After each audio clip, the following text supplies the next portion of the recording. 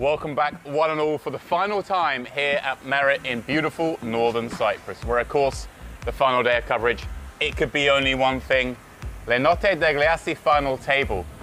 And quite fittingly, perhaps, not just one Italian, not just two Italians, not even three Italians. There are 4 Italians at our final table. That's right, James. One of those Italians leading the way, Fausto Tantillo, in the chip lead, 26 million in chips. But it's not just the Italians in with a shout. One of the Israeli contingent, Tuval Garbi, lurking behind, 18 million or so in second. Then we do have 2 of those Italians just behind, Rafael Castro in third and Simone Andrian in 4th place. All 9 players, of course, with their eyes on that massive first place prize, $355,000 up top. Ooh, yeah, that's a big one. All right, guys, the final table stage is set. Things are ready to go. Please do join myself and David Lappin in the commentary booth as we kick things off.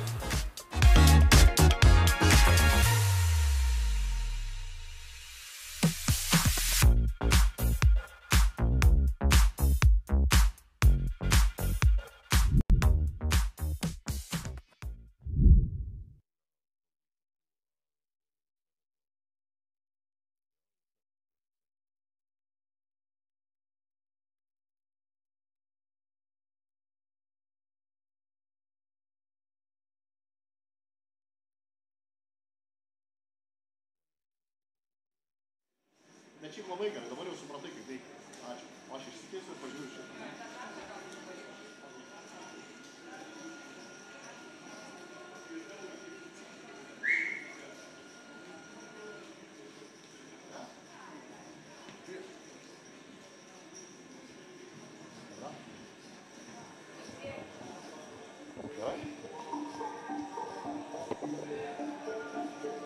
Dear poker enthusiasts from all over the world, we just witnessed one of the most successful and even, I can tell you, the epic festivals ever in Merit Poker. And believe me, I'm not even exaggerating. The numbers, they never lie. And they go out of the roof at this moment. The main event is called La Notte Degli Assi for the reason, just listen. Siamo giunti all'atto finale di queste Dolce Vita Poker Series, uno splendido evento firmato Merit Poker e Imperium Events nella splendida cornice dell'isola di Cipro. Grazie a tutti per questa meravigliosa avventura insieme e andiamo a conoscere i 9 protagonisti del tavolo finale della Notte degli Assi. You told me go. Okay, folks. And look, all right. I will tell you why we have so many Italians. It's more than 300 actually here. They just not even come here to play poker. No matter the fact we have 4 of them in the final table of the main event. You know what? They arrived here like to delivering the biggest pizza and pasta orders in North Cyprus history. We have never seen like this, you know? The very first Dolce Vita series. So let's meet our finalists of this La Notte Degli Assi. Dolce Vita Merit Poker. Any Lebanese player here out there, as we have seat 1, 5.1 million in front of him. It's Mohamed El Saed. Hi, Mom. Dolce Vita Merit Poker.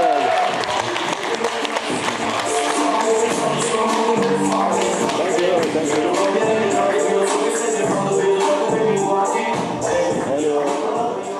Svizzero, ma italianissimo, lui non lo sa, ma la coach è sua moglie Ana. Al final table c'è, con 16 milioni e 100, Raffaele Castro. Ciao ragazzi, back to back.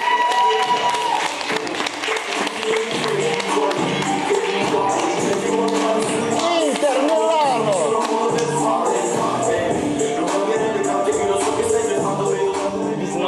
Welcome. La Toscana, la Versilia, Portofino, la Dolce Vita. Prima esperienza qui al Merit e primo final table con 10.425.000 Ermanno Pacini. Los Angeles Lakers.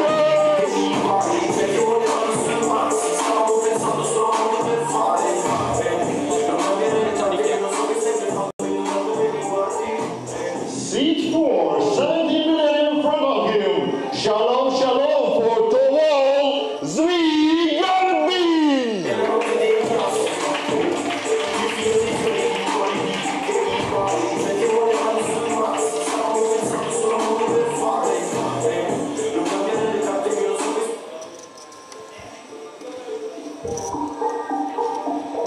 passa al Merit, la sua terra è la Sicilia, Palermo, e al Final Table ci arriva da Chip Leader, 25.875.000 per Fausto Tantillo.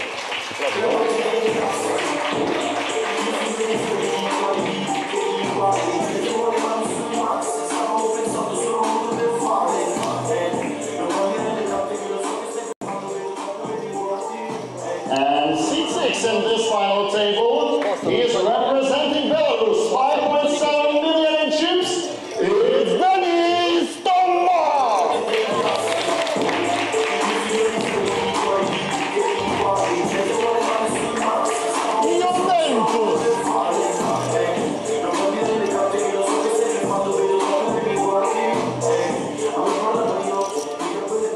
Maybe this time, seat number 7 will be lucky for the Russian, who has 7.1 million. It's Kirill Burtin!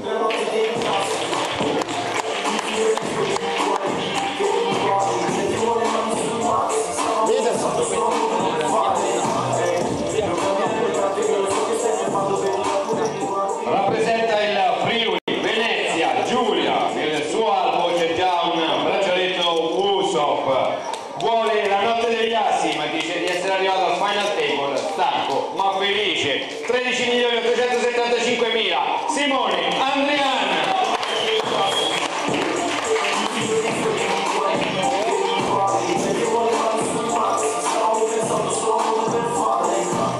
And guys, probably all of us know which country has now mentioned the most in all the social media past week. And it will be 1 month more. Of course, we are talking about the Paris, we are talking about the France. Even he has lots of players from this country. And one of them, he's representing them into the final table. With 11.2 million in front of him, it's Tojani!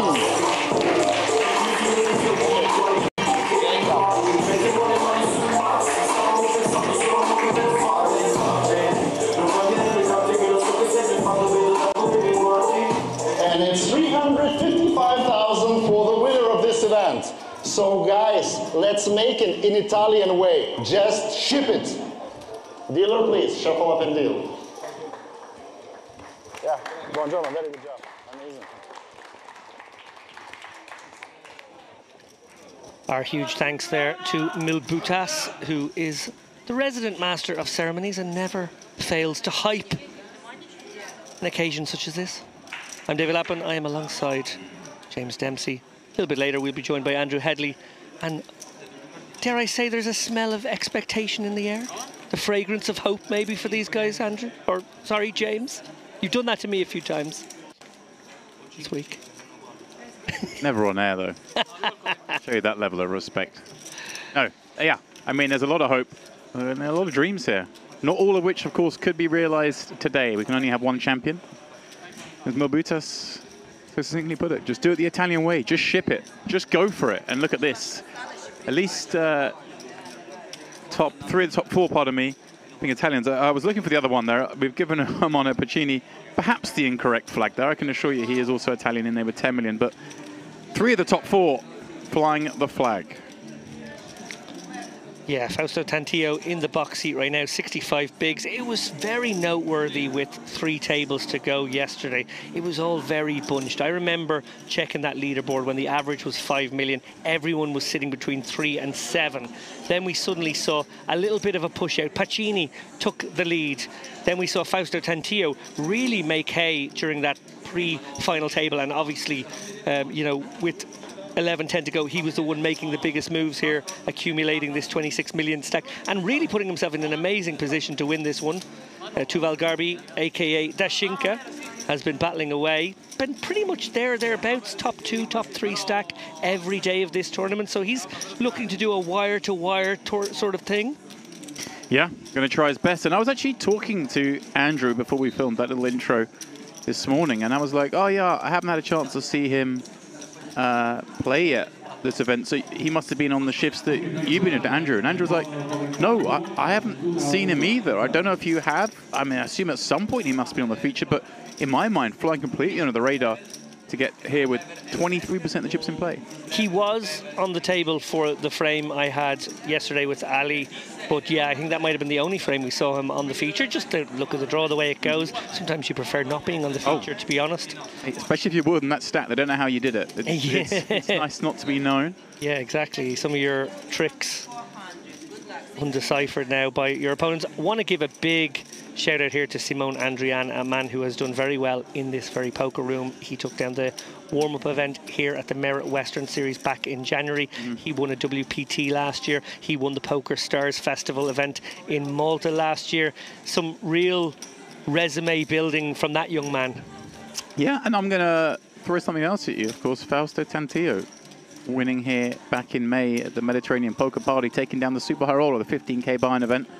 So another man who's, another Italian man at this table, should I say, who's had plenty of form lately, not just exclusively in this room, but elsewhere as well. But the guys who've won in this room, that's a nice feeling when you come back to a venue and then you get it going again. Looks like players about to get back underway. 204 under the blinds, kick things off. I think we've got about 30 minutes left on this level, where we finished last night. And here we go. Yeah, an interesting readjustment here. These guys were all playing very short-handed for quite a while yesterday evening. Probably helped the attrition rate somewhat as well. We were looking like getting bunched up around the 20, 25 big blind mark. It's pushed back out again. It's become a little bit deeper again, which we love to see. Obviously, these guys, we want to see them have a good structure here. I think we're maybe around the 32, 33 big blind average stack right now. Yeah, always the kind of way it goes, right? Shallows out, but of course at the end of the night, playing two tables short-handed. You know, 2 tables of 7, 2 tables of 6, 2 tables of 5. It's just natural that the short stacks do get chewed up. Yeah. Something's got to give, and it did give. And this is the spot we find ourselves in. Andrian popping it up. Our first hand, ace-10. Al-Said, another player I don't think I've seen so far this tournament, making his way to this final table. The rest, I'm pretty sure I've seen plenty of action from thus far. Well, here is Dashinka.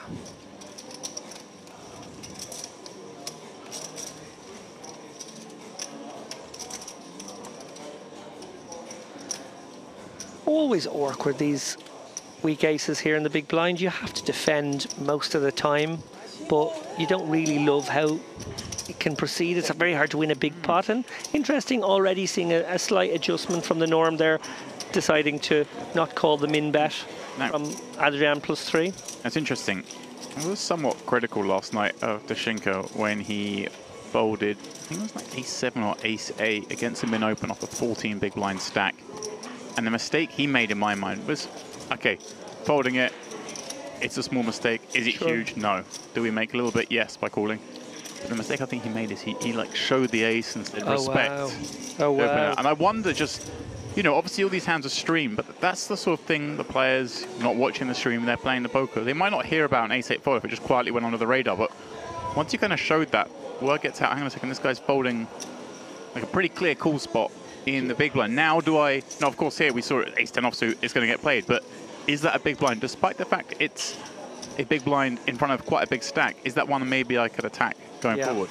Yeah, that's a really good observation. Not good to telegraph those nitty plays, and maybe an error compounded by another error there. We shall have to see. Andrian, well, he gets the ace-10 suited variety this time, going to open it up +2. And already, I imagine, will be furrowing the brows of some of these players, wondering, okay, someone's out of the gate pretty quick. Regardless, they just don't have anything to fight back with at the moment. Dashinka going to be out of there with the 10-4, and Fausto Tantillo is going to have a pretty comfortable call here. King Jack off. Talked about some of the holdings that might decide to 3-bet in these spots. Probably don't want to do it with something as strong as this. Want to be a little bit more polar when raising out of the big blind. Sensible decision to call, and wow, action flop potentially. Andrian may check this back, may bet it. Probably comes with small bet from what we've seen from him. Can target some draws to get value, weaker 10s. Yeah, this does check it back. Okay, so we are starting to see some ICM aware stuff here. You know, Andrian, obviously one of the bigger stacks. I think he's sitting in 3rd or 4th right now. But Tantiu covering everyone, and that in itself is a good reason to maybe, you know, commit to that downward drift of action where you do something slightly more passively or with smaller bets than you would otherwise. I liked it the way you put it the other day. You said, you know, the weakest calls become folds, the weakest raises become calls. You know, everything just moves down a little bit. The weakest bets become checks, as we see here. Well, not even one of the weakest, but the weakest for value, I guess, bets. Pick up the check. Now, Andrian probably keen to charge something here, can come with the delay c-bet, and Tantiu with king high can sometimes be good on occasion, probably not too often when facing delay c-bet rather than c-bet. But he does have a fairly pure draw here. Yeah, interesting, is it that he did go for the check rather than perhaps betting here with king high? Do we? It seems like with one of the hands that maybe we could. Oh, hang on, we'll come back to that in a minute. Hasty. Can he find the check once again, recognizing that the ace hits Andrian's range much, much harder? Could have gone for the delay c-bet, even with a hand like ace-8, ace-9 as an equity denier. Maybe he can now check that over. Get a hand like ace-9, or of course, as we see here, deceptively played, somewhat ace-10 to bet, and then we get to come out with the raise. Or is that too dangerous when diamonds have manifested? Oh. Could be met with a lead that, I mean, Andrian may be suspicious, but not much we can do to this, is there? Made aces up. There's potentially some worse in there, some bluffs. Oh yeah, you know, he can have queen 10, he can have queen ace, he can have queen 5, he can have ace 5. There's definitely some weaker stuff that bets for value here. Is there ever an argument for Andrian to raise this, or does ICM just dictate that you don't get to raise rivers? Doesn't Tantiu very happy to show that one down. Offsuit ace would have been more interesting. Right. Sure. First big pot of the final going to our chip leader. Extending and tightening that grip he has on this table. Yeah, I was a little surprised. Maybe I'm just thinking Andrian, he checks back flop. Okay, he's going to have some hands, but with Tantiu, we're going to check call. I wonder if just maybe better served is just leading that turn ourselves for the same number. We maybe get some ace highs to fold. And if we get called so be it, we've got a straight draw. I don't know. It feels like a spot I want to lead. Yeah, no, that does make an awful lot of sense. You're sort of setting your price as well if you happen to be up against a player who's happy to call, and maybe you can find some bluffs on occasion. The diamonds coming through would be the obvious ones. Yeah, I suppose the counterance to that is there might be hands like 9s and 8s that stick around for a call that wouldn't bet themselves, but I feel like there's a lot of ace high I can make fold. Yeah, and actually the part of the hand that I'm most interested by is whether we could have gone for the check raise river, given the fact that it was the ace of diamonds. Now the ace of diamonds likely to be the decent check back if Andrian had the ace-x of diamonds. That's one of the ones you might check back. When you have weaker diamonds, you're probably going to bet them on the flop. So you could feel kind of good about the fact that your opponent is kind of diamond light and maybe go for the check raise and look very deceptive. I don't know. But look, either way, he got a nice bet there on the river. So yeah, some interesting different nodes to that hand. Could have been explored, but weren't. Here's round to Tantiu once more. He's in the small blind. Looking left at Stomo, who holds just 14 bigs, so imagine there's a lot of hands that just want to jam here. Looks like he's coming with a million open. A 2.5 blind again. He just gets the leverage so much though, doesn't he? Yeah. Yeah, blind v blind here. Very tough for Stoma. He's probably going to have to find a few calls, but actually will be in shove or fold mode a lot here facing this bet. Oh, there we go. Oh, and it is a shoveable one. Yeah, pretty clear one for him, and Tantiu with a very easy fold. Nice pickup for Stoba. First hand he gets to play at the final. Probably recognized when he came to the final table with this lineup, but hey, most of the early going, or the early hands are probably going to play most likely going to be 3-bet jams over a Tantiu open, having that plum seat, if you will. And that is exactly how he wins his first pot. Yeah, and with that 3-bet shove and take it, he does overtake actually Burton and El Said, so goes from last to 7th. Right, but the three of them all they're bunched. nestled. Yeah, between 6 and 7.5 million. Not a lot between them. Then a little gap, of course. So the sort of 3 stacks, 10, 11, 12 million. A couple of stacks at 16 million, and Tantia with that big lead, 28 million. He's got a quarter of the chips in play, which is, it's funny, we see a big lead, you're on a final table. But he's only a quarter of the way there. sure. He's a long way from winning this tournament. Indeed he is, but a lot of final table experience, and he will carry that into, you know, the spots where he will recognise how ICM can be used against these middling stacks. Someone like Pacini here opening in the hijack, very vulnerable to a 3-bet. Doesn't have to be a large 3-bet on this occasion. I'm not quite sure what he had yet, but obviously napkin-esque.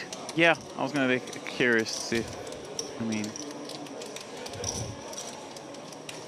what Tantia folded. Obviously, there are going to be plenty of hands he does fold. There we go, Jack-6 offsuit, we're getting there. It's, but you're right, there are a lot of hands he's going to want a 3-bet, aren't there? Yeah, can just leverage Pacini's whole stack for a small 3-bet there and put him in the bin as one of the middling stacks who really doesn't want to go out in 9th here, sitting currently in, I think, 5th or 6th. Right. Right in the middle. 5th, of course, as an example, would pay 90,000. 9th pays 34,000. So a lot of money to be made by climbing that ladder. Yeah, you can just leverage the possibility of an ICM catastrophe onto these guys. I want to ask you a question, James. That was a fabulous and, dare I say, high production value opening shot. I don't remember any of the intros I did seeing drones operated where there was swooping wide shots of the property, and yeah, just very impressive. Any stories behind that shot? One feels we might not see another shot like that. That was a one and done, was it? Well, it was a... It can't be bested. It's going to be tough to do it again. Let's put it that way. Okay. A little chuckling going on in the booth here. I thought David's angling for the story, so I will reveal it to our Do you know what's wonderful great viewers. about drones these days?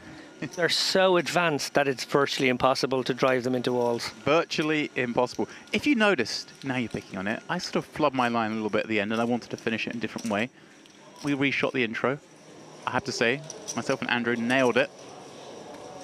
Then unfortunately, as we pulled out to bring that beautiful wide shot of the Merit Raw Diamond, drone did hit a bit of architecture.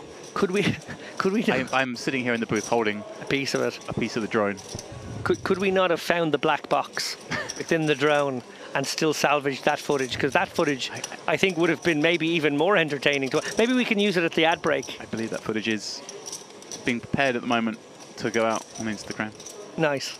Nice little at least drone crash. What further use do we have for it? Put a little bit of social media tease. Devastated for the boys, obviously. Awful to see the piece of plastic that you're showing me right now. It's a part of one of the rotors, I believe. Okay. Yeah. It was heavily insured, I believe. Yeah, let's hope so. These things happen. How much is a drone these days? That one goes for about €1,000. So, yeah. I actually thought it might be more, so that's kind of a number I'm not too sad for. Are you gonna? I genuinely thought it could be 4 or 5 grand. You gonna be the one that pays the replacement? I would like to be able to. Maybe if I was out there winning this tournament for 355k, I would throw a K back for the drone. Would you? Speaking of drone, I'm going to drone on here. Castro, pocket threes. Probably shouldn't be tempted by this one, to be perfectly honest. 40 big blinds +1. It's just really, really difficult. You would much rather have the ace-3 of spades or ace-3 of diamonds than the 3 of spades. 3 of diamonds here is going to open it though. And yeah, these spots fraught with danger, frankly, and really do just disappear out of the range when both you are in potential ICM pressurized situations from bigger stacks, and just anyway on a final table where there's shorter stacks around too. In any case, he's gone for the larger sizing. This will earn a few more folds as we whip around the table. Yeah, this is very much a theme of Castro's players, and he definitely doesn't subscribe to the min open range, and it makes it a little bit harder for those behind. And I feel like Castro, one of the ones I've observed thus far, obviously knows his way around a poker table, but I'm going to go out on a limb and say hasn't played as many tournaments as some of the other players, just by the kind of sizings, the way he's gone about it, and also perhaps a lot of the, you say, sort of ICM-aware scenarios we saw yesterday, where maybe he's playing a little bit more for chip value than for pure tournament value, as you point out, 2 7s hitting the bin. Yeah, interesting that Simone Andrian, obviously, you know, assuming that Castro would be coming in here a lot stronger, but because he's coming for the bigger size, he's coming in from +1, and just decides to let go the 7s in a spot where, you know, it's somewhat reasonable to flatten, maybe, you know, flop a set and, you know, stack your opponent. 30 blinds as well. Yeah, I'm a bit surprised by that from Simone. But maybe, again, going back to exactly what I was saying, that we've seen Castro go with, like, larger sizings that most players would in a tournament, something more akin to a cash game sizings.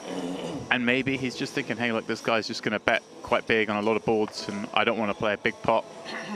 Kind of avoidance. But I'm with you. I still think 7s, hey, we could just, it could be the moment. Flop a 7 and get it all. Yeah, and particularly when you think of that sort of opponent, you pointed out, okay, suddenly your 7s doesn't become a hand that you want to navigate a lot of boards with against that guy. But now it becomes very profitable as a set mind if he is going to be the type to shovel chips in quite aggressively on lots of boards. So, yeah, interesting 2 ways to look at that one as we look down, as Dashinka looks down. There we go. At pocket aces here, +2. Well, the man who will be presumed to be opening wider than most from early, will he find a customer here? He might do in Stoma. Oh. This is a little dangerous for Stoma here if he reckons Dashinka to be, you know, someone who would have a lot of raise folds in this spot. King Queen is that type of hand. Is this a case that he got the last one through and now maybe has just enough chips that he could get away from this for 16? It's very close. On a final table. I think a minute ago he had 12 blinds. This would have felt mandatory, but maybe, just maybe. Against +2, yeah. Oh, he does get away. Nicely done, Stoma. Great fold. Yeah, it's amazing how moments like that, they feel so very close. You decide to err on the side of caution, and wow, you basically saved yourself by doing so. Al Said, Queen 10-0 in the big, 400k more off one of those short stacks. Couple of Broadway cards. Yeah, facing a late position open, I definitely feel like we have to defend here. If we were suited, I definitely feel like we have to defend here. Maybe, just maybe, we can let this one go. It's close as well. This is cuspy.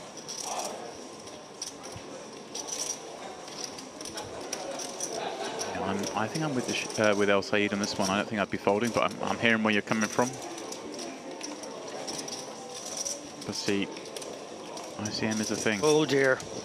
Here we go, 10-9-5. Well, that's as good as El Said could realistically hope for. He's going to check out over to Dashinka, who will surely meet that flop with a C-bet. He has, and El Said just in a final table situation. Is this a spot where we just want to be jamming?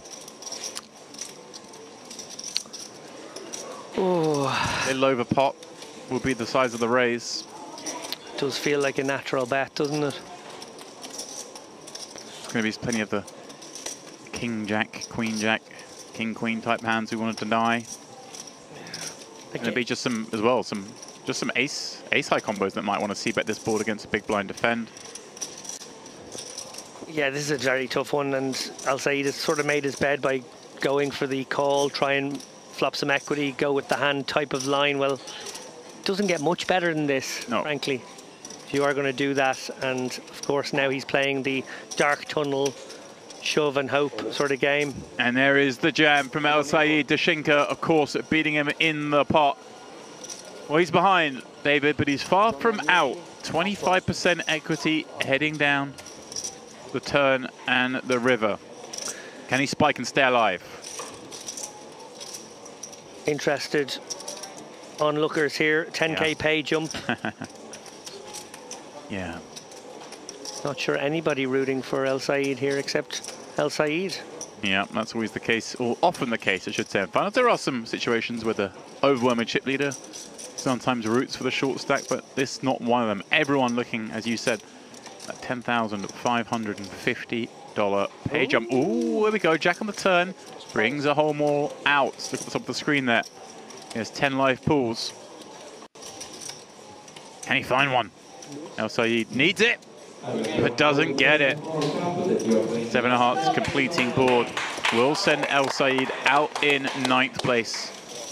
Our first final table bust out, $34,450. A very rich payday from a $2,000 buy-in. But of course, David, 4 days ago, when he started this journey, would have been more than happy with. Always hard though, when you go to bed, you sleep on the fact you're coming back to a final table, and then you are the first to go. Yeah, dreaming of that spin up there. Mohammed, obviously, a wee bit disappointed now walking away. He said, "Hi, Mum," during his introduction there. I hope he had some family watching, and I'm sorry for their sake that they've had a short day, but a lot of reasons to be proud of their boy here. El Said played tremendously well for 4 days, and in that situation, I think he just kind of gets cold-decked. Yeah. I was there borderline with the call, given that it was an early position open. You were like, oh, I think it sneaks in. You're probably right on that, to be honest. He's got to stay active. He has to accumulate chips somehow. He gets exactly the flop he would have wanted. He goes with his hand and just runs into it. You're the ICM master. I'm far from that. I think it's cuspy. I think it's literally the hardest one there. Like, you know, I'm pretty happy letting go of Queen 9 in that situation. You know, Jack 10, Queen 10 feel like the hands that are very tough. Well, we carry on 8-handed, and shout out to the El Said family if they are watching, and to all of you watching on YouTube. Myself and David here for the first frame of play. We've got one eye on the chat, so if you do have any rooting interest or questions about the goings on, then please do feel free to fire them into the chat, and we will do our best to get them answered. As Castro does what I like. If you're going to fold the big blind, show the garbage. Don't show an ace. Just turn over the 5-3 card. I would have played back at you, but I had the bottom of range. Also, those of you joining us, please do feel free to at least like the stream. That one doesn't bother you. And if you enjoy the content, and I hope you are, then why not smack subscribe? You'll never miss another stream again that way. You'll get notified every time we go live, which is often here at Merit. There is a lot of high quality poker streaming going on here. And some medium quality commentary in the mix. And some very low quality drone piloting.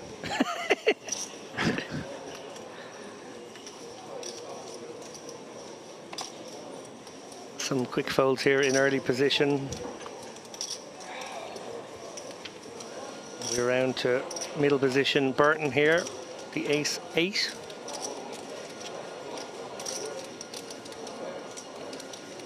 We know that Andrian has the queen 4 suited in the hijack, but we're still on Burton, who has raised it up. That is not Andrian, who has raised it up. No. With the queen 4. We are opening the ace-8 suited, I believe, here. One seat before the hijack, low jack, as it's sometimes referred to. Pacini now, very callable here in the big blind, ace-10 off. These guys playing very similar stacks, so expect, you know, some honest sort of tippy-tappy play maybe as this one proceeds. There we go. There's the hand. Ace-8 suited.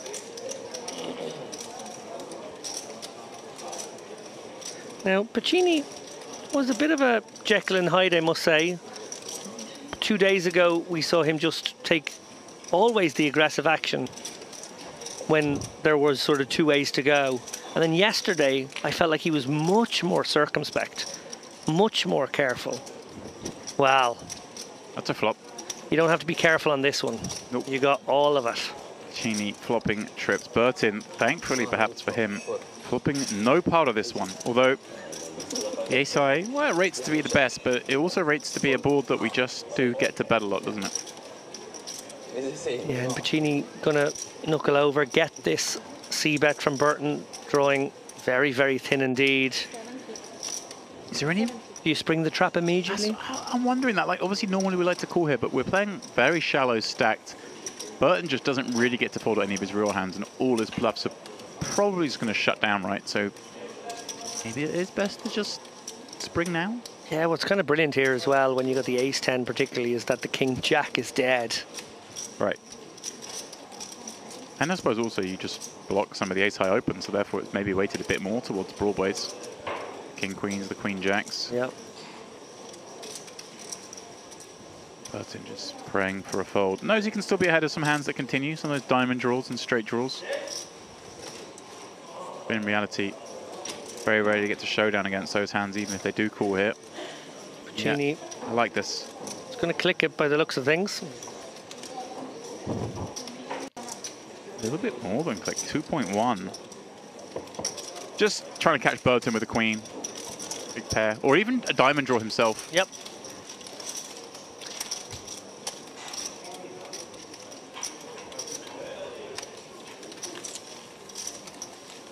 Nice pickup for Puccini regardless. As we see the three pieces of hardware here, we were actually talking to Marco last night in the bar after the stream, and we commented on the 2 trophies. But he said, well, actually, there's 3 trophies. There's a bracelet as well. There it is. It's a lovely bracelet. Tell me more about it, David. I'm not a jewellery guy, to be honest, but I think that's far more attractive than that gaudy WSOP bracelet. Now, he said his piece. As someone who doesn't have one, and obviously I'm sitting beside a man who does. Thanks. Buy it if you want. Is yours one of the gaudier ones? Is it sort of pewter tat? I mean, it's as least gaudy as a gold bracelet could be. I mean... Is it like something you'd like have to go into Argos with your pencil? Sort of order at the counter? Is it that sort of quality? He's just jealous. One day you'll win one. I'd like the money. Yeah, that's kind of fun too. Although they can take the money away from you. Is yours long gone? They can never take the bracelet, my friend. I remember when Neil Channing won the Irish Open, he said exactly that the year after winning, and followed it up with, and it's actually true, all the money is gone.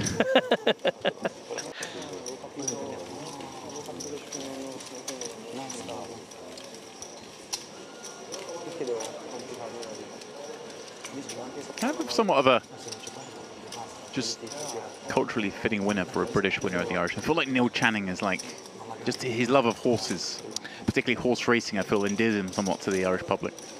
Yeah, there are Englishmen we have been happy for and some we have not. Any? No, I don't want to go any further than that. But there are... There's those who are more English and less English? Yeah, but there are those who maybe have some Irish heritage, are respectful of such. And there are those who, well, let's just say they have more nostalgia for the empire. Burton King 10 here. A buddy of mine won the Irish Open. Yeah, a few different people, could that be? The year after Channing, James Mitchell. Mitchell, yeah. Nice guy. Burton does take this spot here. It's a little light, to be honest. 11.5 bigs with King 10 off +1. I think I would have passed on this one. Maybe needed the King Queen myself. But he's going for it, and he's going to probably find a customer into Jenny.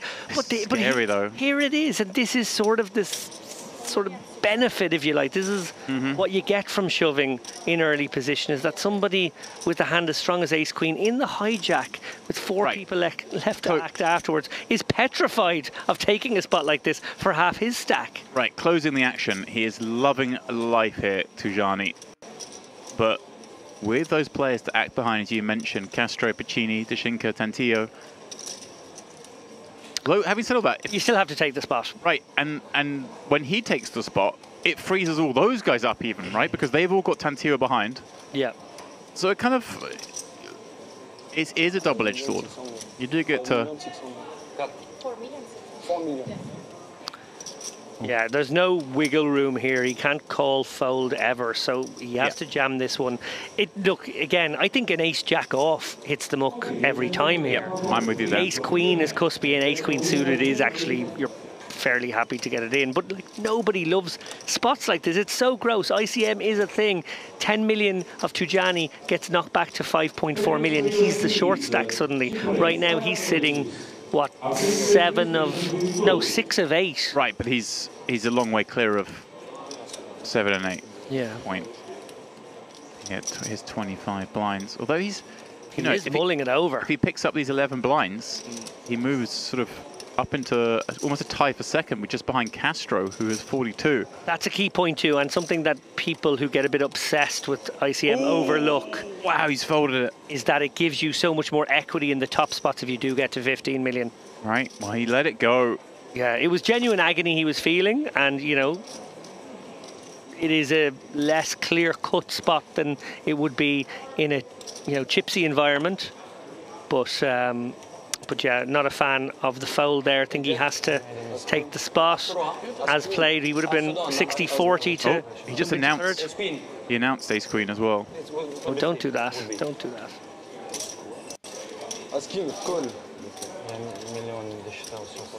Yeah, let it be known that he folded ace queen. Again, hit this point already a couple of times today. Not really a fan of ever doing that. You don't want to give out where your lines are, because everyone now knows that, yeah, just that little cuspy bit, you're going to fold that little bit tighter, or perhaps take advantage. Blinds about to go up, 250, 500 as we push dealers. We'll reduce these stacks somewhat. Fausto Tantillo will drop below 60 bigs, still of course the big chip leader, but look at this, only 3 players will be above 30 big blinds, and Kirill Burtin will be just left with 11, having just got that jam through. But then Tujani, third shortest, with 20 bigs. 8-handed 20 bigs is quite a lot. Yeah, this one is a genuine contest. There is nobody at sea here. 14 big blinds for Kirill Burtin. He's got some wiggle room. Stoma, 16 bigs. This one could go on for quite some time. Yeah. We didn't anticipate a short final table here today. We thought that this one could go the distance, 5, 6, maybe even 7 hours. So if you are tuning in to us this fine Sunday afternoon, guys, I hope you stay hydrated. Maybe get a little poker session of your own going on the side, a little online session, one of the various poker sites. Maybe try and satellite your way into something live. Oh. So you too could be sitting at a feature table in the near future. There we go. It's kind of inspiring, I think. Sometimes I do enjoy watching Triton streams, for example. Your good self obviously involved in that. James? Was enjoying the WSOP streams there for the last couple of months. It's always fun to have live poker on in the background, in the man cave, while having your own online grind. Okay.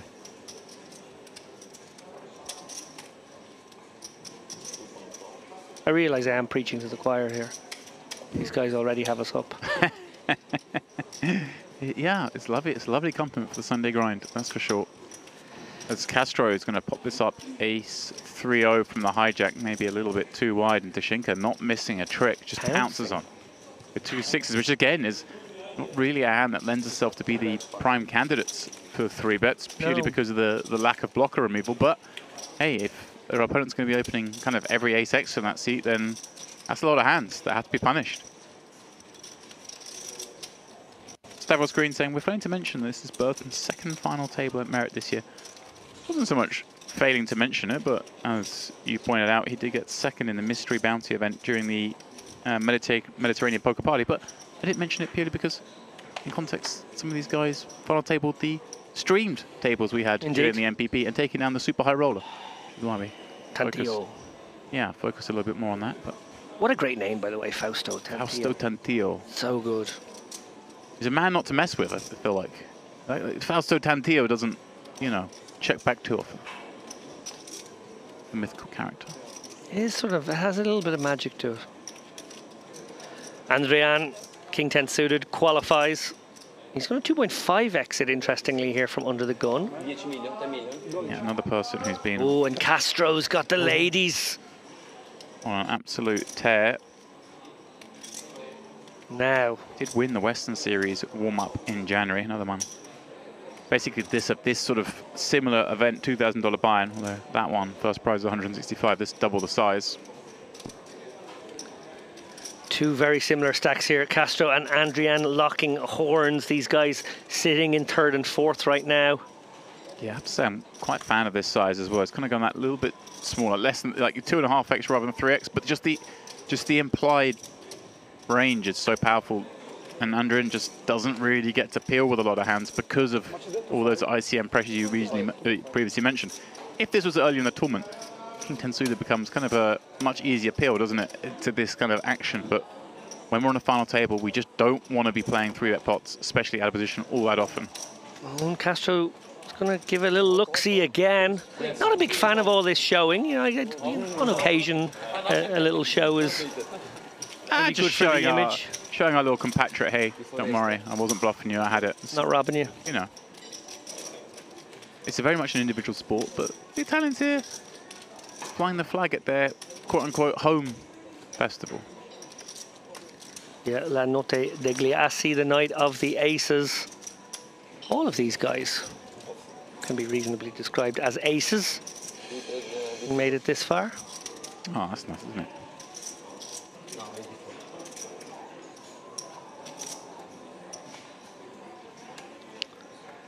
See you to bet me no good hand after. Thing you have to tell me the good hand after you just raise fold of the ace 3-0. I think the Shinka less inclined to share every hand.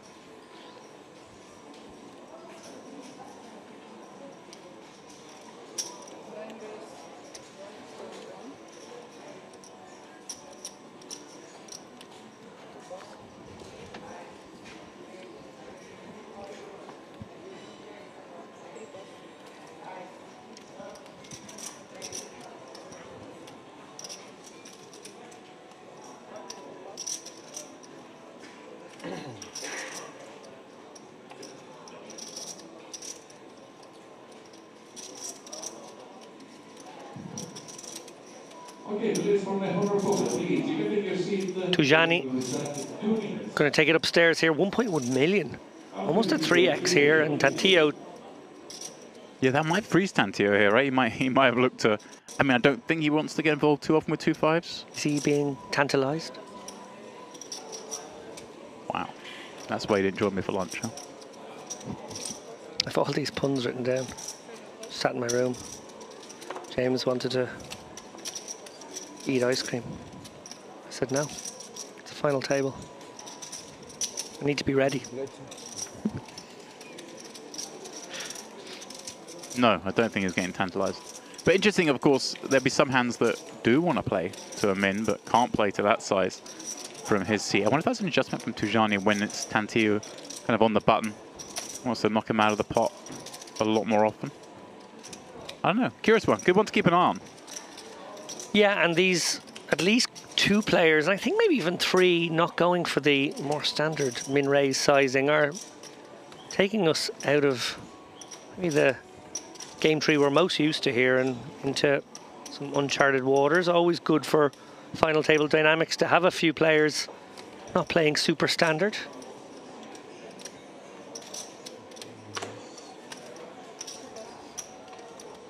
Big payday potentially for these 8 now.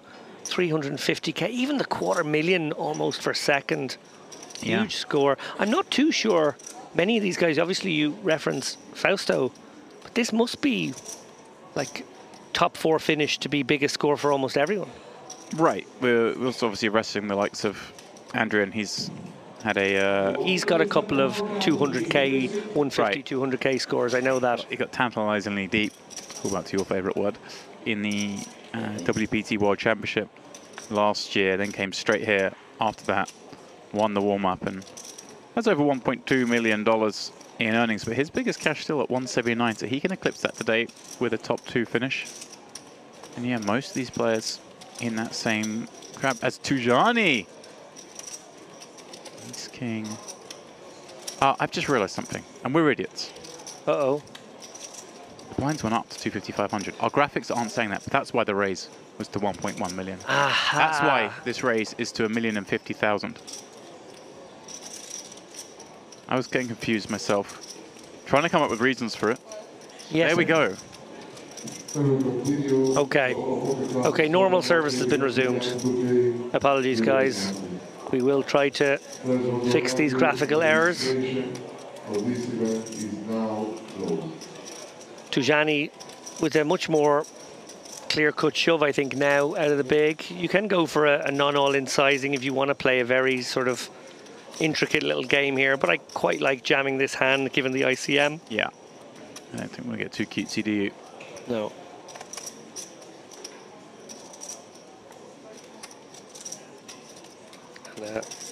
Somewhat relieved, I imagine, Tujani, who turned down that ace-queen spot earlier.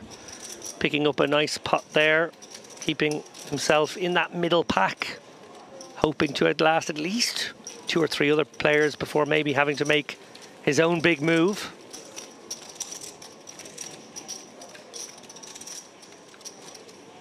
$45K locked up, as they say, for each of these guys.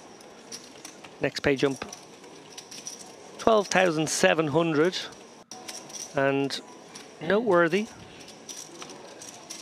that something we often see here at Merit is not actually happening this time. The Merit wrinkle, quirk. the Merit wrinkle, the Merit quirk is not in effect. Explain that one quickly. I'm referring to the fact that the gap between third and second in the Merit Poker payouts is normally ever so slightly bigger than the gap between second and first. This time, though, third to second is an $80,000 jump. Second to first, 115,000. Far more standardized. And here, it's going to be pretty standard. It's got 2 7s. Worthy of a raise. Again, going for that 1,050,000. Just over min. Again, apologies. Some gremlins in the system today. We've got Piccini proudly flying the flag of Afghanistan, but there is some quirk with the way these systems work. Obviously, we've been displaying his correct flag every day. It's just sometimes these things do funny things.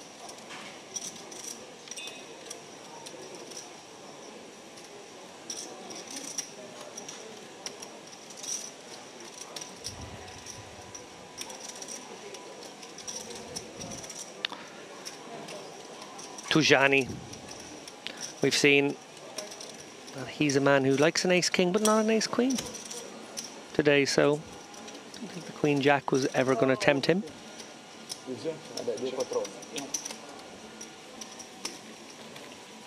These Italian boys look sharp. Yeah, they do, don't they? They make me feel, as an Irishman, like I'm not even from the same species. Although, you say that, but I have noticed, as the festival has gone on, that the number of buttons you use on that shirt has certainly decreased in For very different reasons. the Italian way. My shirts are under severe pressure thanks to the ice cream at the buffet. I am not trying to show more chest because I think anybody who wants to see more chest. I am showing more flesh because it is literally bursting out of... I'm like sort of Incredible hulking out of every shirt I owned. Yeah. I had 3 shirts left to choose from with 2 days, so I packed quite efficiently. And I was, to use an Irish expression, bet into all 3 of them. Just actually, I've not seen the Italian way that you've done it, where you start unbuttoning from the bottom up as well. They usually go top down.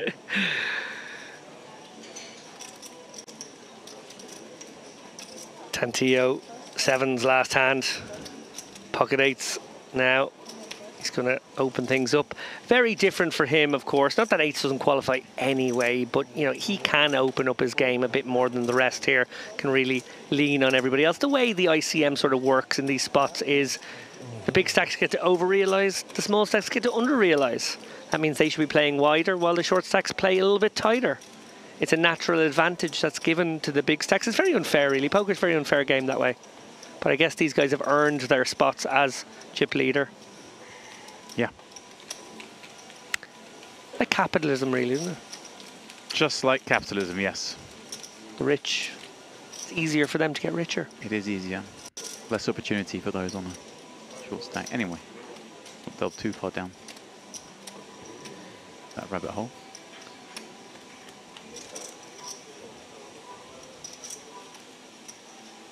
Still 8. Only one more win. Right now, Fausto Tantillo, the favourite to do just that. But plenty of dealing left to be done. Half the remaining players Italian. This La Notte Degli Assi. Somewhat nicknamed, if nothing else, our main event this week. We've already described things, main events and warm-ups, as we usually would, and high rollers and whatnot. Everything's had its own unique name. But this certainly has that feel. The final event, the biggest prize pool, the largest first prize. Yeah, and a smorgasbord of talent here on offer. Or maybe a Mezza platter. Oh, well done. Well done. Research, James. Preparation. You just went for lunch. I just think of food constantly.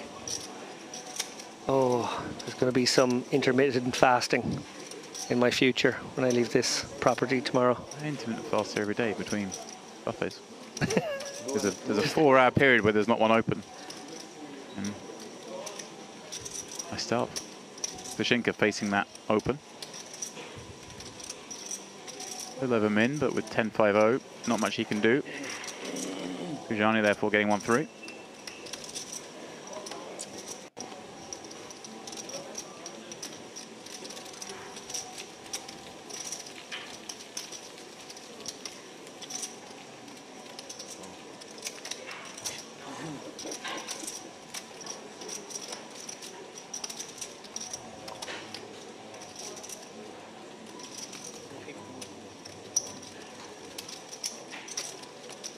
OPE, Vamos Poker, see both those in the background.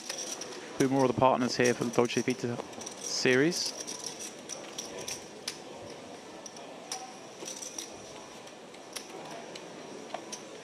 It's a nice way of bringing these kind of brands all together, bringing their own unique player pools down here to Cyprus. Rather than relying on one big brand.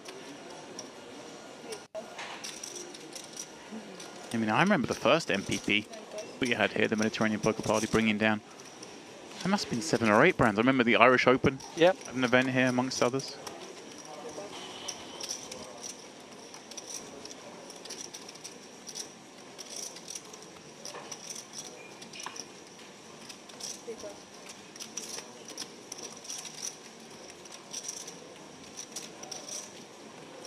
Dashinka in the small blind. What is it? Small blind? Looks like it's got the button in front of me.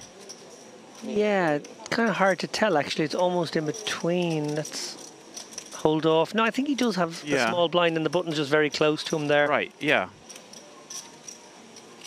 So this is a blind v blind spot as graphically illustrated. Yep. You can see Tantillo already there with a 500k chip out in front of him.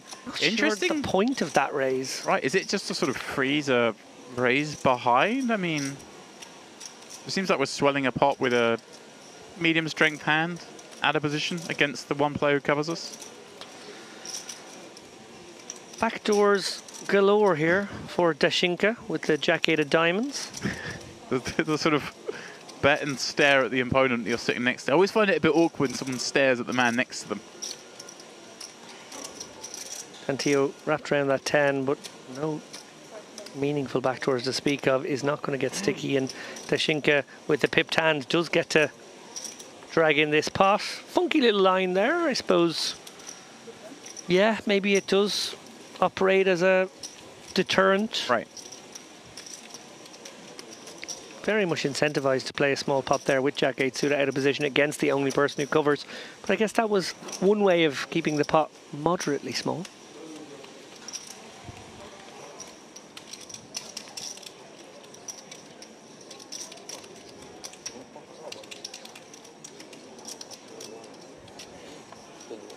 Oh, hang on a moment there, guys. We might have a missed deal. Yeah, we do.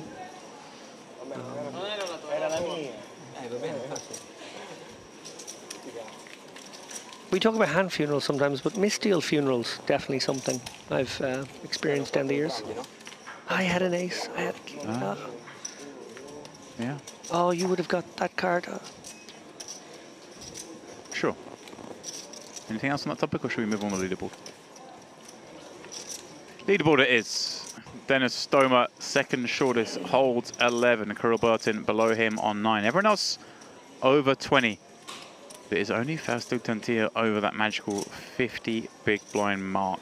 As we always say on final tables, so much pressure falls upon those in the middle.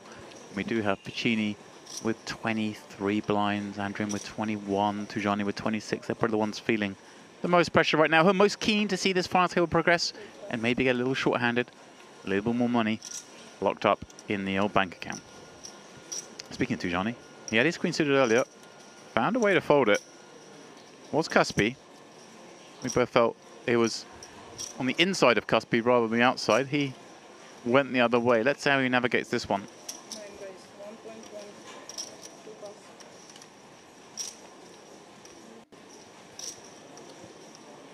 Puccini with the stare down. Oh, and I see why now. Oh, hello.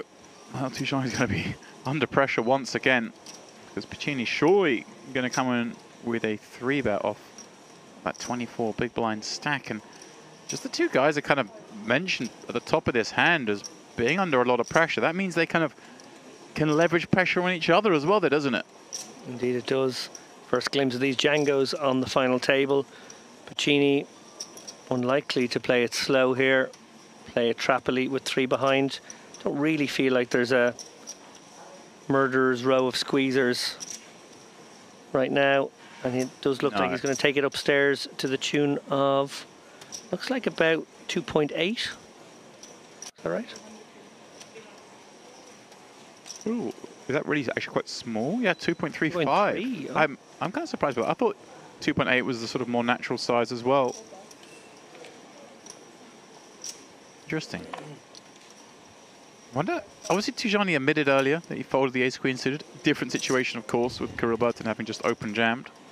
He's been laid a really tempting price to just take a flop now with a very, very pure suited hand that usually flops right well and sort of in a transparent way. But is there, it is trouble. Is there a good argument for just jamming with this combination? I mean, a lot of the hands Piccini goes this small with, are we really thinking it's ultra strength, or is he trying to wrestle control of the hand with a hand like King Jack suited?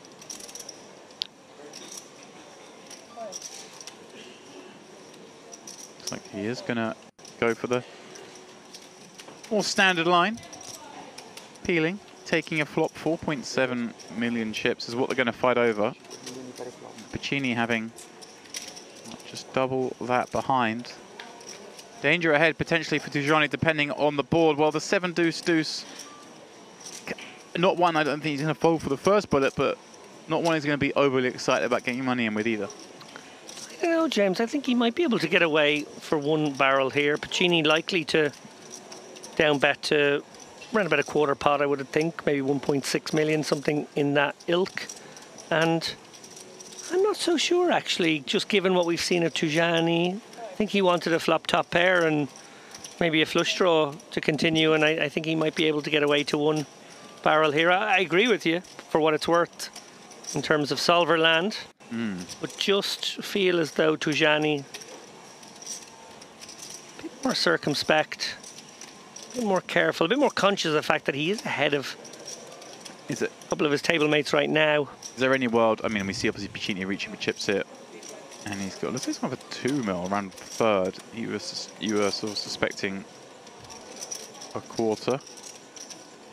Was there any realm in which he ever checks this one back, just specifically against Tujani, who's, you know, sort of set out his stall, going slightly on the tighter side before? Or is it just too often we're up against another pair and we just need to get them? Yeah, the latter point, I think, is the key one there. I think this is just like pocket 8s, pocket 9s, pocket 10s a lot. Maybe even pocket jacks.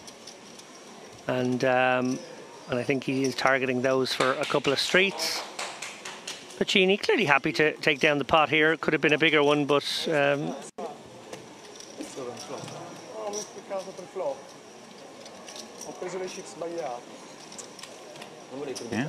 well done. You put that together, that he might just fold. He did just that. Genie. Climbing up slightly, taking some chips, getting up to 30 blinds.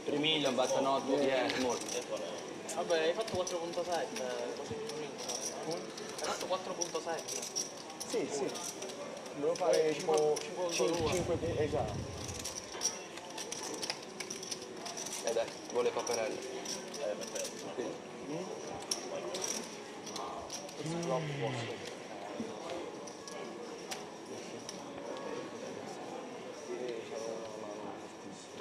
Cards back in the air. Andrian disinterested. Tujani. Well, right back on the horse he may go here. Ace Jack-O. He's going for the 2.2x.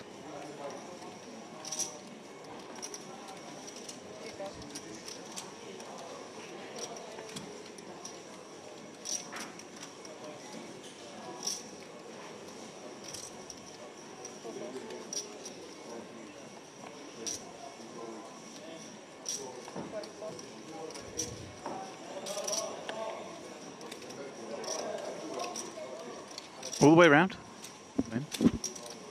Burton in the big blind, who has made the call with King 10-0, the hand he managed to get jammed through with before. Just so short, putting up that defense and completely missing 8-6-3, and just pop behind. Pretty grim scenario for him to see that board. Yeah, against a player who does seem pretty tight like Tujani here, it's a bit unfortunate.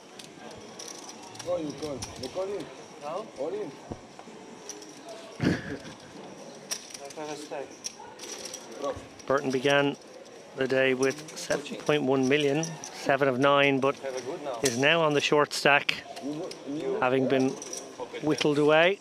Yeah, well, I guess after that hand, getting that little bit further away from Stoneman, the man on his right, who's second shortest. If it was like Jack Queen, it would go away. Yeah. Jack Queen.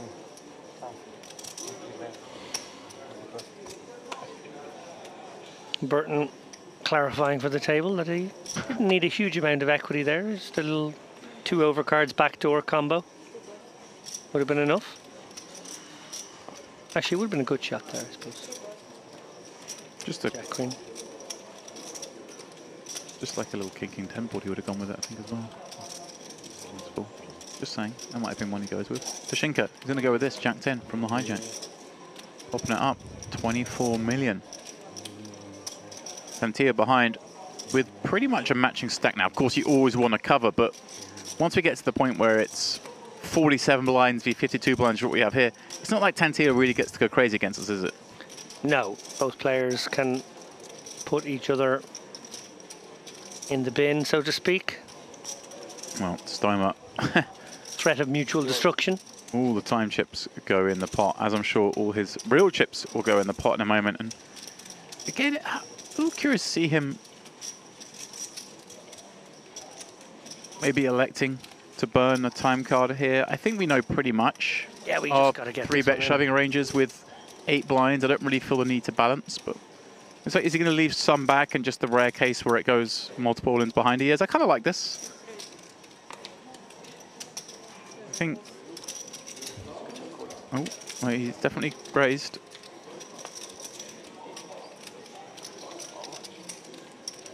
I think he's left 500k behind by the looks of it. Maybe a little bit, 1.75 back. I like that. Just it does give him the opportunity, like I say. If it were 2 all-ins behind and the original raiser goes all in, and you've got a great chance. Oh, 3.5. There we go. He keeps changing his mind how much he wants to bet.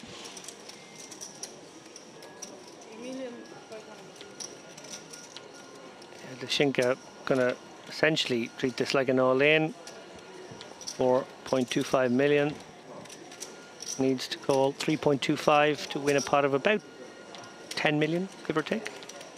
So tempting price, but Jack 10 off, just not quite enough kit. A relieved Stoma gets that one through. Big pickup. Don't have a lot of fold equity in that spot, so when you do get a 3-bet shoved through, it's pretty pure. Yeah. 8 big blind 3-bet jam. Completion is. I mean, it happens at a frequency in these final table spots and near final tables, but it's still rarity. A lot of the time, the opener will just have to shrug and call. Yeah, and was getting way the right price there, but just valuing those chips, I suppose, a simple way of thinking about ICM, or an implication of ICM, is that every chip gained is worth less than every chip lost. And preserving a stack rather than gambling for a bigger one. Sometimes prudent line. Dashinka. Going to stay active here. Oh, and Tantillo lurking behind with one of those hands that could get a little bit spicy, to borrow a phrase from our beloved co-commentator, Andrew.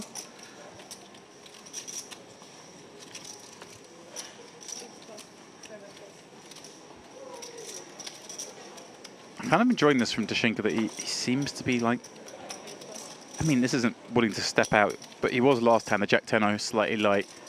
Here, not afraid to then pop up back again with the Ace 10, and we have seen it a little bit from him before, that he seems keenest to sort of push a little bit more than perhaps most.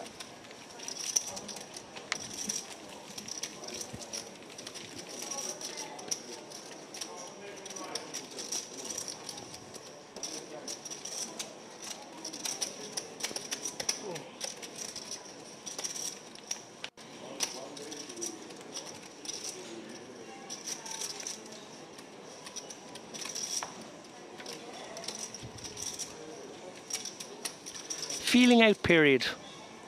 Yeah. James. Yeah. Betting in.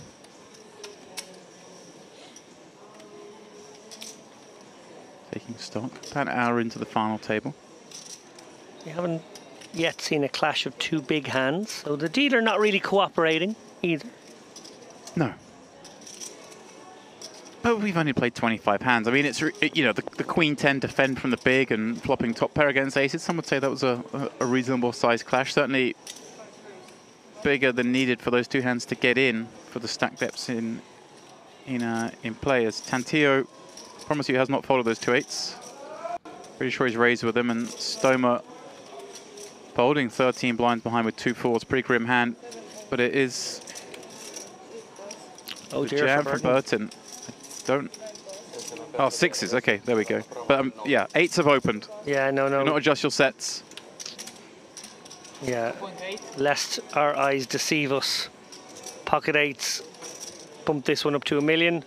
Burton has shoved about 2.75 million. We are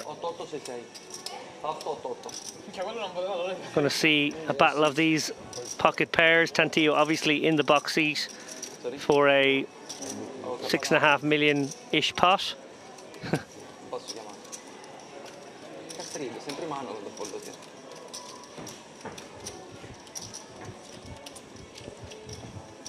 $6.75 million to be exact.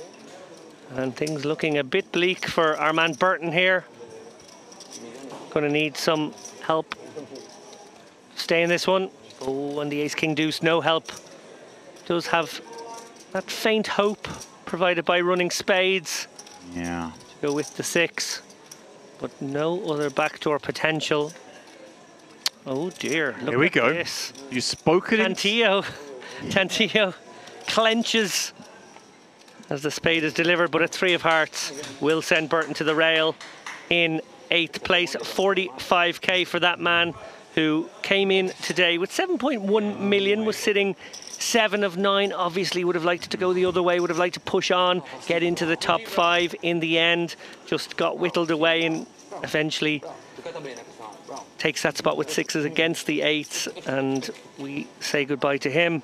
Yeah, well played indeed. 45k, like you say, obviously we come in with hopes, we go to bed, we wake up, the dream's alive.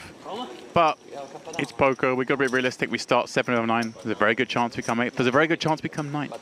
Indeed. 45,000 in a 2k buy-in. Not to be sniffed at. And Tantillo makes his first inroad here, sort of holding steady at the 26 million mark, what he brought to this table as chip leader. Yeah. Now approaching 30 million. Yeah, he's at 30. That's a benchmark for sure.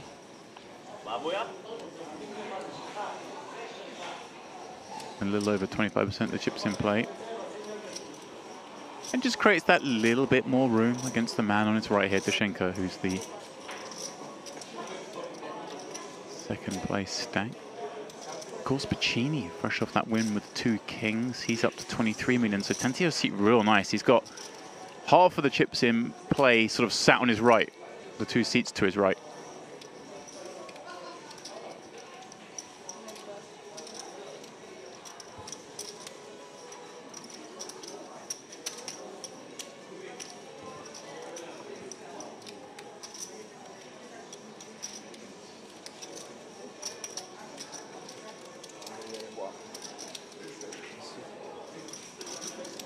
Action round to the blinds here. Castro.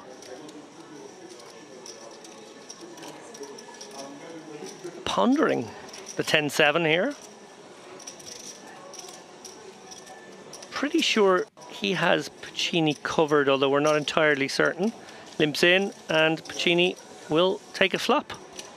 22 million on screen there. I don't think that's right, but we shall hope off. I think you're right on that, because you can see clearly Castro has more chips than him. The green ones, the 500Ks, they're the biggies. Those reds are 100Ks. He's got 6 million in red and sort of 8 in, not even 8, maybe 7 in green. So maybe about 13 million for Pacini. So my apologies on that one. As you know, James, I like to bring my abacus into the booth, and I like to bring my pen and my pencil. And I've been keeping track here, and I think Pacini sitting around the 15 million mark, while I think Castro started this hand around about 16 million. So similar stacks here, both with 10 high, but the 7 will play. Castro gets a check mark, and one wonders if either player takes a stab at this one. Kind of surprised that Castro didn't bet before now, but he is going to take a stab now.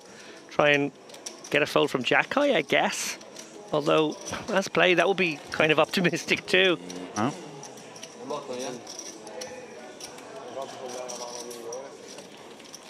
Mario building up chips.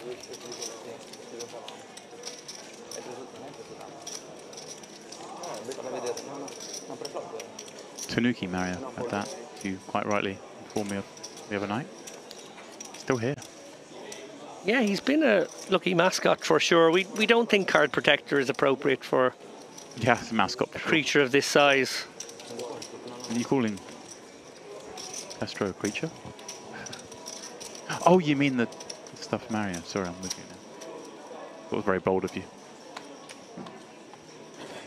Looks like a man who can stick up for himself if you were to describe him in such a way. So it's a good thing you're not. Yeah, no, I was referring to the Mario. Fair enough. Carry on.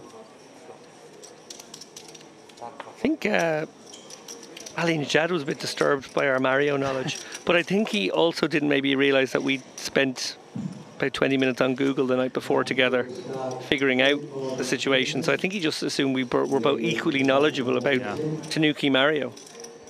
Yeah. I never heard of Tanuki Mario before you brought it up. Interesting that Mario faces outwards from the table. Almost like he's just there. He's like guarding him. To look down and say, hey, I'm here, buddy. I'm with you. Rather than sort of observing the game. Clearly not a fan of poker. Oh, Mario. maybe scared. Stakes are too big. We're playing a final table, 355k on the line. There is a lot on the line here. These guys have 57,700 locked up right now. Next jump, 72k, so 14,300. Pretty tasty. Next jump after that, 18,000, and then we're, yeah, top 5 getting 90k. It's very, very appetizing. These players, if you can ladder another couple of spots, say as someone like Andrian or Stoma in particular. Currently our shorter stacks, So with 18 and 13 bigs respectively. 19 blinds, 2 6s, +1. Looks like he's want to try and sneak one in here. Yeah, this is sneaking one in here. I tend to make 6s, Yeah. like the kind of one beneath the cutoff. I probably open 7s or 8s. I don't really love this 6s open, but he's going to try and stay active. He has been fairly restricted after a early flurry. Yeah, I'm with you. I think I would just find the fold with these 2 6s, but 7-handed, 1 fold already. It's getting a little bit more reasonable, like you say, kind of cuspy. 7s are, I'm not sure what I would do. 6s might fold, but he gets one through. Yeah, and with that, Raise it's B. back to roughly the stack of Tusani. Yeah, both around 20 big blinds. Sat next to each other there. It is, of course, the man Stoma, who's about to be the big blind, who is the one, well, cut adrift of the rest, with around 12 or 13 blinds to kick his hand off with.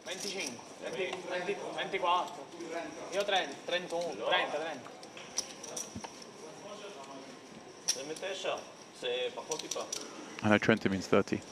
They must be talking about his stack size. That's all I've got for you.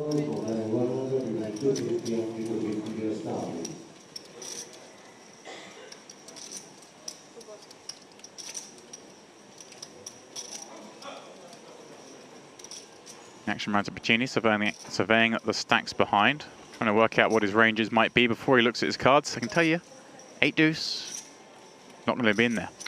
No, it doesn't cut the mustard. Nor does the 10-9 for Dashinka. So Tantillo with his big chip lead. Going to play blind v blind here against Stoma. Does he just stick this one in?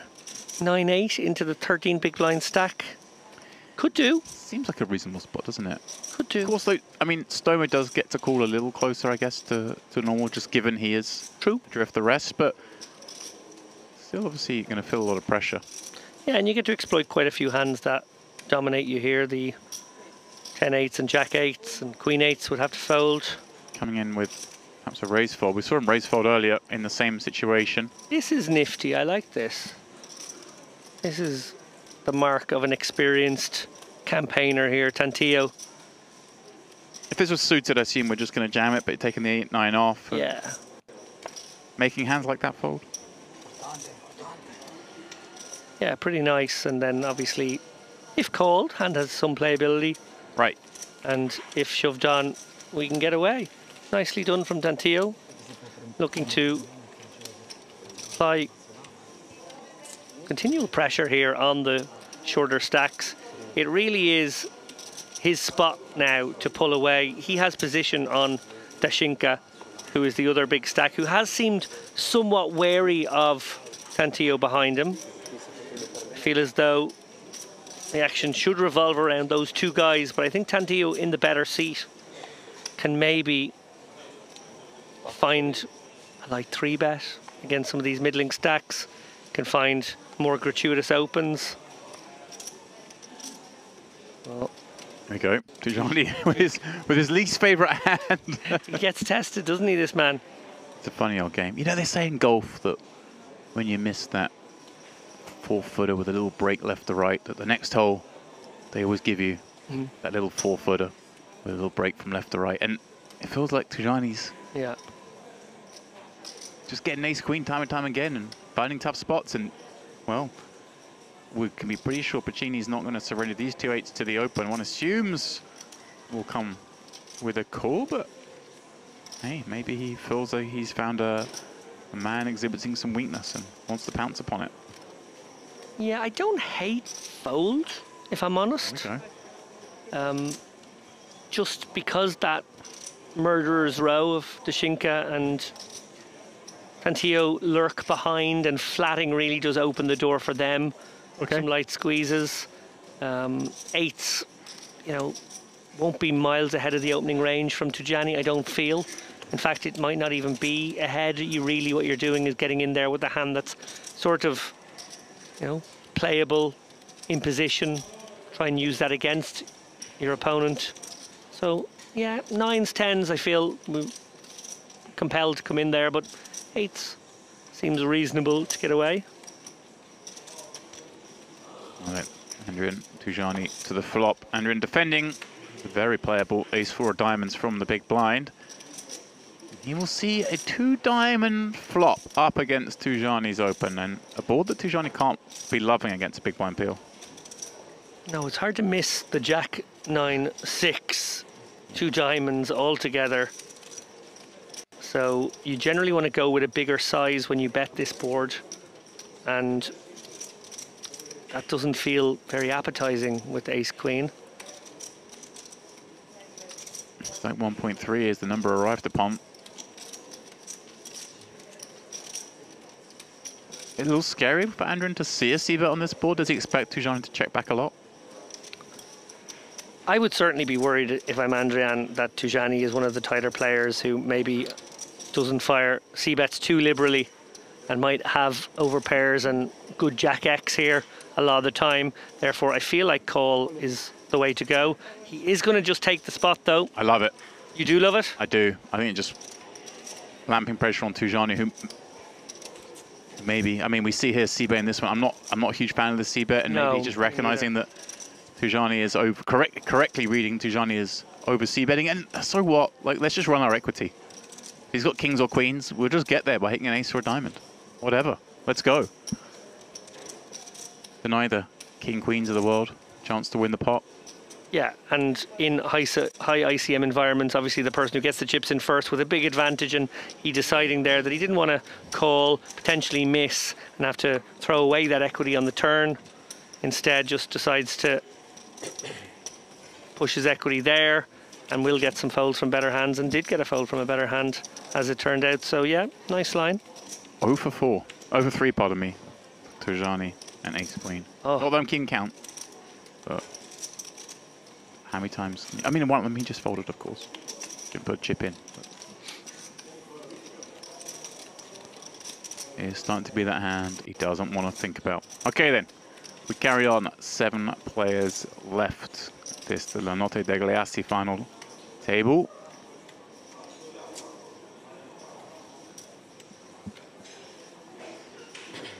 We are playing 250-500, but not for a whole lot longer.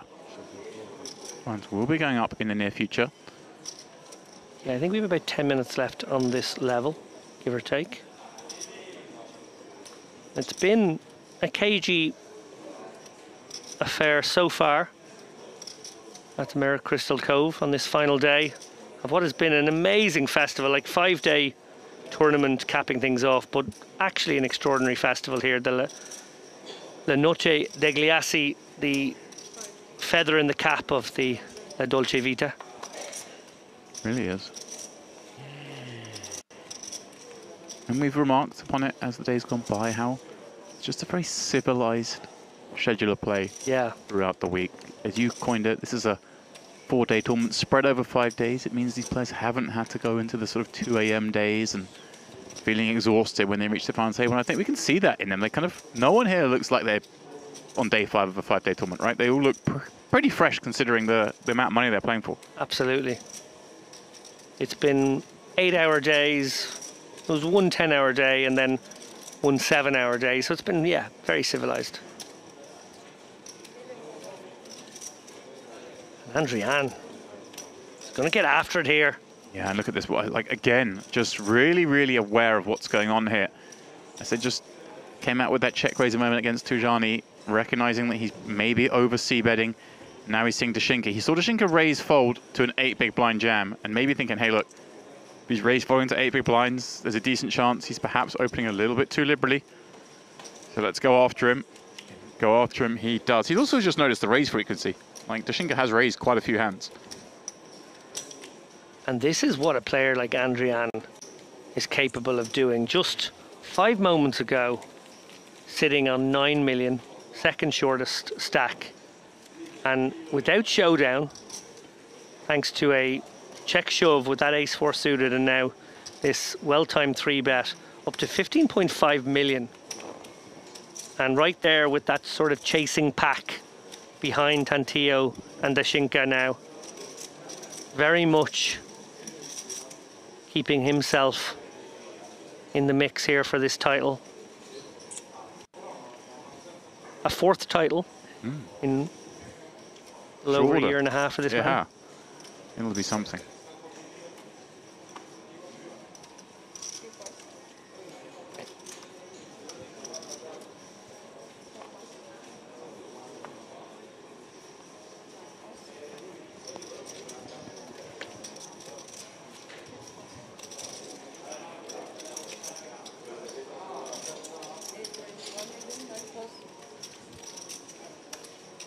Andrian now on the button, finding King 10 of clubs, popping up, and Castro looking down at garbage once again in the big. He does seem to get dealt a lot of junk in that seat.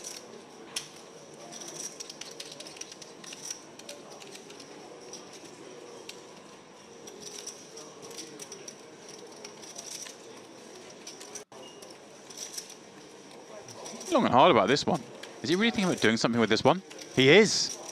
He is. He's taking the Jack-5 upstairs. Well, well, well. I did not expect to see this from Castro right here with his Jack-5-0, but credit to him. He's finding another gear. Yeah, this is a sort of 1st gear to 5th gear sort of move here. Did not expect this either. And again, going for that smaller sizing. And look at that, just gets the swift fold from Andrian. Well done, Raffaele Castro. Bit of class there. Did he say it? Cheeky smile, no show. Wow. Tanuki, notice which way Tanuki Mario was facing this time. He was facing the table. And all of a sudden, the light 3-bet came out. And he was facing the rail. Didn't want to know about the poker. Is he the mischievous one? I think it might be. I mean, it's not quite... We're not quite at the Teddy KGB and the Oreo cookie yet, but could there be a tell here going forward?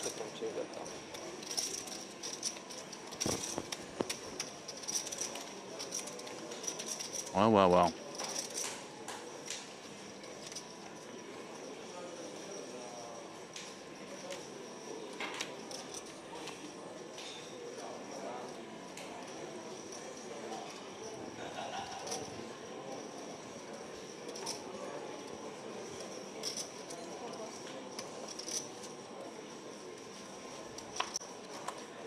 Tantillo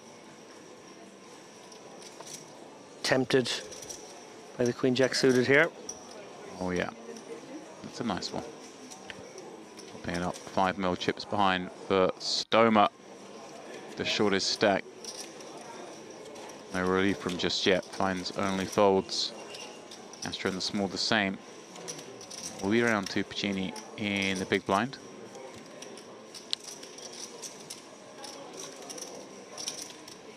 $8-7-0, doesn't want to defend.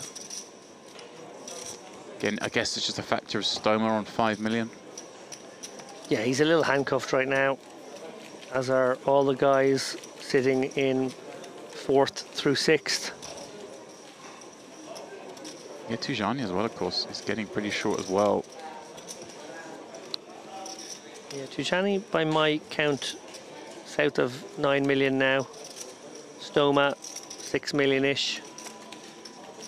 I think Stoma's 5 on the dot, looking at that stack.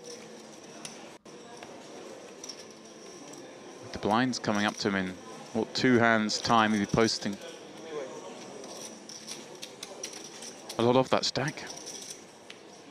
Yeah, definitely looking to find a spot now. Maybe this hand in early position. Something Broadway-ish.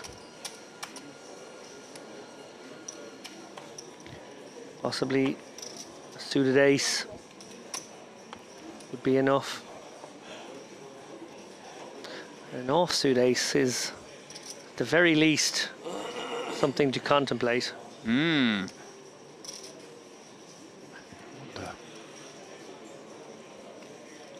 Got a feeling like it might just fold this one. I don't love telegraphing my reluctance here with a time card this early.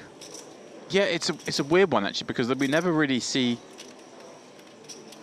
Like again, we should just kind of know this spot, and the fact he's used a time card makes me think he's more inclined to go for it now. It's almost like one of those bluffs, like, oh, he actually folded. Okay. I mean, I like the fold, but Yeah. it's a peculiar one to use a time card and then fold. Very much agree. I just don't want to use a time card when I've got 10 blinds under the gun. I should know what I'm doing with my range, as a rule. Precisely.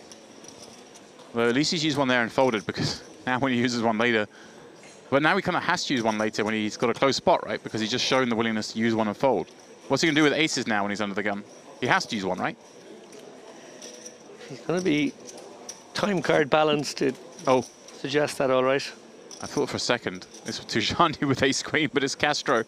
He's going to try his luck with the trouble hand. The Shinka going to put up a defense from the big blind versus that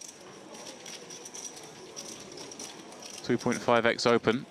Standard for this man. He certainly hasn't been the min opener. And King 10 3 flop. Okay, both flopping a draw of sorts.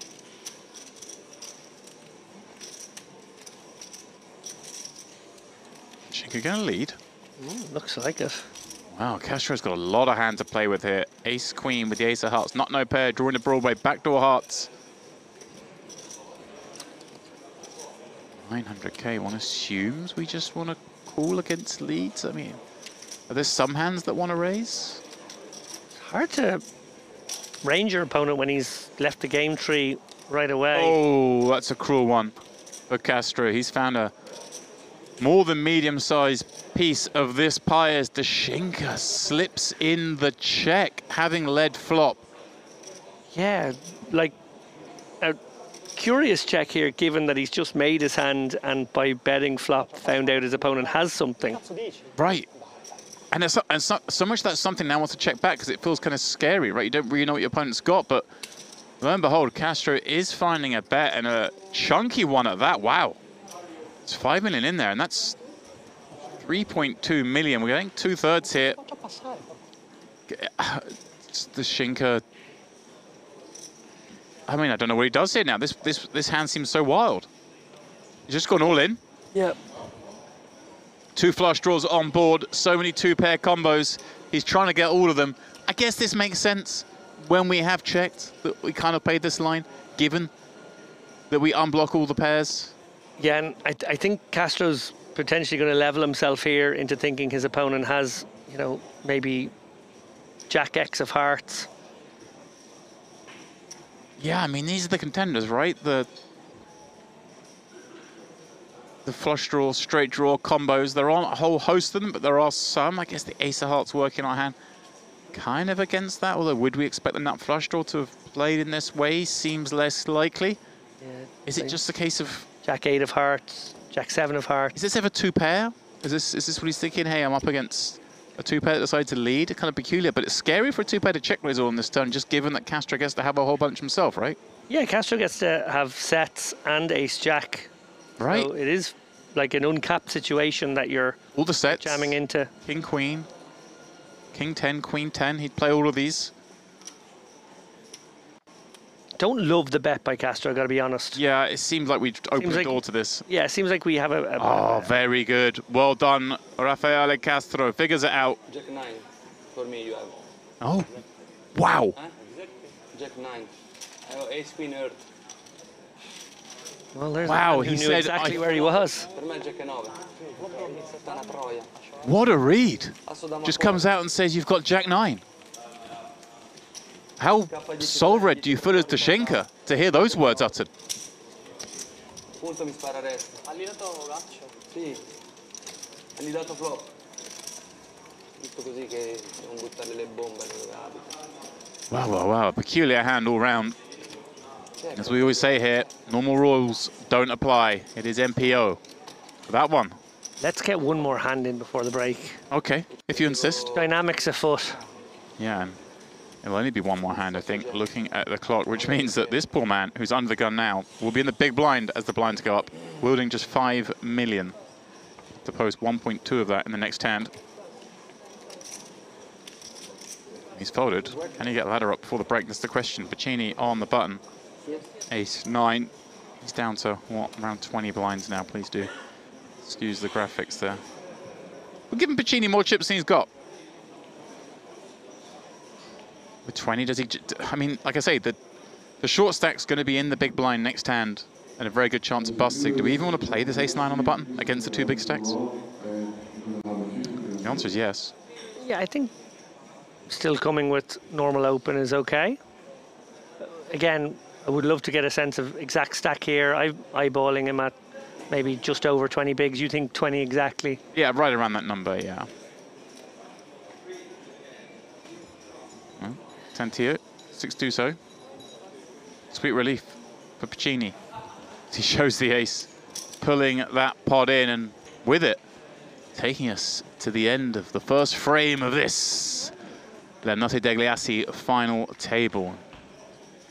Well, it's been not the fastest pace, but there's been action nonetheless. We have had 2 busts outs, and I am going to be the 3rd man to leave this final table, at least just for now. I'll be taking a break. When we return, Andrew Headley will take my spot alongside David Lappin as we move towards crowning the champion.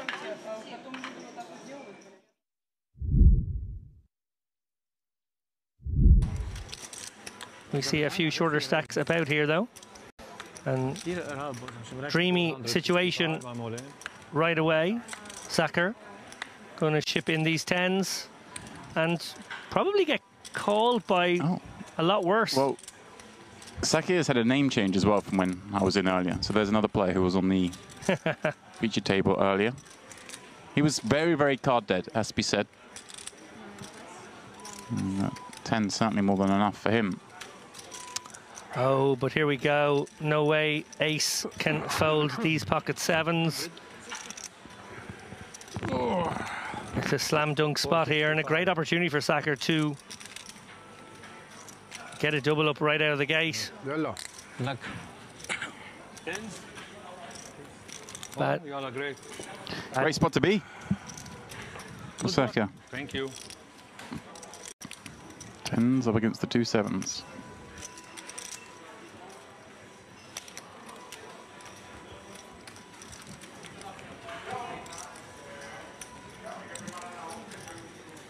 Jack 6 deuce.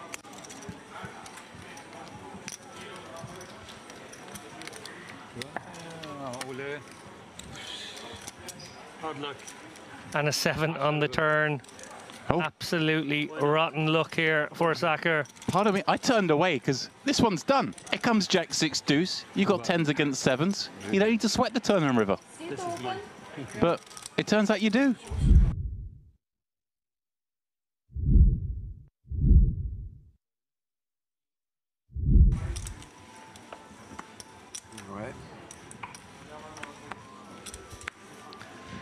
Gazarian, a familiar face in this poker room. Big Slick under the gun. He's going to get busy.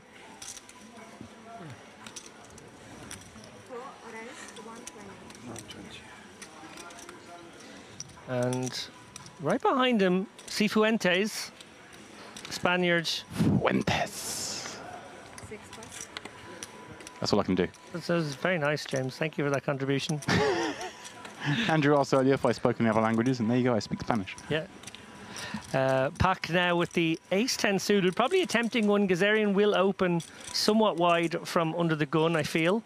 One of our looser players at the table. And yeah, and that's the reason he's taken this. Yeah. Not an obvious spot in all situations. And oh my goodness me, Akhdari lurking behind here. And Turbo gets it in, which is really actually going to make things a little bit difficult for Gazarian here with this ace-king, no? Look, it's not the fact that it's gone 3-bet jam and then cold 4-bet jam. It's the speed of it. How much? The speed always leans me towards ace-kings, if I'm honest. But you've got ace-king in your hand. Yeah. I'm with you, yeah. You think they do some acting with, like, the big pairs, but you didn't do acting with big pairs in this instance. No, it was a pump fist get in here from Lakhdari. 1.3 million. The effective stack in this pot now for Gazarian. Pack has shoved Yeah. the 940k. 1.3, This is a horrid spot for him. 400. Yeah, and remember he's opening from under the gun, so getting maybe slightly more legitimate responses here. And maybe find a fold here. Now he's going to go for it. Gamble, gamble. I almost 3-bet. I mean, it's only 23 blinds, 22 blinds. Yeah, it's pretty reasonable. If Pack doesn't run interference here, it certainly just goes in between the two of them. All of a sudden, here we go, kicking things off. Gazarian in a spot to climb over 5 million in chips. Lakhdari in the dream scenario with his 2 queens. Yeah. Huge pot here, 3.72 million. This man looking for diamonds. Stranger things have happened. Deux dames, moi, As-3 en face, As-10 là-bas. 3, ouais. 3 tapis. As-3, As-10. Here we go, diamond in the window, Oh my diamond goodness behind. me. And an ace, the queen's full. Gazarian in pole to scoop for now, but Pack with a myriad of outs. Wow. Well, a dagger for Lakhdari. He needs a miracle. So far, so good for Gazarian. Can he hold on this river and take a monstrous stack forward in this tournament? Oh, it's a diamond! Pack is now sitting on 3 million. Gazarian takes down the small side pot against Lakhdari. Probably gets about half his money back overall, but huge spot there for Pack, who it must be said was drawing very thin when those hands went to showdown. My goodness me. Wow. Almost 8.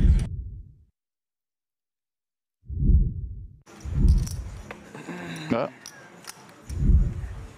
3-bet, try and get it in pre. And there is some sliver of benefit to denying there. I mean, sometimes we do call with aces and we end up busting out in this hand. It is a final table. There are 6 left. It's not a factor. We're not worried about busting with aces, but Sure. it's a percentage. There's some value to just denying. Absolutely, and that is 100% the counter argument. Hammy going to bump it up here with the 5s. Vulnerable sort of hand, not a comfortable hand to play. Canzonieri may decide with a small discount here to flat. He's got 16 million, but opponent is effective here playing 23 bigs. By calling here, you often will bring in the big blind and create a sort of better spot. But my goodness me, the aces. Wow. Well, it's Gazarian's turn to wake up with them. Wow, the 2 short stacks, so patient. Both getting dealt amazing scenarios. And now that it's a squeeze spot, there's no thought to flatting here and being deceptive. You've got to throw out some sort of 3-bet. And obviously with 2.5 million in your stack, that's going to be all of it. Well, he's actually gone for the non-all-in. The kind of almost all-in bet. Which is, you know, something we see in situations where... Ladders are possible. Right, but in this particular spot, when you're 3-betting... Like, this is just in a spot I don't think where we need to have this move, but... Sure. Let's see how things go. We don't really want to encourage... Have we called in both spots here? We have, because we made it smaller. Yeah. You're right, we put that extra 700 in. I don't think we see these 2 calls. I think we might see an isolation shove from the first guy, and we might get rid of one of these hands. Specifically exploit with aces. Yeah, maybe. This is good. Maybe this works. As a general strategy, I don't think we really ever have 3-bets there that aren't just all in. But let's see. Gets a Jack 8-6 flop. That's good news. Yeah. And obviously gets to put in this 750k himself here. And Hammy, surely, as the first up, can he fold for 750? I'm not sure either could fold for 750. Right, but if Hammy puts 750 and maybe Canzonieri, does he ever get? Well, I guess not. He's getting over 10 to 1. Getting 10 to 1, and your opponent who just called doesn't necessarily have to have it. Right. So you could be up against an ace-king and an ace-10. Right. Let's go. So they do both call.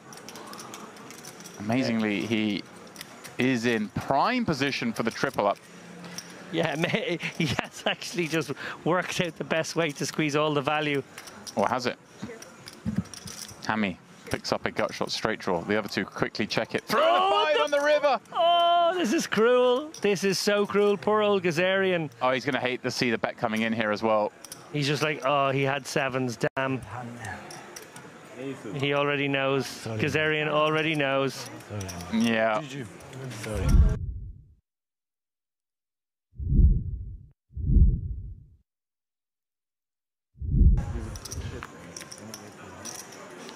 Well, interesting one now. Hammy, who has been trying to solve the problem of Candido Cappiello in the big blind. They've been in quite a few blind v blind confrontations so far. Deciding to small raise the king queen here, 2.25x. And Cappiello not going to have a huge folding range versus that sizing. We saw him actually use a hand like queen 3 and make it a 3-bet a couple of hours ago.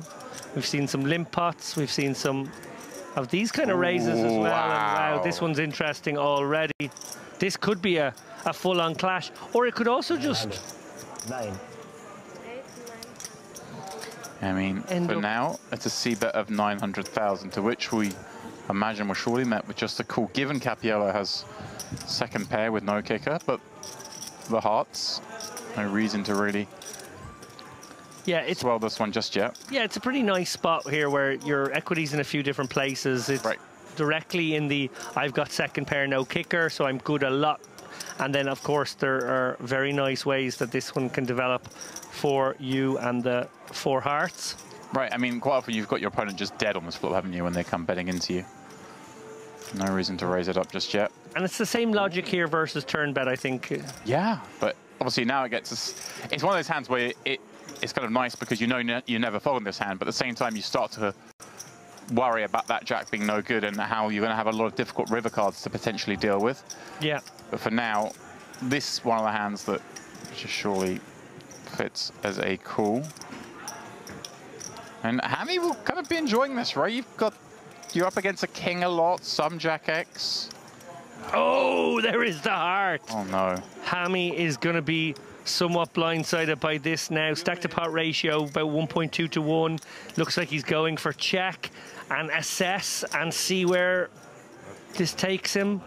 I think he has to sort of go for check call if you're going for the check line. So right, and this could get nasty. And there are plenty of potential bluffs Cappiello can still have here, right? He can have some of those backdoor clubs. He can have some straight draws. Yeah, 9-10 and Queen 10 feel like the most obvious. He's just gone all in. He's gone for all of it. Hammy shaking his head. This one has run out horribly for him. Obviously, it is the front door draw getting in, but as David references, 10-9, the likely one, Queen 10. And like I say, any of those kind of floats that had clubs, also potential. Yeah, like maybe even some just deuce X potentially. Yeah, I like Queen 9 of clubs. That makes sense. Well. This could go either way, I feel, for Hammy. What a horrible spot to find yourself in. Of course, the Queen, now not the best card to have in your hand. For that, we want to be up against some Queen 10s, but there's still so many combinations out there. Yeah, if you're starting to count the bluff combos, I think it's going to be Queen 9 and 9-10 of clubs. It's going to be maybe all the 9-10s. It's going to be maybe all the Queen 10s. And then you start thinking about, okay, well, given the sizing on river, it's pretty much always a flush. That's value. Right, we're not expecting Jack 4 to take this line, are we? I don't think it would go for this size. But maybe. Maybe specifically just Jack 4. Okay. But yes, I agree with you. On principle, I think we're in the world of pain here from Hammy. Also very keenly aware that his chip position puts him sort of middle of the pack right now, and this is like potentially an ICM turn of the screw. He knows how capable Candido is in this spot, how creative he is, how potentially deceptive he would be. Well, I'm going to give credit to him whichever line he goes with here, because this is a tough one. It's a really tough one. And he's thinking long and hard about it. And oh, it's a great fold. What an absolutely spectacular fold in this context, guys. That's so, so tough. Versus somebody so capable like Cappiello there. That one is very hard.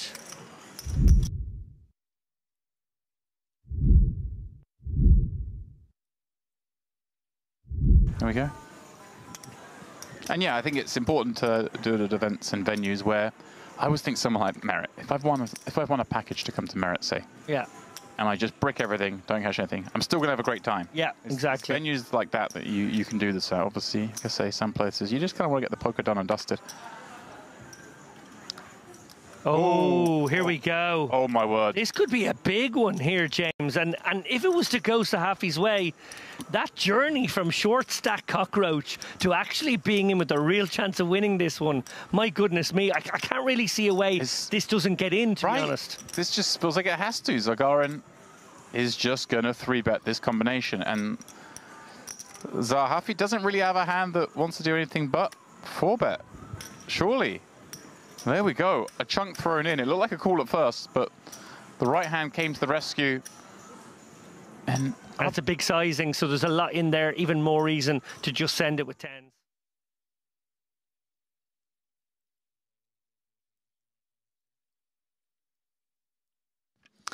And a very warm welcome back, ladies and gents. Never tire of seeing that beautiful view over the top of the Crystal Cove Hotel here at the Merit Poker Complex, Mediterranean lapping in the background. Did I just see a piece of the drone hanging off the roof? Have you told this story yet? We have. Oh dear, poor Philip. What a disaster. I mean, it was hard not to laugh. It was one of those moments like when you're in a funeral or something and you get the giggles and you know you shouldn't laugh. But it's very difficult not to. Rest in peace to that drone. And yeah, rest in peace to Burton, I believe, right? There we go, Kirill Burton eliminated just before the break towards the end of that frame. I did see him at the tea room, so not rest in peace, fortunately. It was just elimination from the tournament. Yeah, I mean, I wasn't referencing, that things had gone morbidly wrong. Yeah, he was filling up on cake, so I think he's okay. Yeah, good run to you, sir. You'll be back. He's a very strong player. Tantillo still out in front. Dashinka reeling him in, though. Pretty much neck and neck for the chip lead. We have Pacini, who was kind of my dark horse, like 6th place coming into the final table. Really impressed with him throughout this week. He's making a move up to 21 mil. Simone Andrian, of course, player with a lot of pedigree. I was looking through his Hendon mob earlier, doing my due diligence and research, and he's won so much over the last sort of 18 months. A bunch of outright wins, which I think is always quite telling, right? You get players who make a lot of finals but don't close. I played with him in Malta when he took down the Poker Stars event. Right. So basically this time last year, June of last year. He ended up in a very big, sort of 75% of the chips flip with David Doherty. Oh, Davy Doc. Yeah, four-handed. And, and obviously went on to close it out from there. He took down a WPT. Yeah. And he also won an event here in this very room, so has the pedigree within these four walls. Yeah, that's right. He won the 2K warm-up back in January, looking to go one better here and take down La Notte Degli Assi.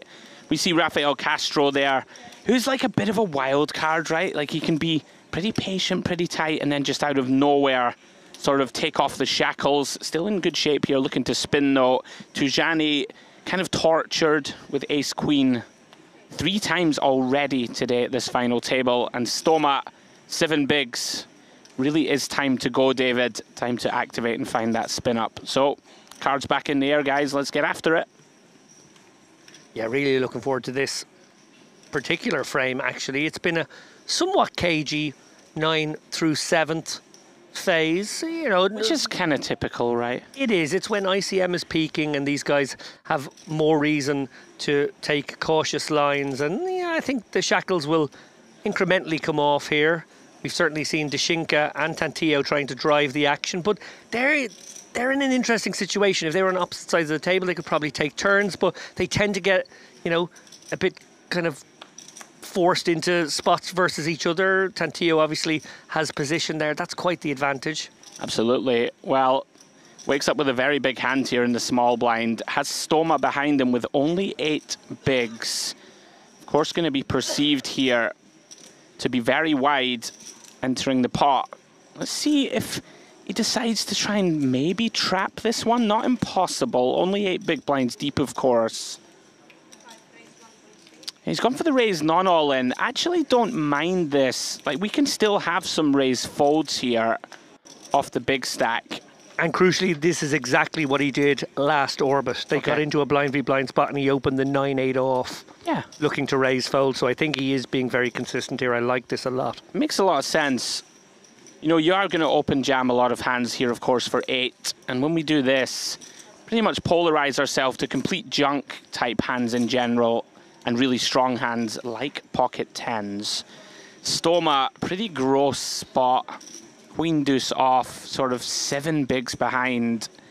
We are kind of cut adrift, but Tujani's not too far ahead of us.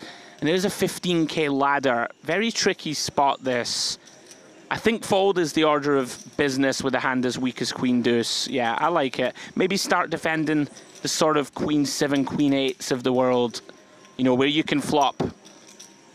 You know, where your kicker card can flop a top pair is where I'm getting at. Whereas the deuce, really pretty ugly. Yeah, you feel like you're playing one card. Really. Yeah, there we go. That's a better way of summing it up than I did. So interesting here that we have Pacini, Dashinka, and Tantillo all in a row. I mean, great seat for Tantillo. You know, we saw Dashinka fold the button with a suited 9-7, I believe. And he's just going to have to tread pretty carefully, right, with Tantillo right behind him. Yeah, the only way I see Tantillo spot this improving is if Andrian does start to motor here. He was down at 9 million 25 minutes ago. Yeah. Managed to pick 3 beautiful spots, very well selected on all fronts, and you know, Bosch his way up to about 14 million without showdown. So if he were to get into the 20 million zone, shall we say, I think it becomes a slightly more difficult challenge for Tantillo with the player with Adrian's caliber to his left. Yeah, okay. Well then, Stoma, it's probably time to go. He agrees, Jack 9. You're never loving it, but of course blind on blind. Let's send the chips in. Always delighted to get this one through. Keeps himself afloat, 5 million. Yeah, hanging tough is Stoma. He has been our resident cockroach for this final table so far, and credit to him for that. Always difficult to navigate your way up the pay jumps. Obviously, they were all guaranteed what was around 35k.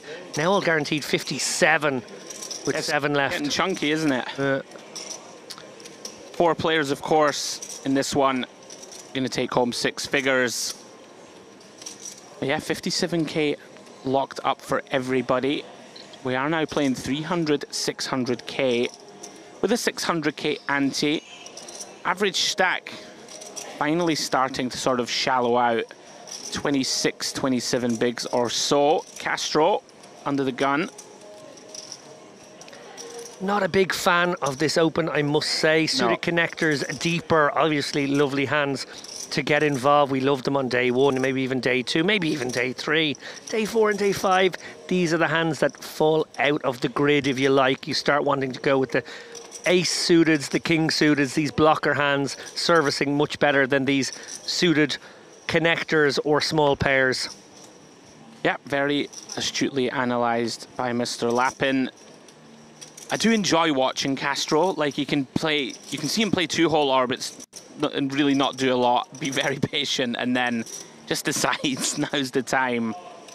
Yeah, he has an activation switch every now and again. It's Mario, isn't it? He just has a little whisper in his ear and says, is this the one? Well, it's interesting you said that was our theory too in the last frame. There we go.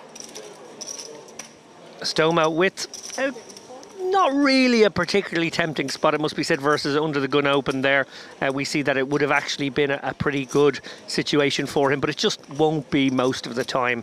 This spot is very interesting. Andrian and Castro basically playing the same stack. Certainly the type of spot that we would like to play with King Jack. And is he jammed? He has jammed. Very nice.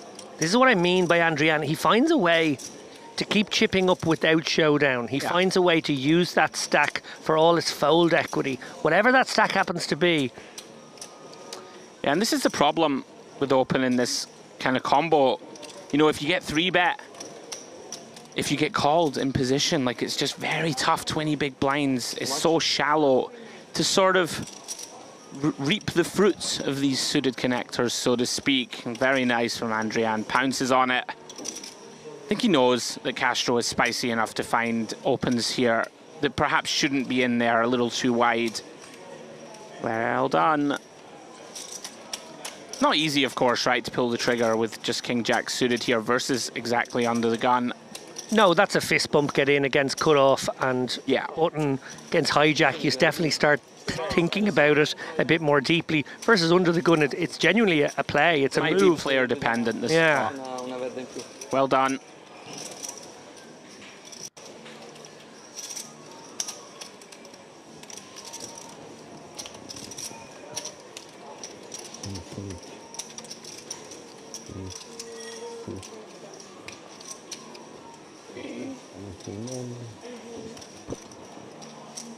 Wow.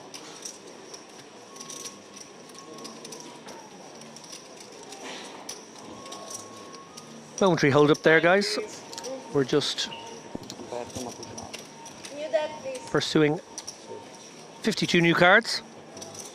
Might be a little mark on one of them. Not sure if player or dealer spotted something. Stop time, stop time. I don't think they will block it for 5 seconds, guys. Oh, while they sort that out, another quick look at the leaderboard. Tantillo and Dashinka leading the way. Pacini sort of out on his own in third.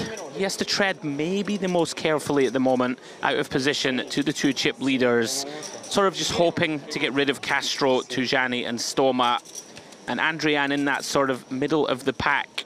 But he's not afraid, as we just saw him 3-bet rip the King-Jack of clubs a moment ago. No, I think Andrian is the kind of guy who understands ICM and understands, you know, maybe the tight folds one might have to make on occasion, but I think he also understands how to leverage that pressure against other players, and understands as well that so much of your equity is in those higher spots if you can nudge your way into the top 3. And getting the chips in first is critical on finals. You know, I was just thinking to myself there, what would the call-in range be from under the gun? Like, you're not loving like ace-queen. Off, you're absolutely hating it. So if you're making your opponent sort of really hate life with pocket 9s, ace-queen type holding, then you're printing money. Here's another ace-queen. I think this is actually Pacini's best seat to open from.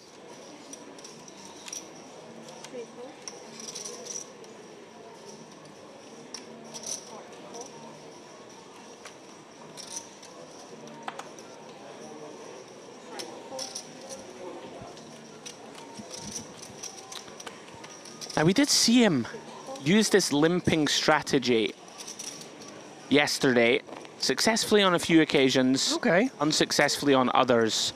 So he's obviously decided, you know, crunched the numbers and thought, right, I'm going to be well served to limp in some of these spots. Potentially here, I think it's likely to do with the chip leaders being on his direct left. Doesn't want to open this hand, get 3-bet, you know, before he continues. Like, he could limp shove, basically, is what I'm saying, over like a Tantillo ISO. But then you do get into these very tricky spots now where you go 3 ways. I'm not a huge fan of it, I must say, especially on a final. Like, we're just incentivized to play tight. So that's fine. And just open for a raise when you enter the pot, especially from early. Like, I don't believe that Dashinka and Tantillo are just going to mess with us here when we're opening under the gun. Nope. And now, you know, we've gone 3 ways now. Granted, we're doing okay with this combo on the King 4-3, backdoor nut flush draw. Some nice blockers to the best top pairs. Tujani now in a pretty grim spot himself. 10 big blinds behind. Does feel compelled here to call with the open ender. Yeah, having completed from the small, I think you definitely are looking for a board a bit like this one, to be honest. 5-6 offsuit, not going to connect tremendously well on most boards. So when you do find a 3-4 and you have those fairly pure 2 and 7 outs, it's every reason to stick around. I'm not sure why Castro contemplating this one. Oh, hello. What have we got here? No, no, no, no, no. What have we got here? What is this? So just figuring himself to have like the 2-pair combos out of the big, I guess, that he can now put pressure on everyone else. This is a sicko move. I mean, this is outrageous. How has he found this in any universe? Potentially thinks to himself that Tujani, if he has a king with 10 blinds, probably fast plays it, right? And or with like a strong flush draw, may just get it in. I mean, this is spice in the extreme from Castro. Almost as if he can see his opponent's holdings. He's gone for it that wide. What a play that is. High risk, high reward. Scallywaggery. That is an insane bluff. Wow. We did say, right, that Castro is kind of plays pretty cautiously, and then out of nowhere, this is the spot. Let's go. Yeah, like his timing has been good on the 2 occasions where he stepped out in such a manner. But you know, there we were analysing the ace queen versus 5-6. How will this one run out? Yeah. Completely disregarding him being in the hand. I mean, he had a bag of nonsense. Of course, we disregarded it. A little bit of tomfoolery working out very nicely for.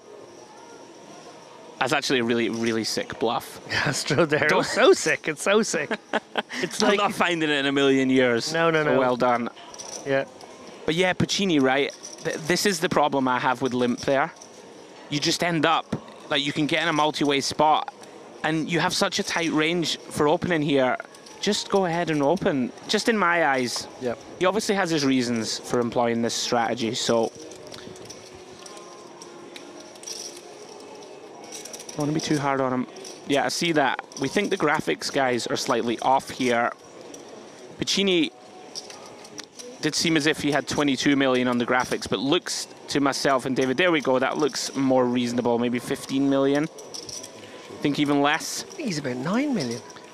So what do we have? The orange chips are 1 million. So he's got 2 of those. They're 500Ks. The oh, they're 500s. Okay, 4, 5, 6, 7, 8. Yeah, I think it's about 15 mil, maybe 14. That's a bad beat. He just lost 8 million in that previous hand on the graphics. Yeah, and the reds guy's worth 100K each. So we will eyeball the stacks closely. Now Tantillo, with one of these very in vogue final table hands, wouldn't be shocked to see an open here. Yeah, 1.2. I like it. Makes a lot of sense. You know, there are a lot of stacks now that are handcuffed. You know, if somebody wakes up with king queen off or something like that behind here, there's really not a lot they can do. Oh, and Tujani with the Aquaman once again. How's he got it again? Tortured. Absolutely tortured. Well, look, I think this is a great spot when you know Tantillo's been probably the loosest player, maybe second loosest on this table so far today. I think you just have to take a spot such as this one, even though he's opening from under the gun. Ace Queen, such a pure hand. You've got such a pure stack with which to just send 15 bigs, get loads of folds, pick up, what, like a third of your stack or like a quarter. It's so nice. Yeah, I think there's only one play. We'll see if he agrees. He passed on Ace Queen in an earlier situation versus a short stack shove that we thought he should get it in with. He got outmaneuvered, of course, by Simone Andrian. I wonder if there's a bit of PTSD here with this hand. It can't seem that way. It's a good way of putting it. 3, 4, 5. Yeah, this is less also. Well, look, if it is PTSD, he is facing his demons right now. Absolutely. He has sent it in, and fair play to him. Tujani's going to pick this one up for a very healthy pot. He's going to add the guts of 3 million to his 9 million stack. Very nicely done, sir.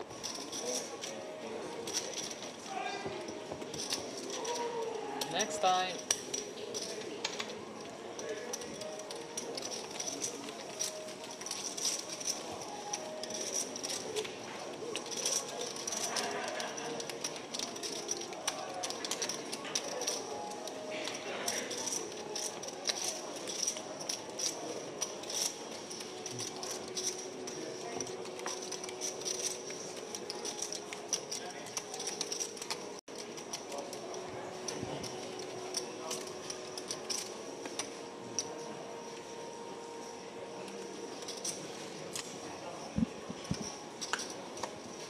Stoma getting short. Down to Andrian. Also out of the way. Now then, to Jean-Yves, fresh off that pickup. Very playable, ace-jack offsuit. As he's likely to open this one, let's hone in on something, Andrew. You are very beady-eyed, it must be said, and you didn't reckon him to having 9 million for that last shove. You thought he had much more, like 6.5. It looked like 6 to 7 to me. Yeah, so we will keep an eye on things. We're not 100% sure he is sitting there with 12 million guys, and again, just in deference to the player, who might then, you know, make a play that we don't approve of because we're looking at that stack. We want to just be open-minded in a couple of these spots. So does bump it up to 2.5x. Don't like the 2.5. I'm actually in favour. Oh, okay. Tell me why. Because well, this is again the sort of we'll come back to it. Let's run out the action first. Okay, I love a strategic segue. Yeah. Okay, off to the king nine deuce, 2 spades we go. Backdoors galore for both. Yeah, this is a little tricky, of course. You don't want to get entangled in a big one here against the big blind, but ace of spades in hand, jack of clubs blocking some of these straight draw continues, blocking some of the best top pairs and some flush draws. Pretty nice board in general to continue with c-bet. Expect he will. I don't mind this. Shade under 40%.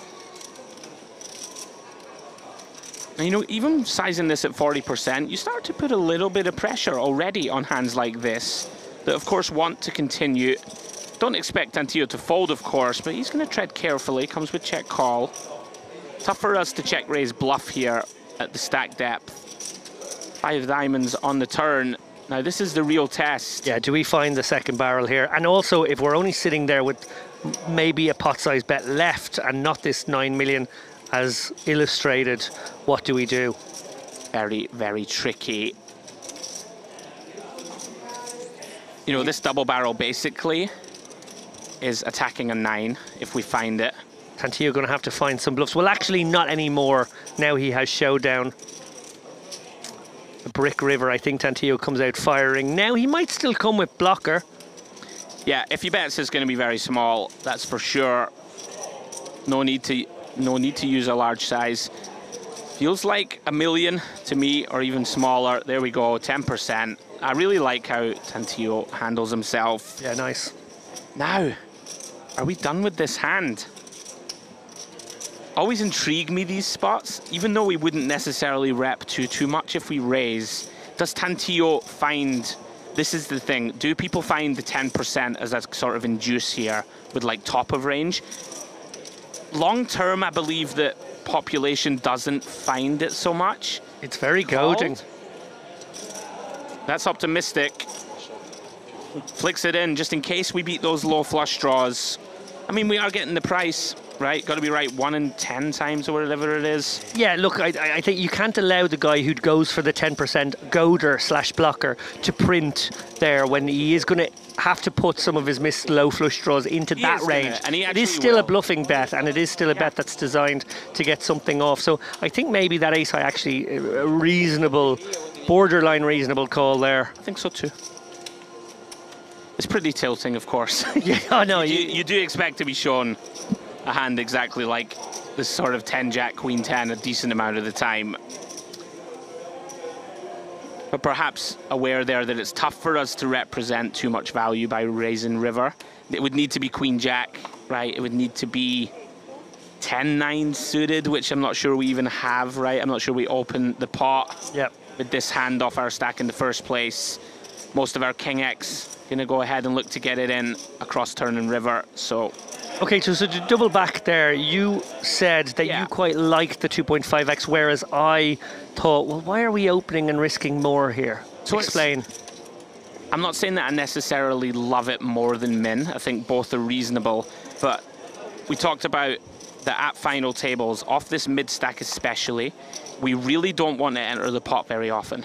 So we have a strong range, like probably bottom of range for an open is going to be something like a king jack. King queen is going to be like our raise bluff. Ace jack, we're going to probably raise fold it. So these are like the weakest hands that we're going to open with. We have a tight range. We have Tantillo in the big blind. So actually sizing up to 2.5 isn't the end of the world for me. Like is something that you will see employed at final tables specifically. Nice. Of course, min would be fine. Just don't mind it in general, give Tantillo a bad price. Okay, Stoma's been granted what seems like a great spot to just commit here, and going to get great news that Tantillo's got the 9-6 and he has some domination here. Well, this is an absolute dream of a spot for Stoma. Yeah, right back in it. Should he hold 10 million plus, or maybe bang on 10 million? It's very hard to be dominating your opponent with ace-6 off. Find a way to do it. Yeah, Tantillo just deciding there was enough folds from the man under some ICM pressure as short stack, but also as short stack, not disincentivized to fold the world either. Does go with the ace high and gets the great news. Off we go now to the flop. Can this ace-6 hold? Can Stoma mount a comeback? Baby steps. This would be the first of them.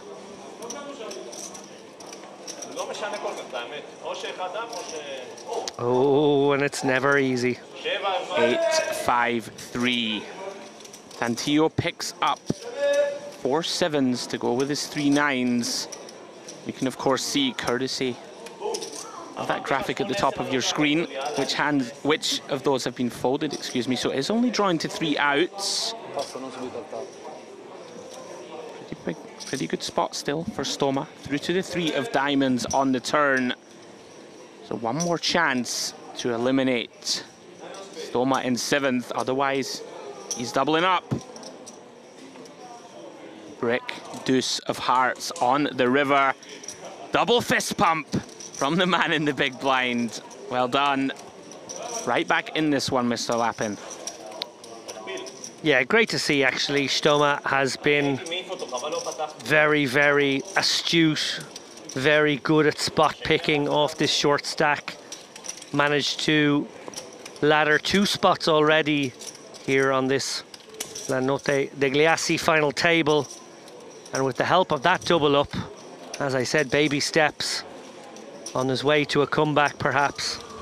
He could certainly outlast a few more of these guys at the very least. Yeah, I mean, it's fairly shallow overall.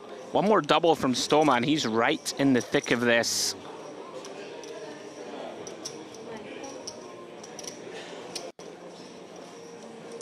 Action back on Castro.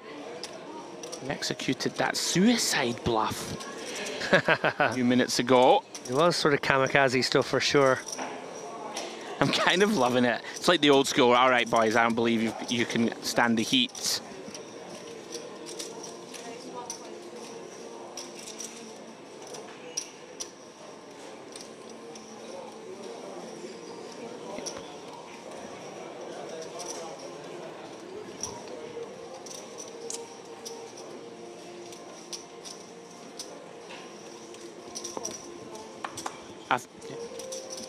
Okay, Castro, 1.2 million from +1, King Queen. Now then, Mr. Stoma. Interesting spot here. Ace-Jack offsuit, 15 blinds. We don't love it against +1. It's very tricky. It really comes down to how we perceive. Is he going to ever come with call? I don't think so. No, I don't think so either. Super close though, like you said. Ace-Queen, we'd be fist bump getting it in. Yeah, these guys have decided Castro going to be wide enough. Man, I love this guy Stoma. I think he's well in with a chance here of making a sort of a last place to first place run at this final table. He's picking his spots superbly. One thing he really has in his favor, he has the 2 big stacks on his right. Yes. So he's going to get spots to rejam. For someone else, it's better. Well done. Pulls the trigger. All of a sudden, sneaking his way up that leaderboard. Just sort of 4th place now. By my reckoning, the bottom 4 stacks are within 1 million of each. Yes, very close. I think we're looking at like 30 million, 23 million, 16 million, and then 4 players between 14, 13, 11 and 13. 12. Yeah. It's going to be fascinating to see next blind level likely to really ramp things up. 400, 800k is going to be a lot of action. Going to have a lot of sort of 15 big blind stacks out there. And to Pacini. Now then, the Shinka. Been fairly cagey so far for him. Again, do have Tantillo on our direct left. Pretty reasonable, I think, to just go ahead and fold, of course, with King 3 suited. You don't want to have a deuce or a 3 in your hand to go along with these high card kings. Andrian finds a very big hand, blind on blind. Ace Jack off. So big he might even induce this. I think he might open shove this. Yeah. These are the kind of ones that... Oh, 7 million now, Tujani. Apologies. I thought Tujani...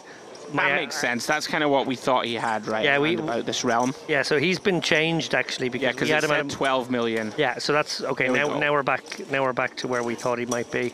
No, that makes sense. Sorry, I was thinking he might induce if it's 20 big blind, 20 big blind spot. It's so funny at final tables. Of course, spots that we normally look to kind of induce and are thrilled if our opponent reshoves. Like, do we want him to rejam here? You know, when we have, even though we can get into some favorable spots with Ace Jack, it's just so tricky the way that the stacks are distributed here. Let me put it this way. I think Tantillo has set his stall out in blind v blind confrontations to use the small size and to sort of have this game where it's like, I might have it, I might not.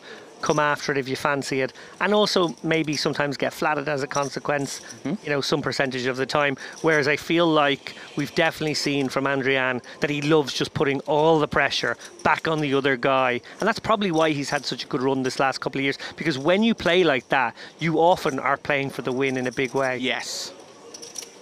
Couldn't agree more. Now then, your man Stoma. Tricky ones these. Queen 10 suited in the cutoff. Certainly a hand that, of course, we want to play. We do have shallow stacks behind in Tujani and Castro. Not unreasonable to consider a limp in this spot, but I do like raise. Yeah, it's the kind of one realm at final tables that I don't really limp much.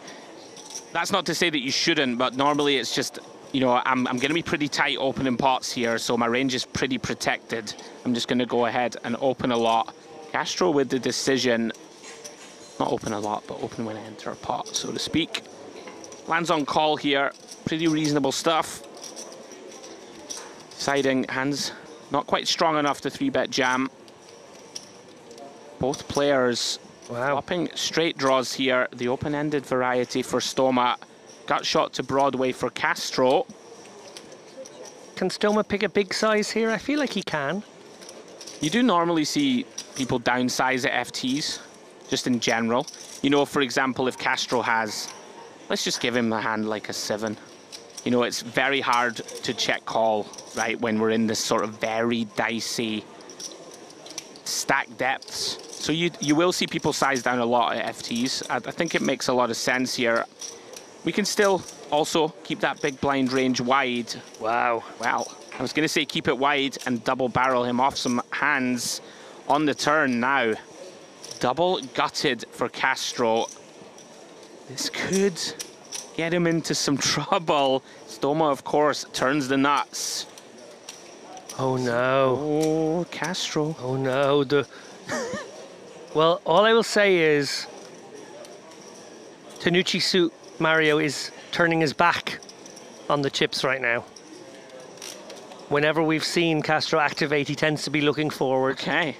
So I'm just going to leave that out there. Live reads on Super Mario. Stoma here, counting out, just kind of wants to... He wants to get this in by river, for sure. That's right. 2.5 will sort of set up a geometric sort of situation. 2 will get us close-ish to that. Sure. Now Castro needs to tread carefully here. We know he plays a very aggressive brand of poker. not out of the realms of possibility. Okay, I'm going to make a Check shove here. I'm going to make a prediction here, because he's going to feel himself to be more likely to have the queen tens and 10-8s of this world, and Sure. Stoma not to have opened those kinds of hands in the first place. I think he might pounce on this spot. Very reasonable. That 10, a very key card. May think to himself that he can put a hand like king queen in a horrible spot here. I think he's going to take this spot. I mean, he can't fold turn. How do we want to proceed? Mario's still saying no, but I feel like Castro thinking yes. Big moments. Does manage to find restraint with check call. I'm with you. I don't think it would have been the worst play in the world. Oh my goodness me! My word. Have got to be kidding me. This is the sickest run out. Stoma, I don't think he has anywhere to go here. This is savage. Coldest of cold decks. Oh, Queen of clubs goodness. on the river. Both players make that straight. Castro, though, with the very deceptive nuts. One thing that can save Stoma here, he won't fold, but he can just call. Like, there's no real reason, of course, now to ask for the extra 2.75 million behind. So it is very likely, in my eyes, just to call here. You know, Castro still has all the ace-10, in my opinion, even the suited variety. They're not all going to 3-bet jam pre. And perhaps potentially none of them will 3-bet jam pre, being that we're at this final table dynamic. Yeah, we're not considering fold here, I don't think. Stoma, what we're wondering is it worth trying to get this extra 3 million? And let's presume he lands on no, makes the call. He's back to being that short stack ninja who fought his way back once, and maybe he can do it again. Yeah. I mean, this is very value heavy, of course. Castro erupts with emotion. Brutal spot, Stoma, unlucky. What can you do? You turn the stone nuts. What a hand that is at a final table. And Castro, 21 million now in chips. That is a body blow for Stoma, who has played tremendously well on this final table. Came in as the second shortest stack. Correction, level shortest stack. Actually chipped down initially, mounted this fantastic comeback over the last couple of orbits, and now takes one of the most brutal beats you will see. Now maybe gets off the hook ever so slightly by the fact that Castro pursued 5 million in value on the river and left him with the potential to spin up 2.5, 3 bigs, whatever it is, maybe 4 bigs even. He could come back again, but that is really, really cruel. Yeah, actually a very interesting river decision in general there for Castro. Like, super tough to rep a bluff here. I just don't think we ever really have one. Like, our 2-pair combos, for example, might block, right? If we had a hand like a queen-jack, might put a little blocker in there to try and discourage an ace-king. Oh yeah, sorry, to encourage a hand like an ace-king to pay us off. Like, do we have any bluffs? It seems unlikely, but of course, we're going to have a whole multitude of just 10x, so Stoma can't fold. He's still in there fighting. 5 big blinds to spin. But yeah, that was brutal. Brutal cool. And I think he may have to go with this King 3 suited here. Obviously, big blind and big blind ante about to gobble up 40% of his stack. He needs something high card heavy, and suitedness is nice. He is going to hold back a little bit just in case that dream situation of 3 all-ins occurs and he can get away and get some ladders. Now then, Mr. Pacini, ace-7. Pretty grim. It sounds silly. Obviously for chips, we just flick this in every time. But it's not an insubstantial amount of our chips. But I think Stoma's too short. I don't think we're going to be able to fold here for 5 BBs. You're not thrilled with it. 3 million of your 13. Gonna have to be committed. Well, you know, 600k of it already is. I don't Sure. think this is actually that difficult. But we saw Pacini really labour over an ace-queen call and a queen-high board yesterday. We know he agonises over this calling off sort of situation. This doesn't seem that close, to be honest. He is giving it plenty of thought. I do take your point, Andrew. Yeah. It's still unpleasant, but our opponent is supposed to be in there with Yeah, a here we lot go. less. Oh, he doesn't realise that Oh, Stoma has left a the few chips have been back. left back, okay. So we have that confusing situation where Stoma now could potentially get away somehow. I don't know on what board, but Ace high, all black, maybe. yeah, Not many. Here we go then. Big moments. it could check down. It could. That is one possibility. Wow. Here we go. Great flop for Stoma, all things considered. Jack 10-7 has an overcard in the second nut flush draw. Pacini doesn't like it, winces, but does have the best of it right now. 2 cards to come. This is actually a board where it could have checked down. Just want to point out. Off we go then. Stoma needing help. Jack of diamonds on the turn, changes nothing. Stoma needing kings and hearts. Can he find it? Doesn't do it. Through to the 3 of clubs river. GG, sir. Great run. Was building momentum on the final table until that vicious cooler a few moments ago. We do lose Dennis Stoma in 7th place for $57,700. Yeah, we should give it up for Dennis here. He played tremendously well. An entertaining part of this final table. The denouement of the La Notte Degli Assi. Unfortunately not to be for him, but he can hold his head very high indeed, having navigated a few ladders and, as Andrew said, get himself a bit unlucky there not to have added a couple more. Sure. Yeah, that was a vicious cooler. Couldn't find a way back. Pacini dispenses with him in 7th. And we are 6-handed.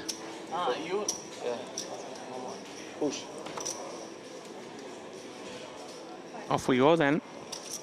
Tantillo declines the option to open the ace-6 from under the gun. Well, Tujani might be the fastest I've ever seen him act. Fist pumps it in there with ace-king.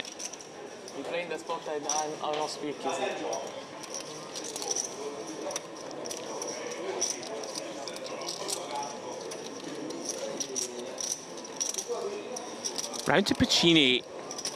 Another head scratcher, king 10 of clubs. You would imagine not quite enough hand. Don't close the action. Potentially one he could have considered from the big. This one's going to get through. Tashinka, king 4 off. Let's ask for a count. Let's listen in.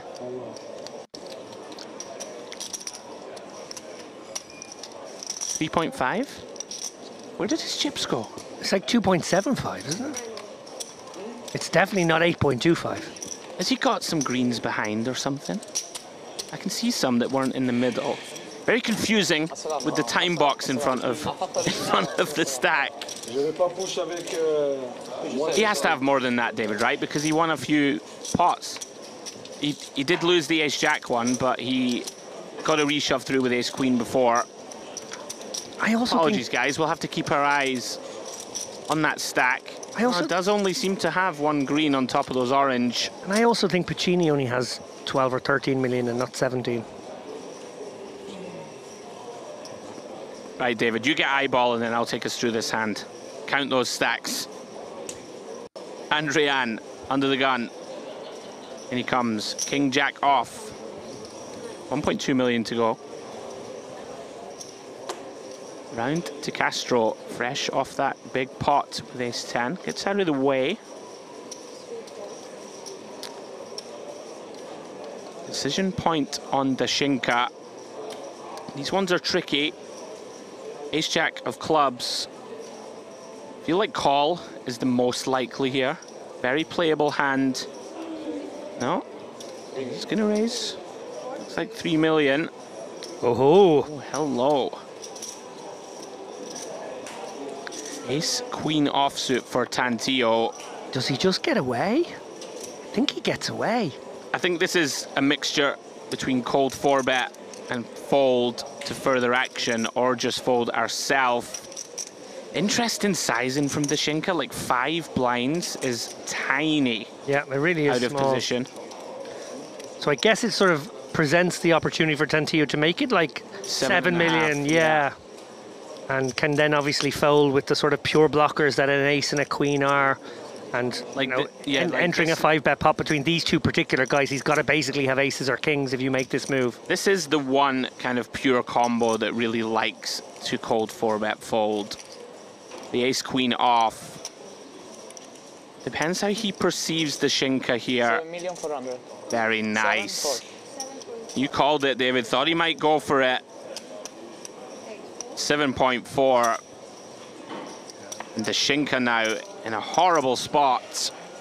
I mean, even if you suspect your opponent to potentially be on the lighter side in terms of they could fold to 5-bet shove, what can we do here? Second in chips. Look at this stare down. Yeah, just wants to have a look and see what is Tantillo's stack depth to start this hand. Is there potentially room? Oh, wow. What are we seeing? I think he just called, right? Oh, he jammed! Did he find it? The Shinka! What a play this is! Unbelievable. 5-bet rifles with ace-jack of clubs and gets the best hand to fold. Show it now. If you what wanna... a brilliant, brilliant play from Dashinka. Wow. Heart in mouth stuff, it has to be said. That was, you know, in an alternate universe, very, very ICM punty. Oh, Dashinka's here to win it all. That is a very, very bold play. What a hand. And by the way, can't understate the momentum shift here in terms of stacks.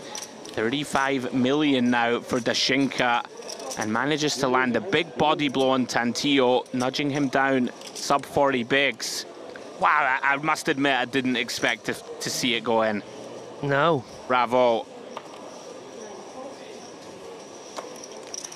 Wow, what a hand. I just called originally, and then I saw the little all-in button appear. What a hand. That is an extraordinary hand. Let's mark that one down for the clips. Yes. Because that was absolutely savage poker from Dashinka, who, as you just rightly said, has come to play for the win.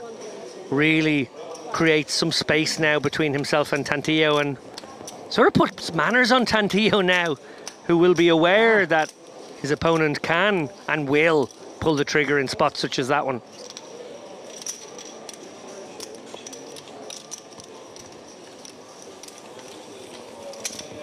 Extraordinary stuff there. That really was. We thought hand over once Tantillo found the coy 4-bet with the ace queen, and we were, you know, celebrating his. Yeah. Really well played hand, aggro. Said. Yeah. I mean, that takes a lot of guts to 5-bet rip this hand in. He must. I feel like he kind of just had a read on Tantillo, thinking this is a good spot for you to do this. So have a bit of that.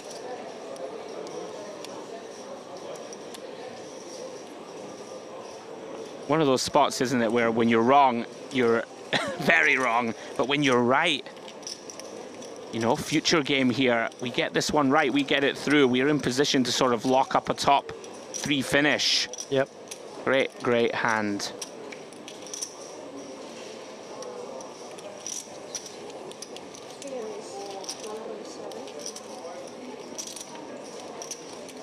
Raise from Pacini. 1.7 million on the larger sizing. Okay, that makes a lot of sense. Tujani, 4.4 million. Like this adjustment from Pacini. Don't allow a short stack to realize. Make them pay the extra. Nicely done.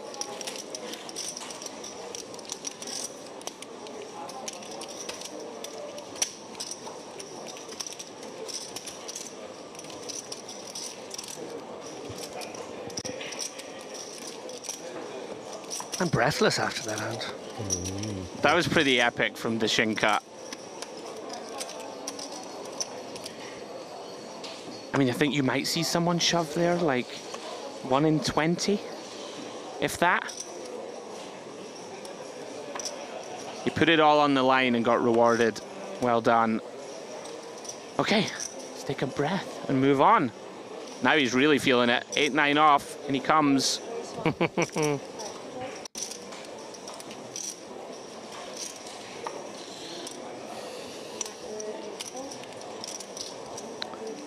Tujani, we're now reading him as 4 million, for what it's worth. So we have been, unfortunately, taking chips off him every orbit or so.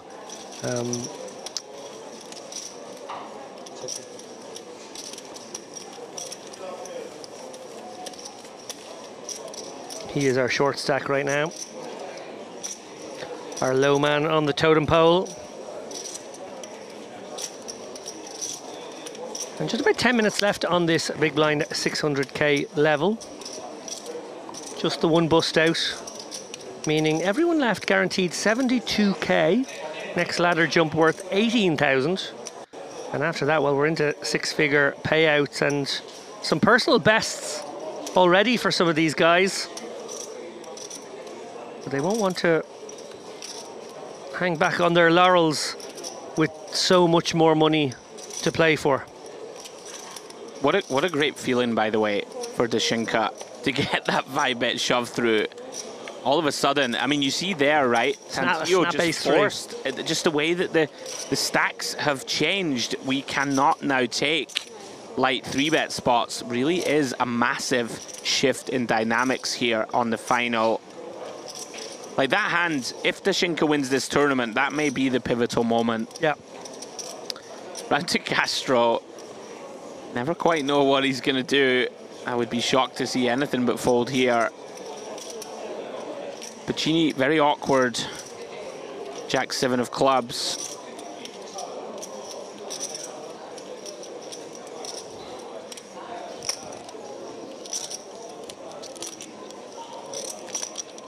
Yeah, that, by my eyeball check, is 15.5 million back. Yeah, I was about to say, I think it's 16, so we're probably ballparking in a similar way. But to be honest, that's not far off what's there. Sure, like with the blinds and antes in, it's going to be correct. It's going to be pretty much right. I really like this fold for what it's worth. Okay. Very easy in this spot, you know, to just flick in the defend. But the stacks are just so cagey in this moment. Sort of himself, Castro, both sort of in that 3rd and 4th place. Andrian getting a little shorter. Tujani going to be at risk pretty soon. And we can ladder 18k here. I think this is a very good fold. Nice, nice. Where's your line? The Jack-9 suited? Jack-9 suited, yeah, I think I like is that. too good. It's just, even when you flop top pair here, like Dashinka just gets to absolutely hammer chips in on a lot of boards. I've been advocating for this sort of tighter VPIP from the big blind. In the later stages of tournaments, you do often see people just... It's an area where people leak, in my mind. Just too many defends. And it's understandable, right? We got Jack-7 suited. It's only 600. But things can get dicey down the streets. Puccini aware of it. Castro sticking with his 2.5x. Yeah, and well worth pointing out that the usual spiel, ICM peaking at 10, 9 left, incrementally getting less and less, still very apparent at 6th. But one caveat to that is, when you do have a player sitting there with 4 or 5 bigs, suddenly it ramps up again. Definitely. Now, one thing I will say is that this situation, in my eyes, is a lot different. Dashinka has 40 million or the bones of now. Now, we get to go post, and we can actually do a lot of just leading and just really leveraging that pressure back onto Castro on lots of boards, where he's just not going to be able to fight back. We'll see what develops, of course, but we have enough chips where we get to speculate with 9-6 of hearts. This isn't really going to be one of those boards. 10-10-3, pretty nice for Castro. Yeah, but Castro forced to take passive lines here. Most of his hands have to go into a bluff catching sort of mode, if you like, when he's you know, the one who can be, you know, facing a threat bet should he bloat the pot from flop onwards. Yeah, it does allow. Oh no, now is not the time. If we're going to bet, we got to bet very big. Have to be here. massive. I mean, this is not going to work ever. Nope.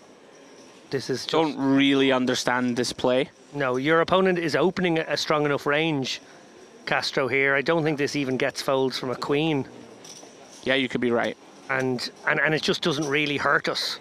As you say, if he goes 2x pot there, now we go... Even pot like, is going to put an ace in a grim spot. And that's basically what we're trying to get to fold, right, is ace high. So maybe Dashinka just feel a little happy tilt, so to speak. Just a little error in sizing in my eyes. Well done, Castro. Continues the upward trajectory. Look at those 3 pieces of hardware for the winner. Right. The little bracelet that got added in. We hadn't seen it all week and it just popped up there yesterday. That's nice, right? Win a tournament and get not 1, not 2, but 3 trophies for your accomplishment. Andrian here just hoping that the Frenchman on his left, I'm sure he wishes him no ill will, but wouldn't mind him vacating his seat. Well, Tujani has a spot now. Yeah, this goes in. Certainly some latitude to make this 2.5, 3 million in case it goes all in behind. You know, I do like that as well. Tantillo not willing to risk another 3 million. And Tujani gets it through. Very nice. He's kept himself alive throughout. And once again, if he can find that little run of heat, he's not out of this one, not by a long stretch.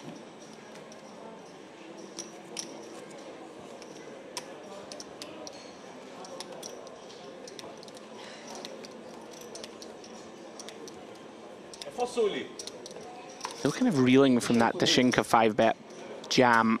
Oh. It was amazing to watch. Play of the week. Yeah, I mean, play of the tournament, play of many tournaments. Fantastic.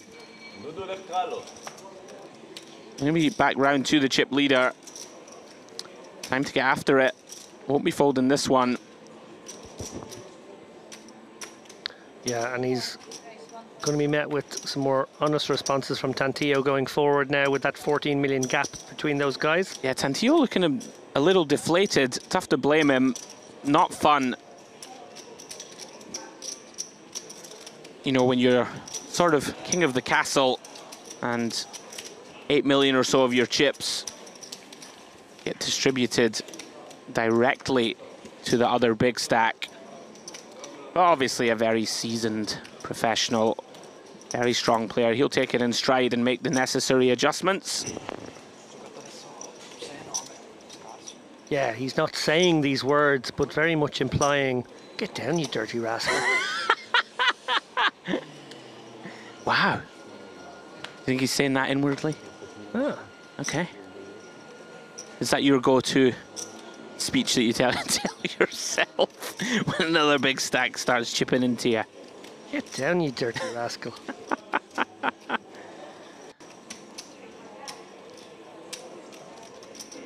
Yeah, Dashinka, loving life. Another openable candidate. Interesting that he didn't adjust here and make this a little larger into Tujani. I would have maybe countenanced for that. Yeah, very nice adjustment there, recommended by Andrew. Well, we see here King Queen. I think probably has to go with his hand here. He's going to dominate a lot of Dashinka's opens, given how wide he's going to go. You know, yes, you could call and go with equity, but actually, you don't want to fold your King Queen. It could just be good. Yeah. I mean, you still have fold equity here. Me and James were talking about this yesterday. Not impossible, by the way, for Dashinka to raise fold this. Let's get an exact count, and we will finally know where we're at.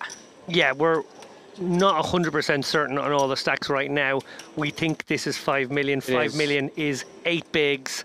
Not a huge amount of folds from 8 bigs, especially if you hold an ace in your hand. Yeah, he's probably going to cry and call this one. It might just not quite be enough chips. Here we go. Tujani at risk.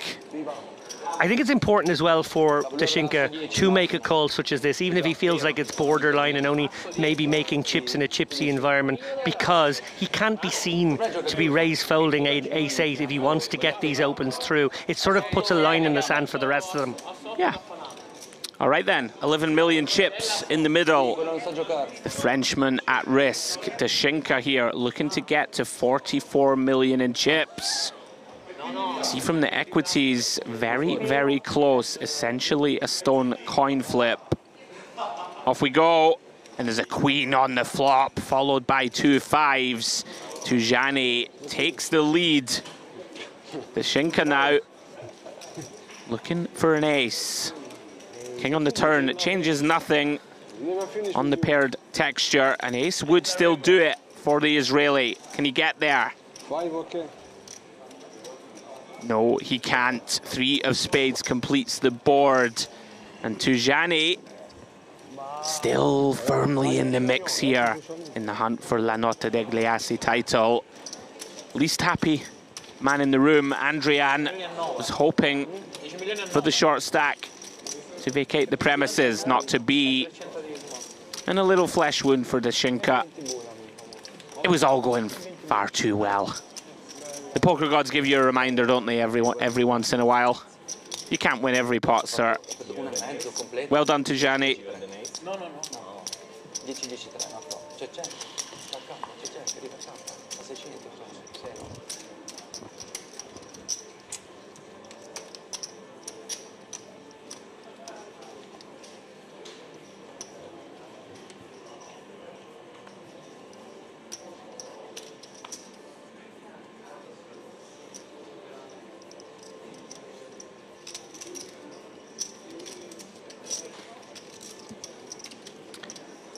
All right then, cards back in the air. Still 6-handed, round to Tantillo. Mercifully for him, Dashinka not involved.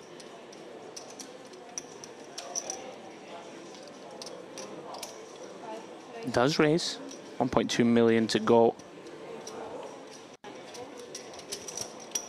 Round to Castro.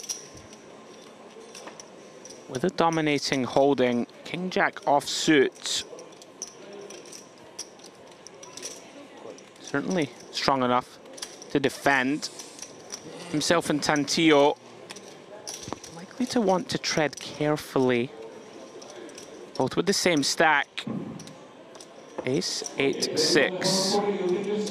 The 2 hearts. Tantillo gonna try and just get a fold. Does get the better one to lay it down. Well done. 1.1 million into 3.3 gets the job done.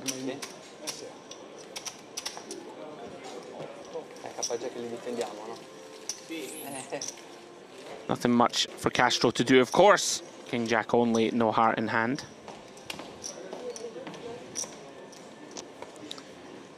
So we get a dealer change here. It can mean only one thing. Blinds are up. 400, 800k with an 800k ante. Look at the stacks. Dashinka still out in front, 33 million. Good for 41 big blinds. Closely followed by Tantillo and Castro. And Pacini still holding steady in 4th place, 21 big blinds, good for 17 million in chips. Andrian and Fuad Tujani on the short stacks, 15 and 13 big blinds respectively. A lot of play left in this one. Stacks all very even.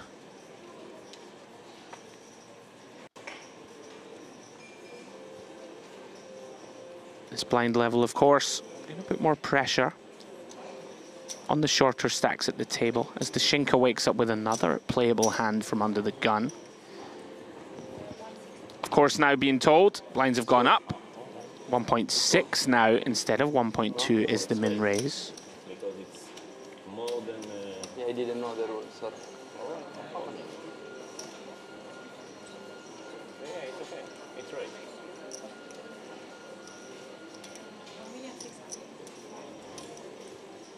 Interestingly, being held to a call here due to that under raise, which really can muddy the waters.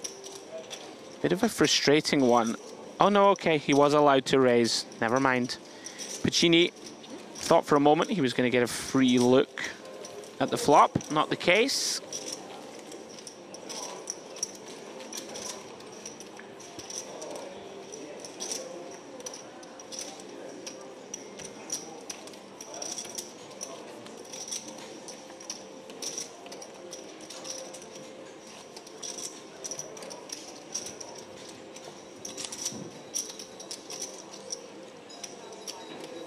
Okay, we're going to start the game. Then on forward.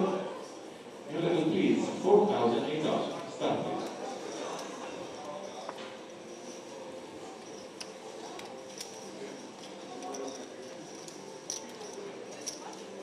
Raise. Tantillo stick his head out above the parapet with King 10. Fairly reasonable combo to use in a 6 max lineup. Is of course raising into the chip leader's big blind. Can be fraught with danger nonetheless. Gonna get this one through, you would imagine. The Shinka turbo folding with the 7-3 offsuit.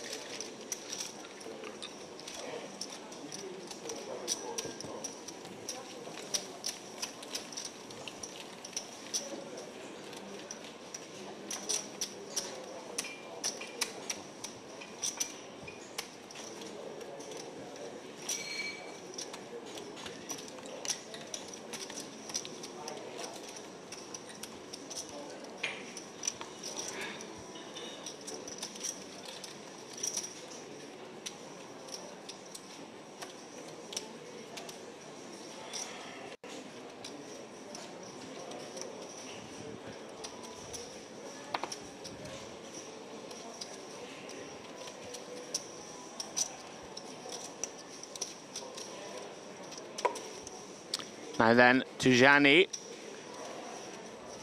Tricky. King Jack offsuit here. Shade under 15 bigs. Gonna have to find some spots, of course. Try and pick up some chips. Seems like a pretty reasonable steal candidate, David. Certainly does. This new blind level putting 2 million in dead money out there to be fought for. Yeah, I like this. We've got to find some spots to open pots, non all in. Seems like a pretty good one. Castro with the decision, ace 8. These spots are really, really dicey, of course. Is some latitude to go for some small 3-bets. Is thinking about it. Like Tujani here, right, really at this depth, gonna have some really strong hands in there that are inducing and all these type of hands, and he's gone for it. And fair play. Looks like 3.7 million. Shade over. Really like the gumption. And it's a nice hand to use, right? If we are going to look to 3-bet fold. Yep. These hands that contain an ace. A little bit frustrating here for Tujani. Oh, yeah, incredibly so. I feel like they're listening to us out there, just moving the time box so we get a good look at his stack. Thank you, dealer. I mean, what can you do here? Just almost impossible to pull the trigger on this one. Yeah, and it's one of those frustrating spots for Tujani, who, you know, knows that there will be some frequency where this is light, and then will be wondering, did opening it open the door for me to be exploiting this way rather than shoving and just trying to gobble up that 2 million? But, you know, he's also dodged some spots by doing so. And just a really well played hand by both, I think. Yeah. I think if we have King Jack suited, we can send it. Consider sending, yeah. What, 14.5 blinds. Hand stands up pretty well. Well done, Castro, though. Not easy to find these not all in 3-bets facing a sort of 14 big blind min raise. You didn't take or is okay. What do you need? What do you need? I want 5 red. Wait for this. No problem. I think this. Yeah, no. Dujani now beneath the 10 million mark. And a hand that he is probably happy to go with now for 11 bigs. Under the gun, pocket 8. Yeah, this might find its way into the middle. Any thoughts to chopping your stack here, maybe? Obviously happy to go with it, but if it faces a multitude of action getting away somehow. I like it best, yeah. 4.5 million. Something like this, maybe even a bit more than that. It's always kind of intrigued me, you know, you see people... There's different schools of thought, I think, but most of the time I think you see people put like 3/4 of their stack in or something. But I'm always thinking to myself, like if I 6x here, or 5x to 4 million, no one's flattening me here. No one's flattening, and, So, and no one's thinking there's folds. I know, so what's the difference? Like, I'll see people put 6 million in here is what I'm saying. Yeah. And I kind of think, well, can't we just put 4? You know, and then if it does go shove, then we save 2 million instead of, you know? Yep, no, I did. Setting that on fire. I need to speak to somebody better than me and find out the exact reasonings. Because most of the time I think you see people mostly committing kind of 60 to 70% of the stack instead of half. Something to ponder.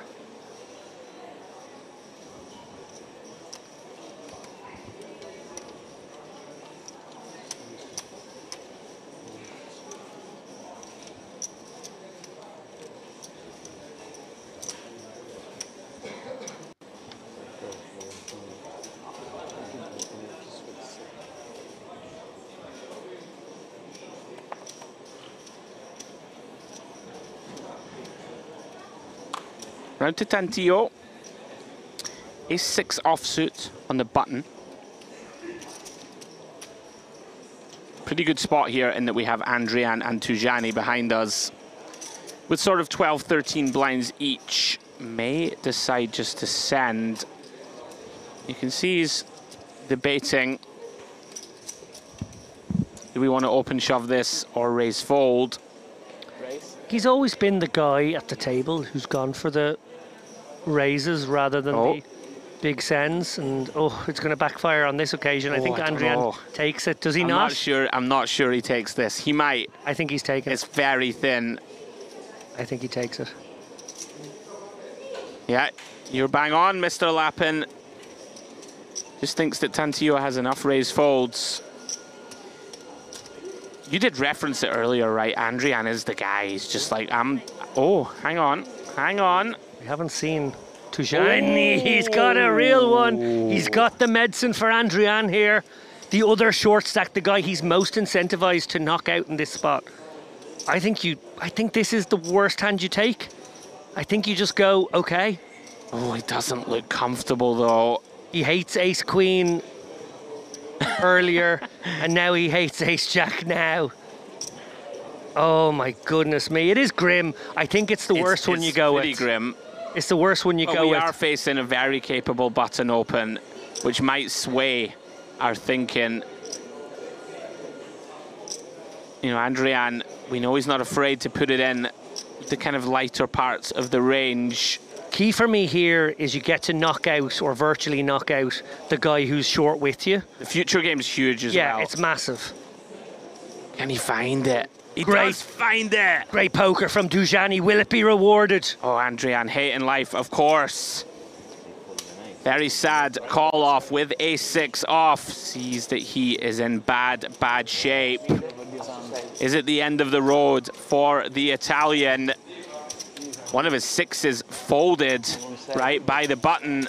Very, very bad shape. We're getting the countdown here. I think they have the same stack. Ooh. Like within a quarter of a big blind or something. It's like, it's virtually all in for both.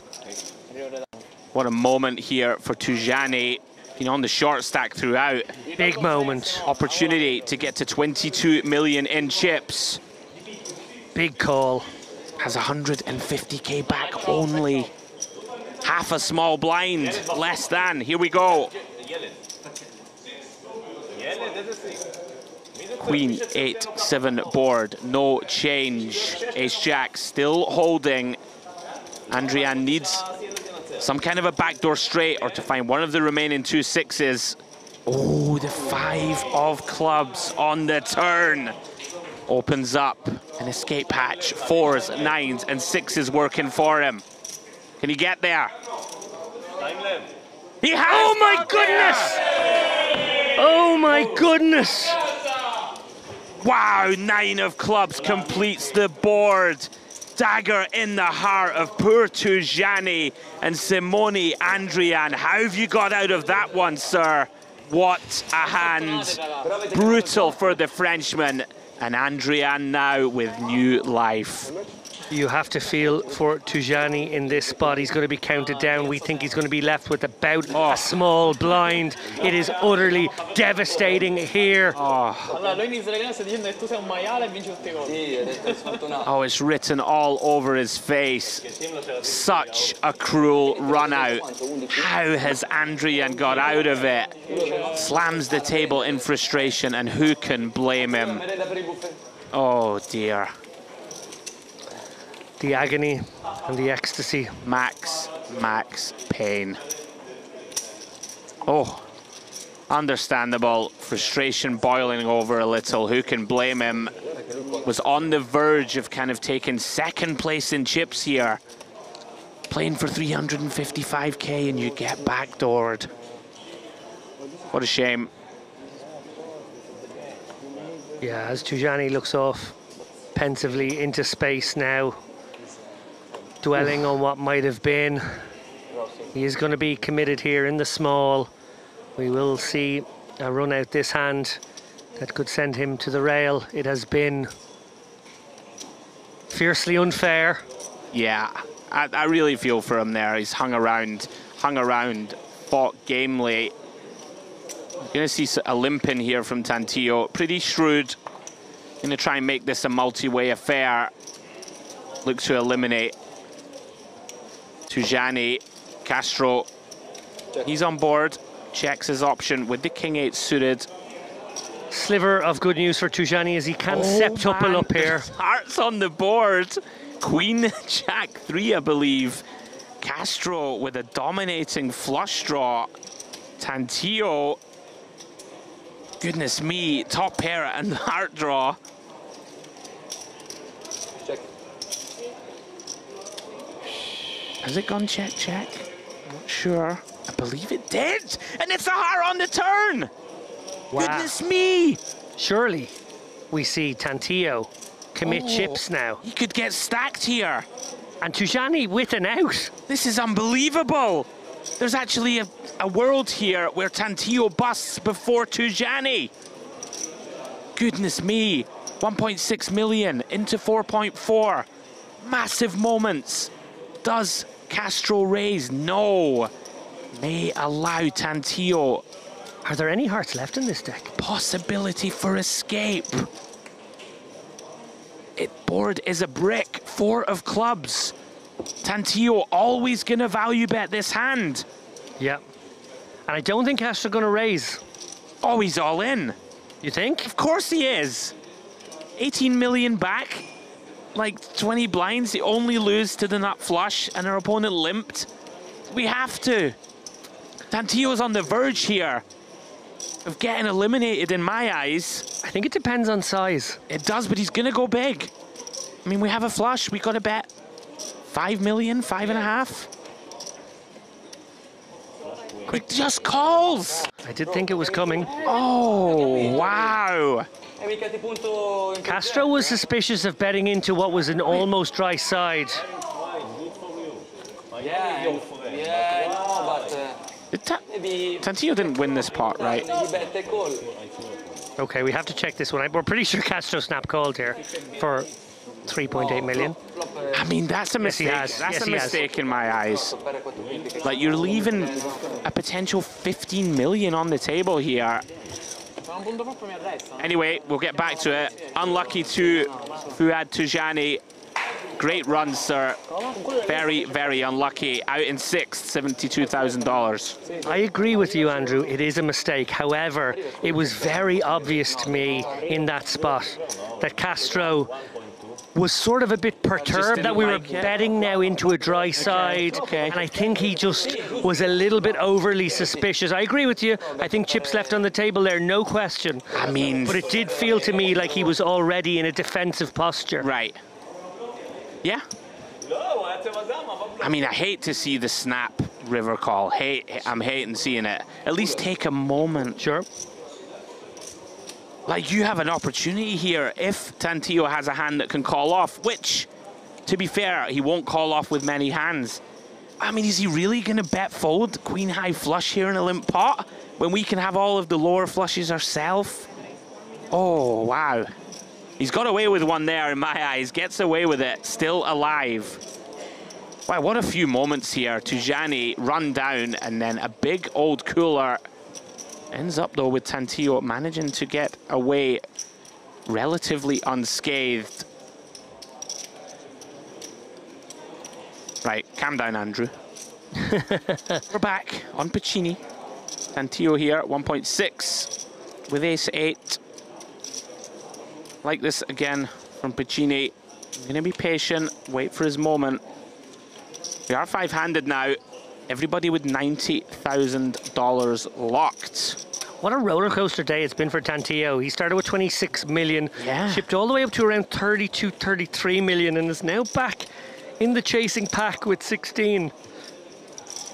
Obviously that huge spot with Kashinka moments ago, half an hour ago, which basically blew all of our minds. And now that spot where arguably he actually got let off the hook to the tune of 8, maybe 10 million. I thought he was out. I must say, Castro fast plays at any stage. Yes, well, that's definitely true. If more chips go in on turn, yeah, there's no escape. How can we possibly fold in a limp pot? I mean, to be honest, if I'm Tantillo, I'm on cloud 9. I'm feeling like I'm free rolling. I'm still in with a chance to take this title down. I just wanted Castro to take a bit more time. He had second nuts here in a limp pot. Maybe he did get spooked, like you said. I mean, it's the only real explanation to play our hand so slowly. I think players do sometimes overthink those spots. It's sort of like, let's not risk our tournament here.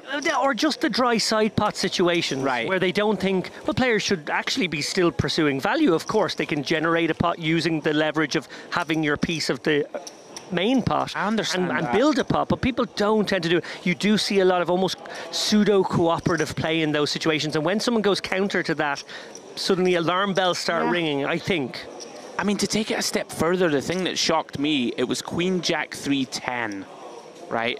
So when it's the 10 of hearts specifically for me, our opponent now has a bunch of 2 pair, like Jack 10 suited, like a Queen 10 that was pot control and flop, King 9 suited, 8-9 suited for a straight. Like, they're all going to bet. I mean, there's just... But for me, it's a little unforgivable just to call. I don't want to be too strong. Let's play devil's advocate for a moment. Okay. What are the combos that are likely to have limped in? There's all sorts, right? Because we're trying to get a cooperative situation. Yeah, we're trying to get this one big blind guy out and ladder 18K. I mean, he's limped Queen 6 of hearts, right? So if he's limping that, there's no universe he's folding like an 8-9 suited, like all sorts of hands that connect with this board. Anyway, there was a very exciting 5 minutes, I'll tell you that. Sure was. Sensational action here. If you're just joining, guys, you're going to want to watch that back. Five-handed La Notte Degli Assi final day. Myself, Andrew Headley, and David Lappin on comms.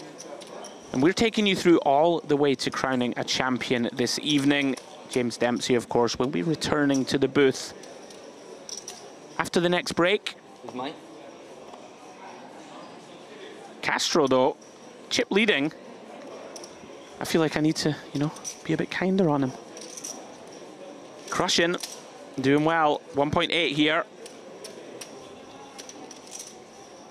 Here we go. Pacini finds ace-queen in the cutoff. Yeah, dreamy spot here.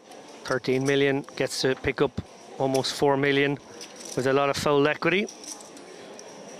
Question is, first and foremost, will anyone wake up, button or blinds, and will Castro sort of ride the rush here? I certainly hope not for his sake. No, I don't think so. Oh, hello. Oh, Piccini click. Yeah, a little surprised. I mean, he's playing it as an induce. Like, I don't imagine we 3-bet fold a hand as good as ace-queen. Normally, the offsuit variety you will just see sent in. A little surprising. Yeah, this is a little intricate, maybe overly so. Yeah. It's kind of nice, though, to have some hands that aren't incredibly strong.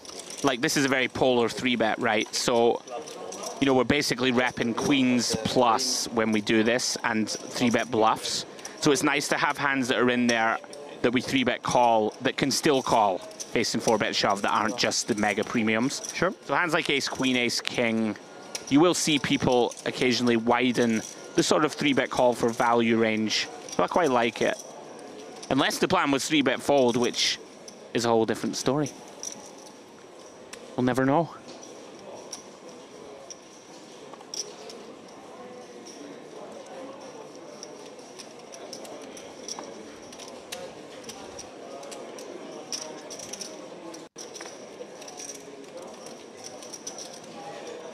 Action folded around to Tantillo now, who might be one of our short stacks. Is he even our shortest stack now? Yeah, I think he big is. blinds. Piccini may have just got his nose in front. Best thing for Tantillo here is it's very shallow kind of overall now. 40 big blinds is the chip lead. We have 20. Find one double and we're back as king of the hill.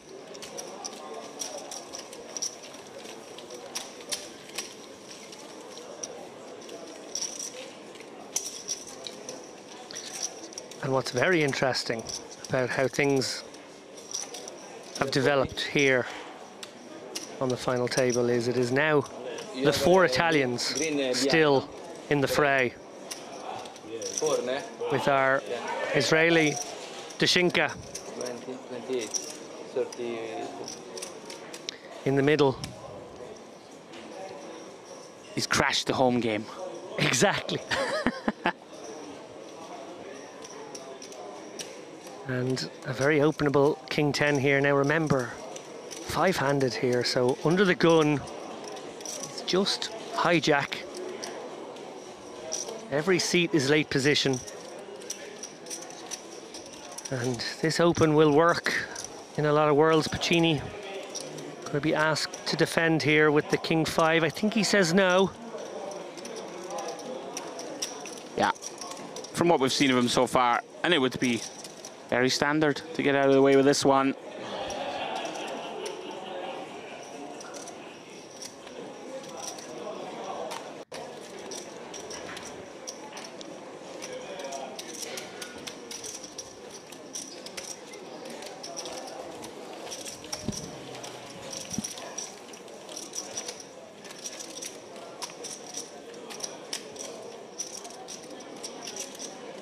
What a fortnight of poker it has been here in Kyrenia, North Cyprus, on the beach, by the water, enjoying the breeze, and in the poker room, as 12 days of poker culminates with this, the final day,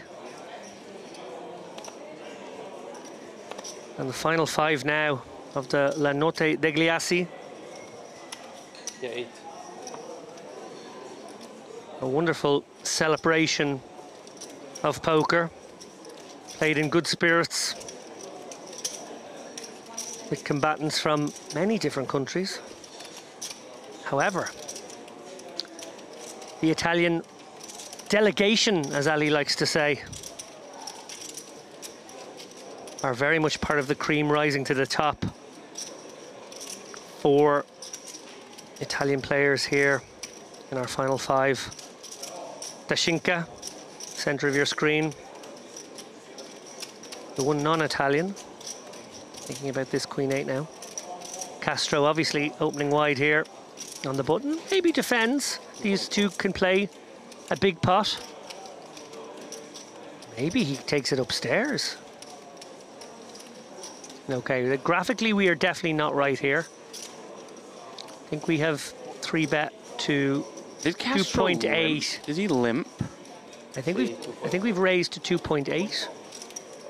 And now a 4-bet to 3.6 being illustrated. I don't think this is Can't be right, surely. Let's just back off a moment and let our dealer and secondarily our tech team figure this one out. It's 3.6. Ah, 2.4. Yeah. Then it's a call. So it's a min click from Dashinka. 1-8. And a lot of confusion. Yeah. No, hang on. Maybe it's a call. Now it's a call. 1.8 from Castro, so slightly over the min. And now a call from Dashinka. We're back. We're back, ladies and gents. We are back. 954 Rainbow here, and Dashinka going to lead at it. These guys This can... is spice. Yeah, these guys can brutalize one another here. And Castro obviously in pursuit of the wheel. I don't really understand this lead. Oh, hello. Well, Dashinka maybe thinks that this is something to represent. Okay, no, pumps the brakes. Castro loving this development. 3 of clubs on turn. Badoogie, and he's got the wheel. So not a lot to be afraid of here. Obviously 6-7, a possibility, but you're not going to fear monsters under the bed here. Let's get money in. Going to target some 9x, some 5x that have a draw. Yeah, hand over. Castro making his move. 36 million now. Somewhat button clicky there from Dashinka. Yeah. That one's a bit outside the realms or the normal parameters we'd see. I mean, we've seen him show this willingness to just get after it, but that one's a bit out of line for me. Il Cove non ce la fa a mettere, lo mette sempre appeso. Io lo dico più. No, forse non è rosso, però non ci piace.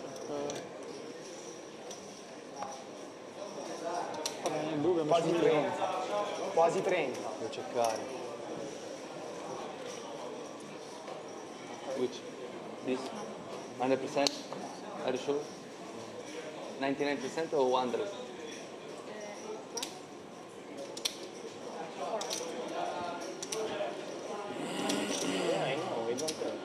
Bro, it's 4-8. No, wait, my friend. 4-8. I can't see because he...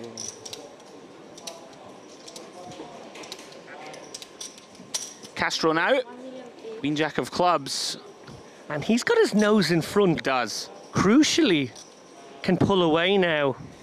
We've said that a few times about Dashinka. We said it about Tantillo earlier in this final table. Nobody has really managed to take this one by the scruff of the neck, or every time they did, they got sort of reined back in. Oh, hello. Dashinka, you gotta hand it to him. He plays for the win. King 10 off here, gonna activate with 3-bet. And he loves a small sizing normally. Interested to see what he went for here, because Castro does have one of those callable hands. You say no big blind, wake up. Oh, there's more confusion here. I think maybe we're just not communicating our bets here at the table tremendously well.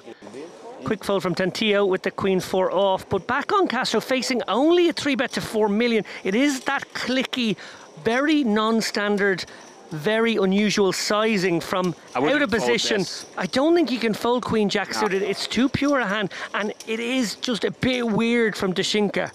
But it's worked, and maybe, just maybe, he's noticed that Castro has made a couple of tighter folds when someone has pushed back on him. Yeah, I think for 5 big blinds, I think we just got to flick it in. You know, we have position. It's not like we have to get stacked on when we make a 1-pair type hand, right? It's such a pure hand as well. This is a bit too tight. You can certainly overfold to 3-bet, right, at final tables, but for 3 more in position, Queen Jack suited. Feels like one we want to call. He disagrees. You know, there is a lot to be said with the stacks all bunched to just sort of avoid confrontations, so can't be too critical. Well, right back on the horse, Castro. Back to a min raise with the 10s this time. Not sure if that's going to be a sizing tell we can rely upon. Gets this one through. And I don't like all these shows, I'm going to be honest with you.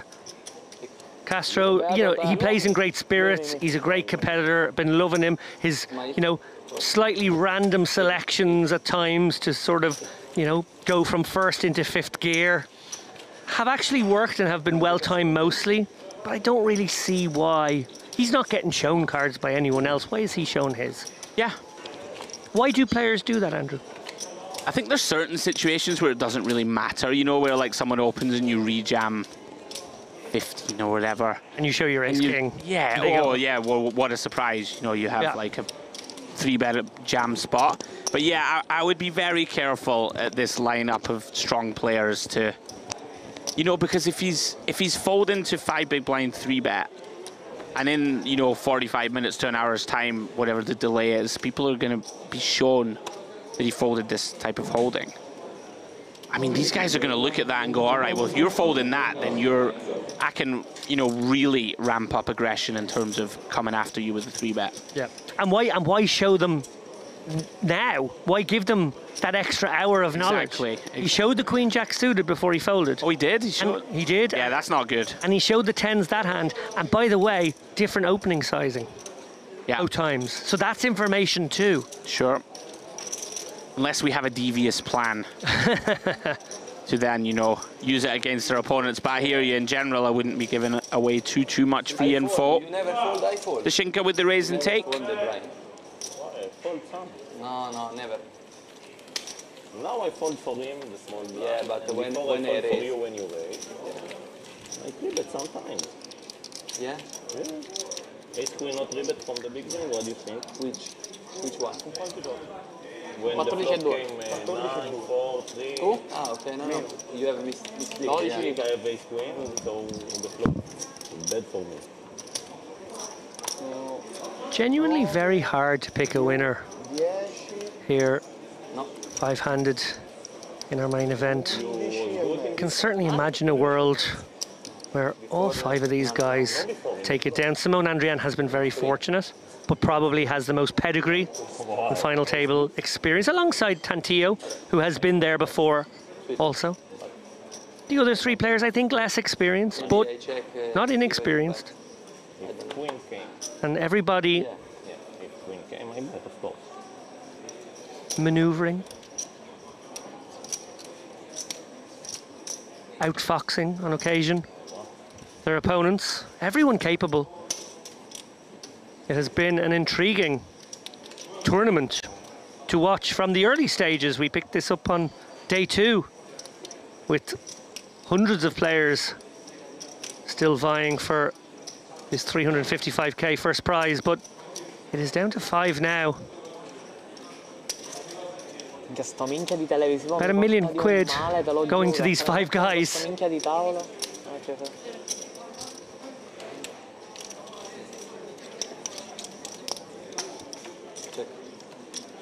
£1 million indeed. As we see Castro limping here with 3-4 of hearts. Pacini checking his option. Let's go check. Castro going to look to delay bluff here. He's going for the delay. Pacini, decision to make. Do we ever want to bet small and protect king high? Likely just to knuckle, and does. And if we do, we probably have to call. Well, it's changed completely, but I was going to say we probably have to call with king high. Sure. Yeah, going to check this one down. Yeah, neither player really able to rep a pair or a 9 anymore. 3-4S, K5. So the dust kind of settling a little after a very kind of crazy 10-minute spell of action. Yeah, I think in 4 hands, 3 of them were action-packed. Oh, wild. If you ask me, We move forward, 5-handed.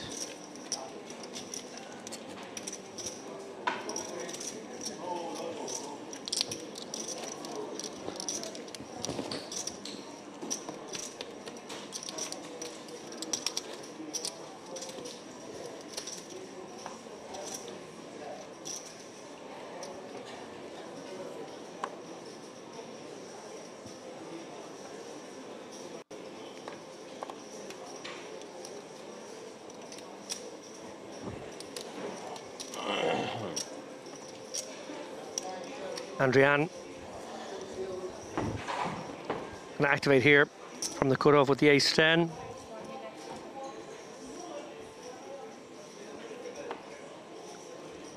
Into the blinds of Dashinka, who, as unpredictable as he's been, fairly predictably makes the fold with Queen 3. Yeah. And interestingly now, Tantillo are short stack. Now him and Pacini, as you mentioned, don't have to be panicking. Far from it, in fact. They've took 20 bigs. In fact, the double up away from being chip leaders. But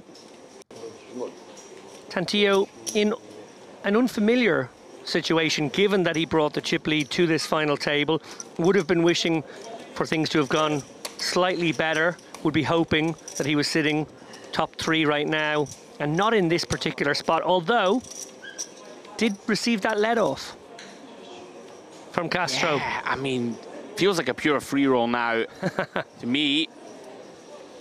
And yeah, you know, this is why poker tournaments are so fascinating. If that cold 4-bet with the ace-queen had worked, he'd have been sitting pretty around about 40 million plus. Yes. And Dashinka just said, no, no, no, sir. I'm all in. But we're still in the hunt. Of course, very seasoned campaigner. Won't be any panic. Andrian gets another one through.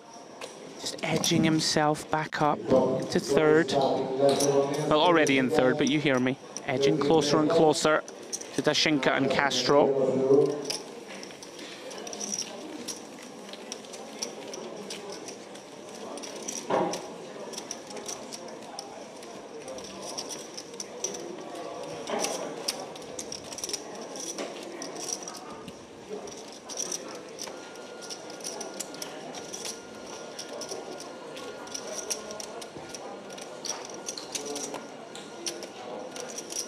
Yeah.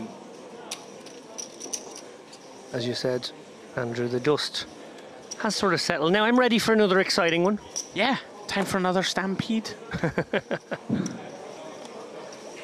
Well, this one not developing so far. It'll have to be a battle of the blinds. Tantillo with 7 deuce may just elect to fold this one. Yeah, he's, he's not going to walk many hands, but this one straight into the bin.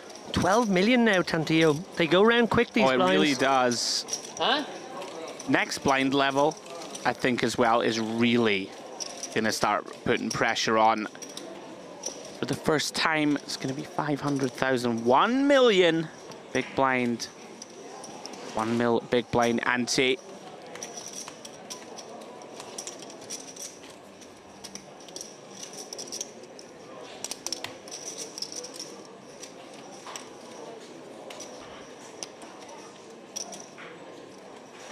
Action going to be back on Pacini.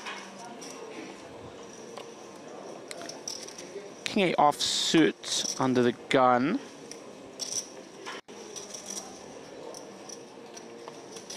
Of course, now comes the hijack. Dashinka, ace 9 of hearts. Very playable, and this could be go time for Tantillo. Yeah, this is pretty similar to the spot from earlier, the ace-queen spot we just thought was a pure shove for, on that occasion, Pacini. I think this is virtually identical. Yeah, this one is going in.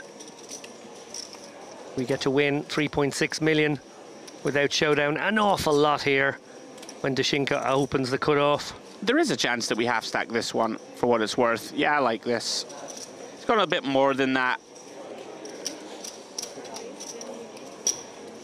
Okay, makes it 10 million. How much? Now Dashinka. Oh no, Dashinka. This never quite know with this man. He's playing outright to win. This would be wild. Yeah, this is too thin in my eyes. This is not the right price. If you add in the 2.2. Oh my God! He's going for it! Wow. And this is astonishing. Oh, look at this. Tantillo thinks he's behind. You must do. You must be thinking ace-queen. Or maybe thinking I'm flipping with 9s. Look at this, and Dashinka probably thinks he's good now. What is going on? In they go! The grimace from the Israeli sees that he is dominated. There has not been too much justice at Showdown here today on this table. But if there is some justice, Tantillo will be back in the hunt with 25 million. And a bit of a misstep from Dashinka. Runs into the dominating holding. Does have 30%. Here we go. Oh, the 9! By the 9 of spades. Goodness me, Dashinka takes the lead. Tantillo now, having held the chip lead for so long. 2 cards away from elimination. Oh, and he improves with the Queen of Hearts. Kills one of the jacks. Full rail sweating this river card. 2 outs, 1 time. Can Tantillo find it? No, it's the 9 of clubs. Dashinka improves 2 trip 9s. And just like that, Fausto Tantillo is out in 5th place. A sickener there for Tantillo. A man who has been in the winner's enclosure here in this very room in the past, but not today. The man who has been a fly in the Italian ointment, it must be said. Dashinka decided ace-9 suited was good enough. We certainly put question marks over that decision here in the box, but he is the man in the arena and he is trying to take this tournament by the scruff of the neck. He is now our big front runner and he is going to be hard to stop. Goodness me. Down to 4. It's one of those spots, right? Ace-9 of hearts. Like, our hand, of course, can be good. There's going to be king, queens, king, jack suiteds and the like in there. But it's so precarious, right? To call off 12 million chips here. Tantillo, what a roller coaster for him.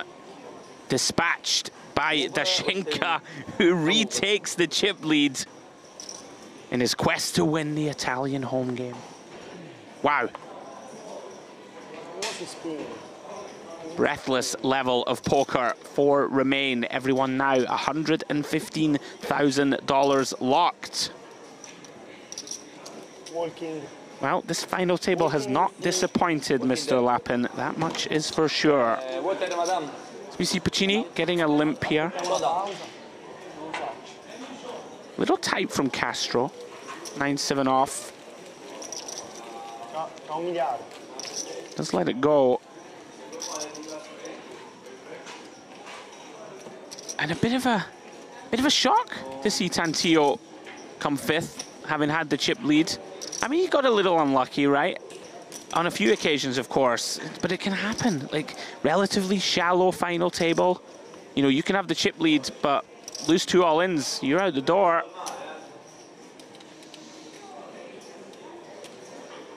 Yeah. Dashinka had the measure of him in that ace-jack, ace-queen confrontation. That was an epic hand. Didn't have the measure of him there, but somehow took the worst hand to victory, and Tantillo very unlucky not to be sitting now with an average stack 5-handed.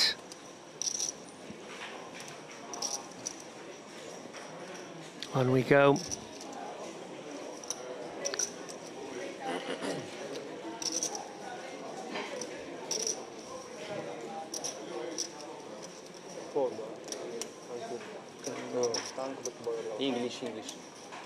English only. Brilliant. Fair enough. I think potentially there because there's 2 Italians in the pot and Dashinka being the Israeli. Very nice that to see from Castro. It is self-enforcement. Yeah, being fair. Jack a double. Blackjack. Blackjack 10 is good. But this is better for blackjack. Yeah, I know. You say I fought for you. If I have a bad end. But if I have a good end. As the dust settles. And? That was wild. It doesn't settle for long here. Yeah, big old run out. 18. Ah, 18.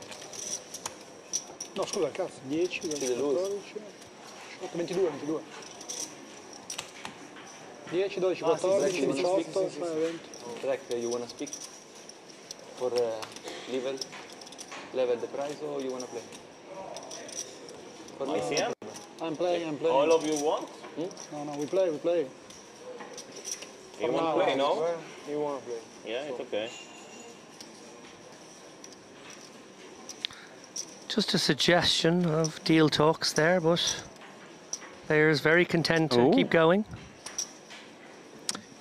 Well, Piccini, decision to be made. Ace-3 of hearts. We are the short stack, so sort of less ICM now, of course, on us. He'll be debating whether to open shove here or just raise, I think. We have seen him employ a limping strategy. Has dispensed with that for now. Makes it 1.6. Oh, Dashinka just taking no prisoners anymore, and Andrian has a consideration here. 20 million is a lot of chips, though. 25 big blinds facing open and 3-bet. I think he folds it. This is really close. Like 10s, you pump, get in. 9s is very close. Yeah. 8s is a fold, I think. Don't mind it. Don't mind laying down 8s here. Of course, you have the old collision equity that we talk about. Excellent stuff. Yes, you do indeed, Andrew. If we Andrew. fold, Piccini calls off and Dashinka wins, then we ladder $45,000. I mean, just wanted to play. Don't want to scare anyone. I'm kidding, my friend. Simone Andrian, apparently the man who is not interested in any deals. Other 3 players at least curious to look at numbers. And says, no, I fancy myself in this lineup, let's go. Yeah, he did the polite version of that. Yeah. He said, I just like to play poker. Yeah.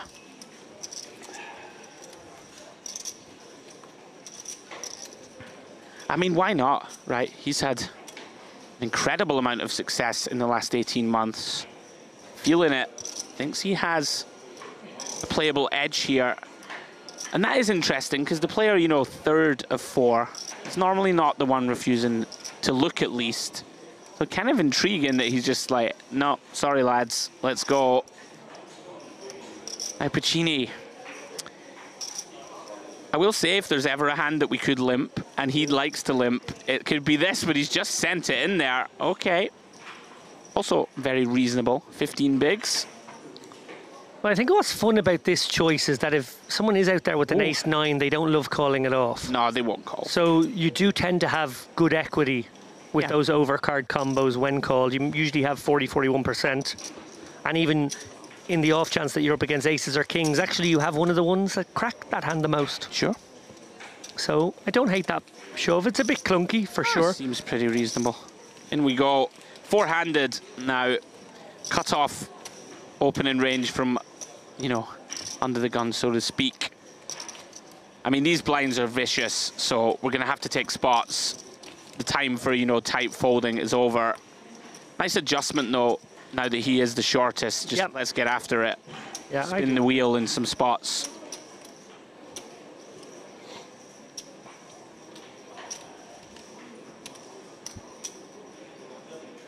So will Dashinka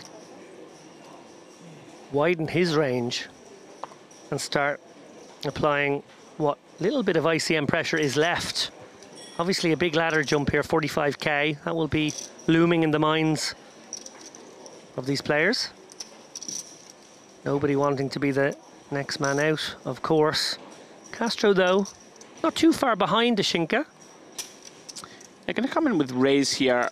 Don't mind it. This is the type of hand that we don't really want to limp call. And sometimes it can be a nice way to construct your range, like the hands that aren't quite strong enough to limp call. Let's just open them myself, right? That still have some playability if called.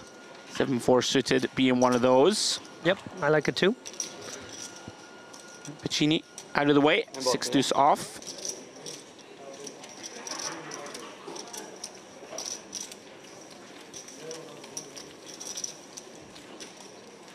Just 7 minutes left on this level, after which we will be taking a short break. These guys have a scheduled dinner break at the end of the next frame, if we make it that far. I suspect we will. I suspect we're in for a few more hours of entertainment here in the Merritt Crystal Cove.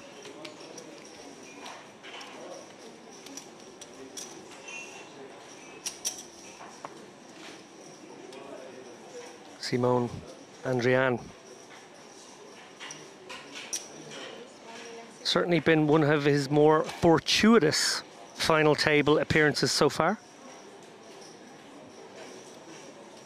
But you make your own luck sometimes. That's it, in this right? game. I mean, you took that 3-bet jam spot. It was going to work. Just ran into a bigger hand. And at some stage, you're going to have to get there. No better time to do it than on the final table. Now, Dashinka with the computer hand. Could be a defendable one. Again, leaning into that theory of yours, Andrew, of how he can play, you know, some leads maybe. Yeah. Apply some post-flop ICM. Oh, lets it go. Maybe suspects Andrian, one of the players he would least like to tangle with. Sure, and Queen 7 off, not exactly palatable. I'm sure suited variant be in there. Bunch of other Queen X. Lets this one slide.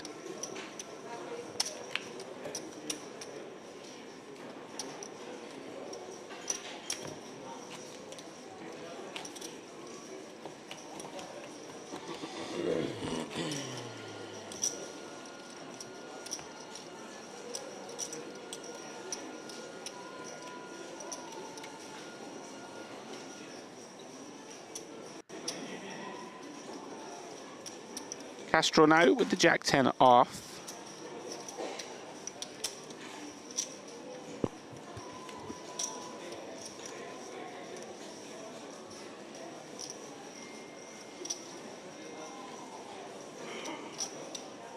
Just get out of the way. Things round now to Dashinka in the small, King 3. Certainly an option to enter this pot with aggression. I think I would favor it. I would too, actually, with the use the blocker if you like. Sure, 25 blinds deep, just put pressure on Andrian. Well, we've seen him take these. Okay, sorry, I thought he was taking the chips back to then activate with a raise. Let's check. That flop is all Dashinka. Very likely to be one and done. And is... Yeah, Dashinka just creeping up in terms of chip count here. 49 million now. Manig. Manigi.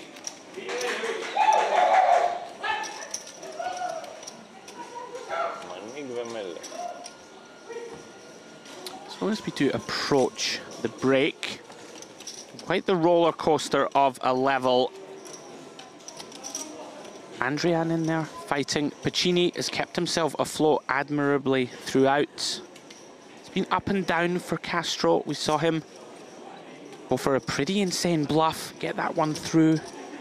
Did cooler. Tantillo potentially didn't make the most of it, but still very comfortably in second chip position. And that man, Dashinka, made the ace-9 of hearts work before. And a look to get after it again here. Really has been the one player to really go for it. 5-bet jammed an ace-jack of clubs earlier on, which we were shocked to see, and found the right spot to do it, to his credit, and then made the kind of marginal call off with this exact holding to dispense with Tantillo in 5th. He is at the moment odds on. Gotta make him a favorite here as he breaches the 50 million chip mark for the first time. Of course, 3 Italian opponents will have something to say about that. Yeah, one of whom is Pacini, who, you know, he's the short stack right now, and I suppose that we sort of, like vultures, swarm around that short stack, wondering if he'll be the next one to go, and that's certainly what the other players hope will happen. But noteworthy that Pacini started this final table with 10.4 million, has never dropped below 9 million, but has also never got above 15. So he's very much just sort of navigated that stack, if you like. He was kind of my sleeper pick for this final. I think he started 6 of 9. So he was always going to have this sort of grindy, going to have to just sort of hang around, try and ladder, try and get ourselves short-handed, and he's managed that. So if he finds the double, he's going to be a huge threat. That is, of course, easier said than done, especially when your opponent in the small blind wakes up with ace-king, is going to raise once more. Yeah, going to like this from Castro. I wonder if this could be a size and tell, though. The 7-4 suited, he came in for 2.1. I don't know if that is 3.4. Is there only one orange? There's one orange. Oh, it is. Sorry, there's 4 of the 500Ks. So something to keep an eye on, I think. You know, go size and larger with this hand and smaller with the weaker holding. I've just noticed something. I think Pacini's going to try and have the button for the level jump. I think he's taking a big long look at the clock there. He's taking 25 seconds off the clock there in that hand before folding. Didn't want to use the time card, obviously. That makes sense. But I think has recognised that there's a very small, a little teeny tiny edge in having the button for the level jump. If they can just play one more hand in this minute and 27 seconds that we see on the clock right now. And given that the action will have to go through him, he can virtually make sure that that's the case. So last couple of hands here, pre-break. Action on Andrian. Out of the way. Castro with another openable one. Does have, this is kind of tricky. We have the Shinka in the big with the chip lead and a rejam stack in the small, so not out of the realms of possibility to make a tight fold here. Now watch Pacini use 30 seconds. Yeah. Okay. Oh, I was wrong. Oh, lapping. He was looking up. I was sure of it. He was looking up. So he might sneak one more hand now. He knows the Shinka's going to defend. Or 3-bet. 4.2. Lovely. Big fan of this. Yeah, I like using the king blocker this way too. Although sizing again, he loves these small. Does. But you know what? When they're working, why change it? I mean, listen. If your opponent is folding Queen Jack suited to a 5 big blind 3-bet, you can just make it 5 every time. You really can. That just prints. You can. Okay, we do manage to sneak one more hand in. 5 seconds on the clock, but we've... Really like that he leans on second in chips here, though. Like, it's such a good spot. So good. It's so difficult for Castro. Like, you almost never get 4-bet, is one thing I will say. But stop it, please. Oh. Stop the break. Oh, the break is running. Come on, you got to give these lads a full 15 minutes. I think once it gets four-handed, you can kind of do what you want as long as everyone agrees. Yeah. And I think these guys just trying to negotiate their way to a full 15 minutes here, even though we're going to go deep into the break with this hand. Pacini going to activate probably with a shove, maybe. Yeah, kind of intriguing. I'm just going to look at the stacks. Like, you could raise call here, but does just send it in. You know, I just wanted to see how far adrift he is, like with kind of 10 blinds. He has a little more than that, 12 and a half. Ooh. Oh, I think this is a call. Yeah. This is close. He's not folding this. But I think this is a call because you dominate the king jacks, the queen jacks, the king 10 suiteds. These all go in as well. King queen suited just never really in bad shape. Here we go. He's not going to lay it down. Here we go. All in confrontation. Hand before the break. Pacini delighted to see one of the only hands that he beats when called. King, queen suited for Simone Andrian. Pacini, ace 9 of diamonds.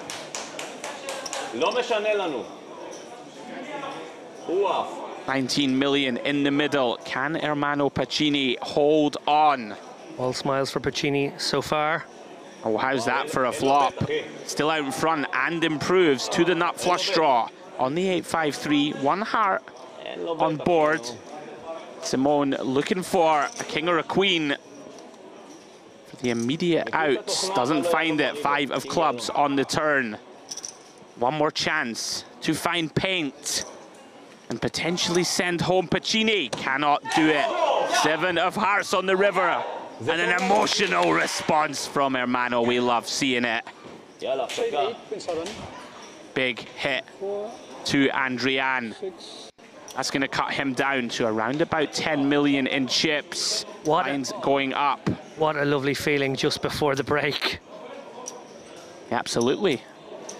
And that break is coming. So Mr. Lappin is going to step out of the booth. Guys, please don't go too far. Myself and James Dempsey will be back to pick up four-handed action in 15 minutes' time. See you soon.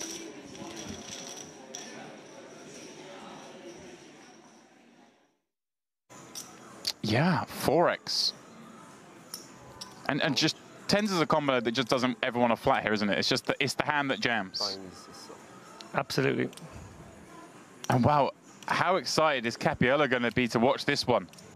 Yeah, dreamy for him. He gets to potentially ladder here, and it's the big ladder we talked about. The big ladder. $42,000 or $41,400 if we're going to be correct about things. And we should be. Oh, he has found the non. Oh, wow. He has found the flat.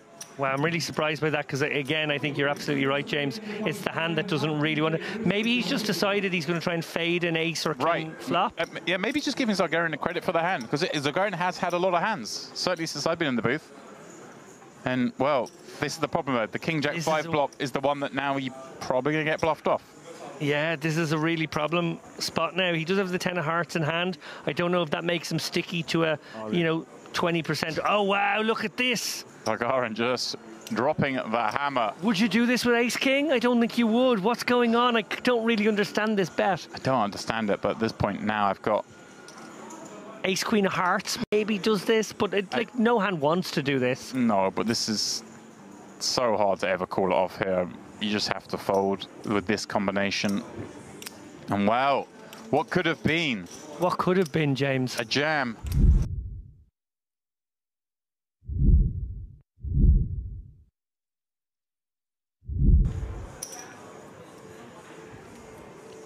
There are 180 blinds in play, but we're playing, what, 27? Big blind have. Oh, he's found kings now, blind on blind. Well, time to trap. Do we? Or do we? Because we don't trap ever. Can we just keep raising like we always do? Yeah. Yeah, you're right. Actually, I prefer that. And we're going to get jammed on at some frequency. Oh, my God. Well, it's a cooler. Oh, my word. It's an absolute cooler. What a He code does deck. just rip it in, and it's a snap call. Cappiello on the rail, watching this hand play out. Is he about to ladder $40,000? Kappa Kappa Asadona. That's about all the Italian I knew. And all you need to know in this situation, absolutely horrendous cold deck for Sahafi. The man who'd lathered up to this situation where it looked like he was certain to get into the heads-up encounter has been dealt into a situation that could not be avoided. And a 9-7-6 board makes third place all that more likely. Sahafi needs help. Cappiello and Zargarin hoping he doesn't find it, and the king ends it. That's it. Wow.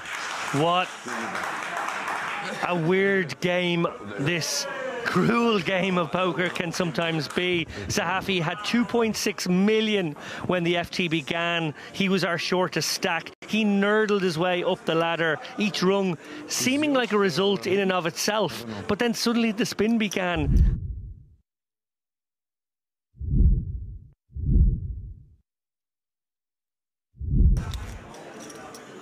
I just don't think there are many buttons on this island. Was Marco last night you spotted without like virtually buttonless actually? I think there were buttons on the shirt. He just, wasn't utilizing them in the way they were designed. Gotcha. Marco, of course, operator of the Imperium in Milan. Oh, here we go. Cappiello on the button. This could be it. Oh, probably isn't. 9-7 won't look pretty enough. Little does he know he's dominating. Yeah. Although, hey, maybe what's going to... He does! He just has a sixth sense today. How was he cool with 9-7, and how is 9-7 dominating? That is poonage right there. I mean, Cappiello can only laugh at the situation here. How has he called me with 9-7, and how does he have me dominated? You're scrunching your face. I mean, Zargarin just taking a shot, wants to get it done. Yeah, maybe. Maybe thinking the first one's a freebie. Courtesy double up. If he gives this to Cappiello, it's not good. Obviously, he's actually found himself in an amazing spot, dominating him with 70% now. This could very well be it, guys. Buckle up. Here we go. See, all my friends, they're sleeping. Fuck them. No rail for Zargarin. I love that. We hear Cappiello's rail. The Italians here in force as we see a king-queen-jack board. Oh. Some chop possibilities. Not a lot though, are there really? That's a double pair up situation. It's a very bad flop. Maybe that door closes now. Yeah. 10 make me The 5 makes a chop, right? And then just the 7 is a chop as well. There we go. And 8 would win it for Cappiello. But Zargaran, 88% to finish it here on the first all-in of heads-up play. 5 for a chop. And the deuce, 9 high, wins this one, David. Somewhat of a fitting hand to this final table. Extraordinary final table, it's got to be said. Cappiello, you know, let's take a moment to give some respect to that man. He oozes class. He's a player who is putting together an impressive resume, must be said, in this room and beyond. He's had a tough seat at this particular final table, out of position to the one guy who covered him, you know, that probably meant for a somewhat restrained performance. On the other hand, Zargaran, wily, tricky, relentless. Yes, he probably had the best hands, more than his fair share of good hands, certainly, but nonetheless played them with aggression and a hint of unorthodoxy. Hang on a second, how fancy is this? We got fireworks going off. We got Dinesh on the big screen. He's admiring the situation. This is top level stuff.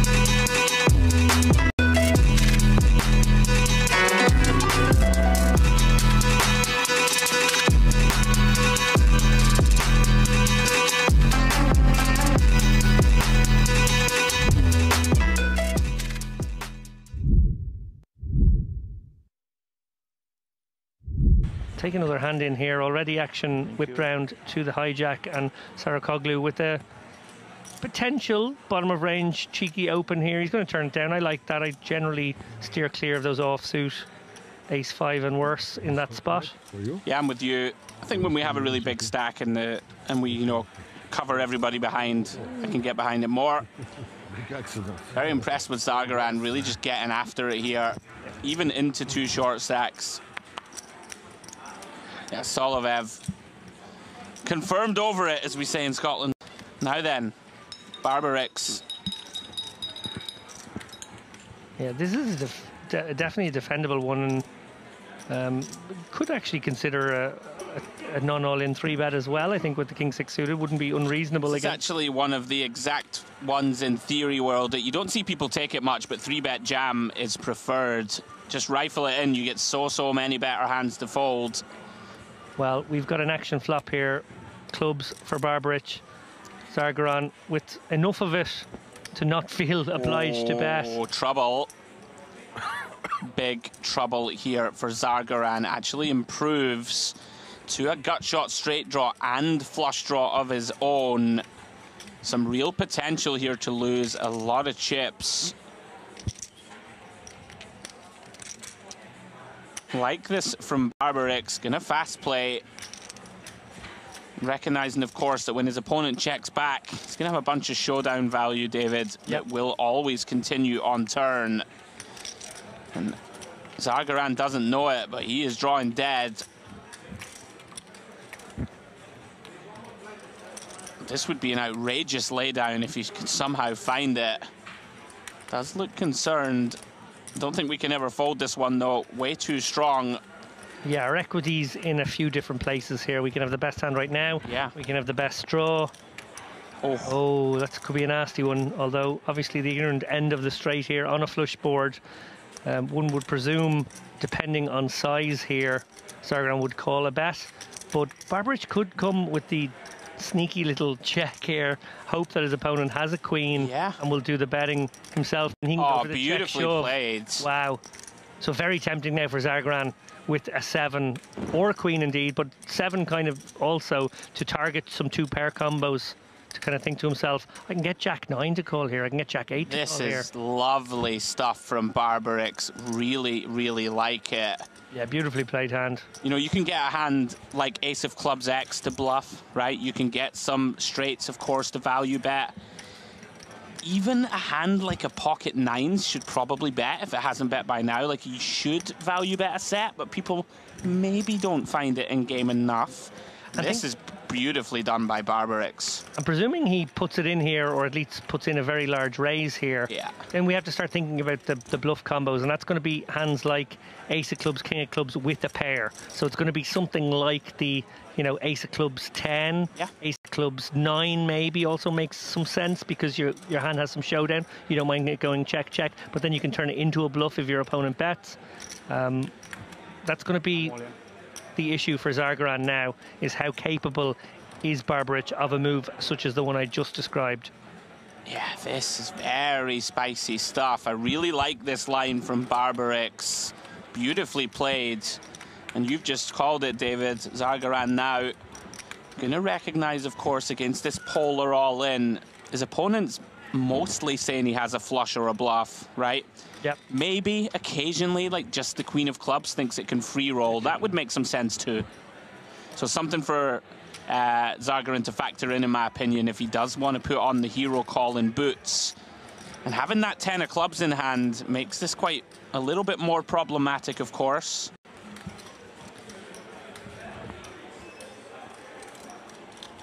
Sometimes really this does come down to, is my opponent capable? I think he announced call. He did make the call, David. Huge pot goes the way of Barbarix. Fantastic hand of poker, very well played.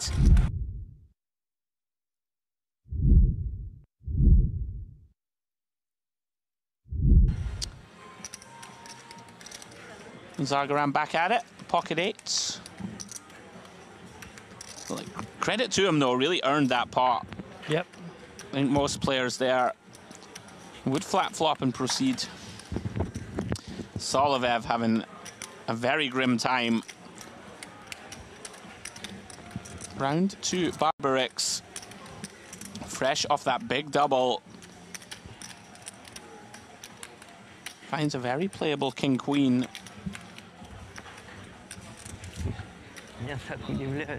Here we go again. Round 2 between these two.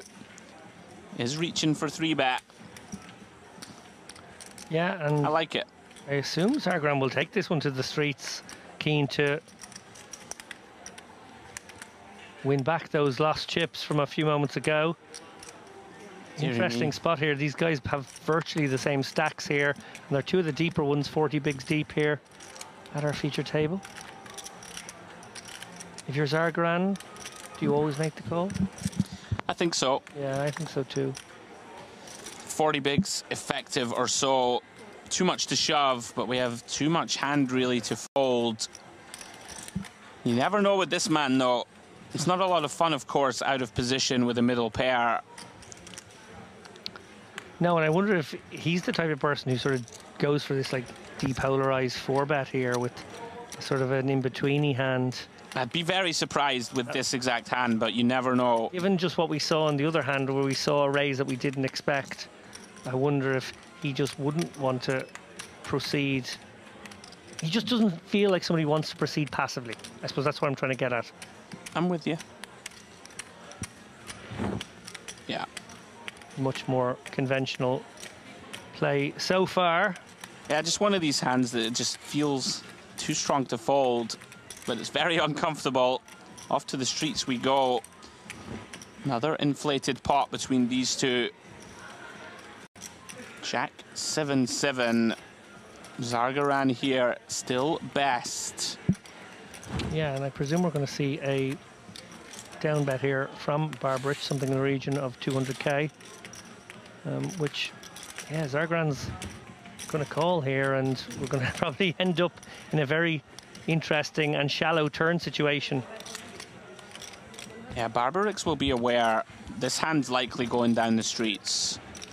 Already need to start analysing, do I have a good hand to start bluffing off down multiple streets?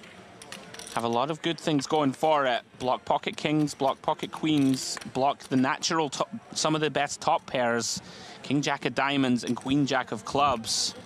And look at this, Zargaran deciding, I'm gonna raise flop.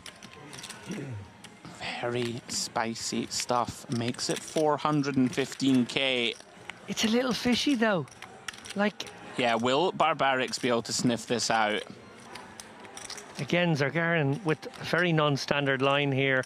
I wondered if he would do the non-standard thing pre-flop, but he's actually decided to do it post-flop here, like he did. Look at this. We're playing some poker here. Beautiful stuff. Barbarics finds the float. Recognizes he has all of the really strong hands, all of the overpairs. Sorry. And if you're Zargarin, you're...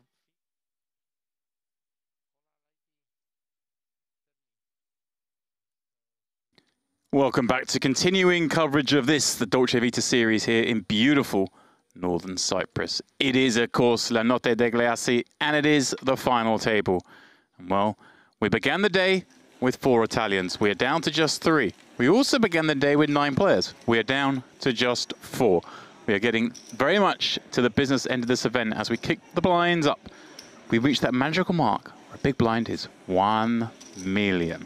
Just seems a beautiful point in the tournament. Here we go. This is how it lines up. Dashinka obviously ruling the roost, exhibiting some hyper-aggressive play to get us to this point. And the 3 Italians trailing behind him. Simone Andriano, Armano Piccini, they're both below 20 bigs. Rafael Castro up to 32. And one who's been he's been mixing in some stuff, Andrew. He's the wild card here, I'd say. Castro's quite the character. We saw him earlier at the FT just kind of suicide check raise out of the big with Queen 8 offsuit, no interaction on King 3-4, and got Ace Queen and 5-6 to fold, like just sort of out of nowhere, just went for it. And then we've seen him be like a little passive. He opened Queen Jack of clubs, Dashinka 3-bet King 10 off in the small for one of those small sizings we've seen from him. Yep. And we folded Queen Jack suited in positioned, just 5 big blinds, so he's kind of all over the place at times, but he's second on the ladder, looking to continue in the quest to take down this one. Right off the bat here, Dashinka, pocket 8s, makes it 2.4 million to go. Castro feels compelled to continue, and who can blame him? 9-10 of hearts makes the call. Off to the King 7-4 rainbow board we go. 8s of Dashinka still best. Quick C-bet here, 1.5 million, gets the job done. Interesting that we've seen a lot of this at the final table. Players showing their cards, not something you typically see. When we're into the 6-figure paydays especially, all 4 players, $115,000 locked. Pay jumps now getting substantial, 45,000 the next jump. Up to 3rd place, which will be good for 160k. Then up to 240,000 for 2nd place. And the winner taking down $355,000. And the beautiful array of trophies on display.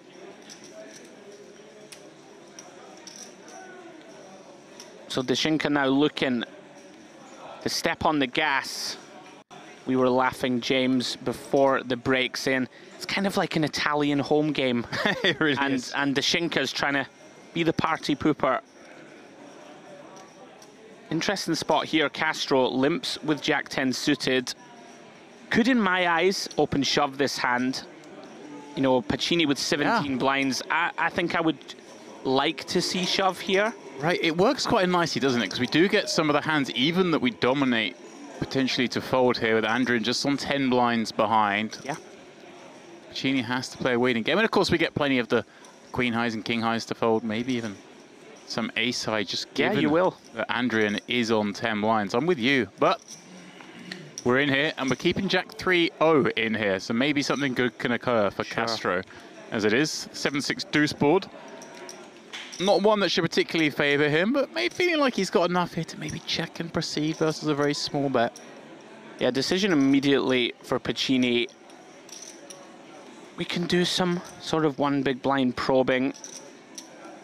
Goes a shade over that, don't mind it at all, 40%. Just try and fold out a queen and king high type holding that doesn't have any really meaningful interaction. I don't think Castro should fold here. but he has been quite passive in these type of spots.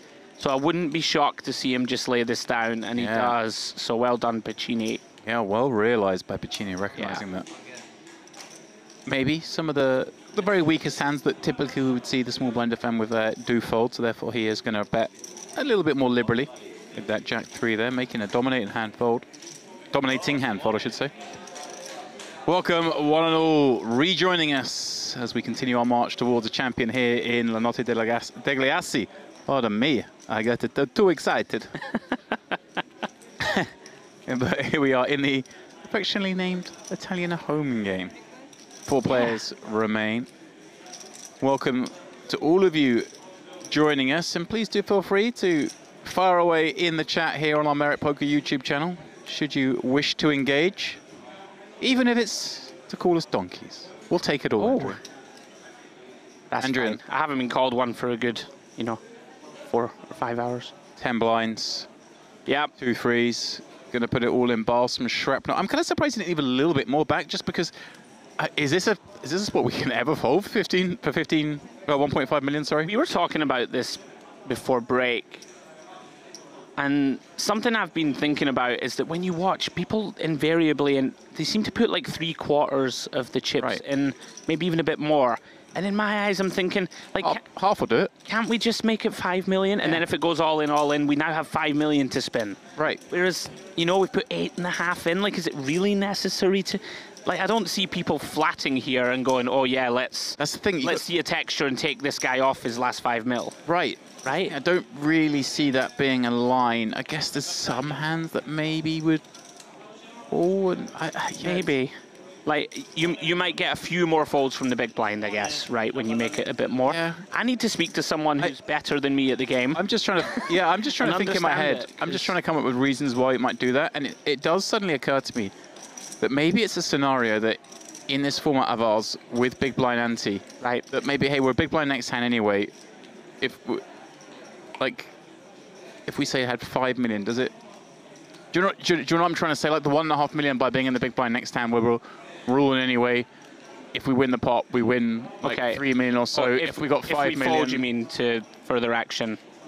Correct. Maybe instance. the one. It's not like 1.5 million to 5 million is linear. Okay. At that point, I guess a counterance to it. But yeah, I still think just making it 5 and then having the occasional fold to the crazy action is even the very best players. I see them, put most of the chips in. I'd like to have some discussions with some of the best. Yeah.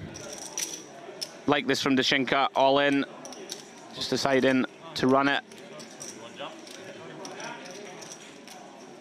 For 11 blinds. Oh, hang on, sorry, I thought there was a shorter stack than Andrian. Yeah, okay.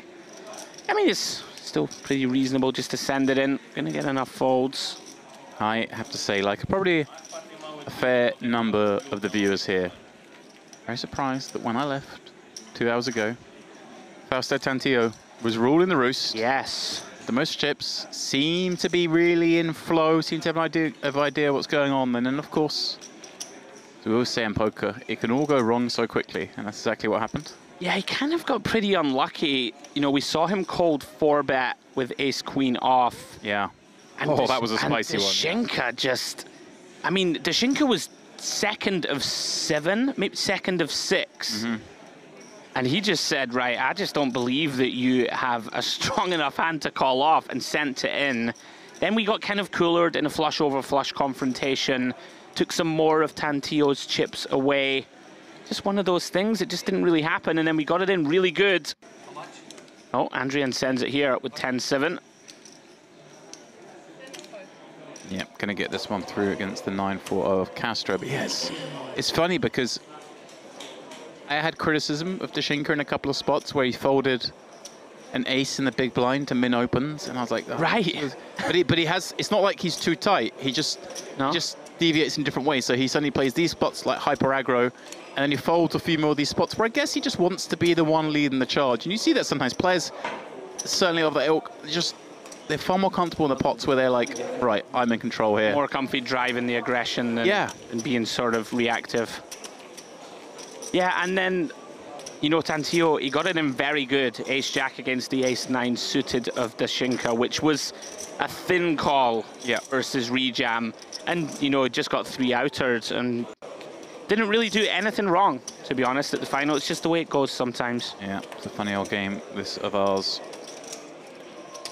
I'm glad as well, though, of course, to see Castro still here. A man that last night you and I were in the booth for, I believe, when we were down to the last 14, and he had 2 million. He had 2.25 million at 250k big blind in 9 blinds, jammed it in with the deuces. Deuces or threes, something like that. It was deuces, and it was the Shinka that looked him up, yeah. With the ace-5, he held on despite a scary turn card, and now here he is, sitting pretty with 4 left, $115,000 guaranteed. Here he is now, 4-5 of clubs in the small. Let's see if he wishes to play this in the same vein as he did with the Jack-10 suited an orbit ago.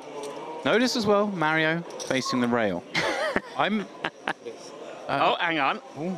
Here we go. Well, I was about to say, I've got a small data point that says when Mario faces the rail, we play chill. When he faces the table, we go aggro, but a little clicky one here. Yeah, I'm not a big fan of small size here, especially against the more sticky sort of accomplished opponents. You know, people shouldn't defend too wide from big, but Pacini, he's a seasoned campaigner. I don't really love this small size. I would prefer the sort of 3 to 3.5x if we're going to open with aggression. But we do maintain the betting lead and flop very well. Wow. There's very well, and there's open the straight draw and flush draw. Of course, with just 5 high, very much a hand we want to be betting. And looks like we're betting big. I like how we sort of bet and sort of open his arm up, like apologetically, like, oh, well, you know, I guess we got to go for it. Kind of funny. He really is a box office character to watch. Very much enjoying it. And he is in there, second in chips on his own. Pacini and Andrian chipping down now. It's going to get to a tipping point. They're on like 16, 13 big blinds in a 4-handed game, right? Big blind ante eating you up every hand. It's going to be blood sooner rather than later. Very high rate of attrition 4-handed with that big blind ante. There was a period when the big blind ante first came in where there was some argument towards when play got short-handed, kind of reducing the ante to half and stuff. But I think we've figured out that this makes for a better game. Big ante, people fight. Let's go. Also, remember there was some sharps out there who would sleep a little bit when it got short-handed. They wouldn't see the player put in the full big blind ante. They wouldn't mention it, and then it got to their big blind. They're going, oh no, we're half ante now, aren't we? I saw that a couple of times from the booth. I was like, okay, I see you people. Very snaky behavior. Yeah. Nuts. You've got to find the edge. The Shinka going for a very leisurely stroll with the 7 deuce. I guess he's going to get a few more walks than maybe most, given the way he's set out his stall thus far. It's really really awkward spot for Pacini as well with Andrian, you know, albeit on his tail is a couple of big blinds below him. So likely to tread pretty cautiously and hope that his fellow Italian exits the premises before him. We did speak about the fact that Pacini just really solid. Like he came into this final with around about 11 million, hasn't dipped below sort of 9 million. Right. And just in there, you know, grinding it out, making sure that he gets these ladders, and now we're in contention 4-handed and get a really strong hand on the button. Yeah, getting paid to watch poker in effect. Here he is then with ace-queen suited, of course, on the button, but the man in the big blind, the one he wants to target the most, the other short stack, Andrian. I think we need to induce this one. Right, just too strong, isn't it? I think it's too good, like, to open jam. You know, you're not dying to get someone to rejam on you here, but in terms of future game and trying to win this tournament, the hand's too good and a bit of a waste to open shove. I'd be surprised if he did anything else. 45k is the jump on tap. And he decides, yeah, it's jumps worth a lot. Stack.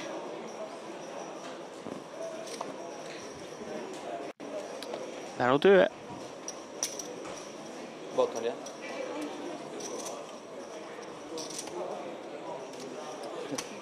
Andrew did look down at deuce 4. Not a hand we can play.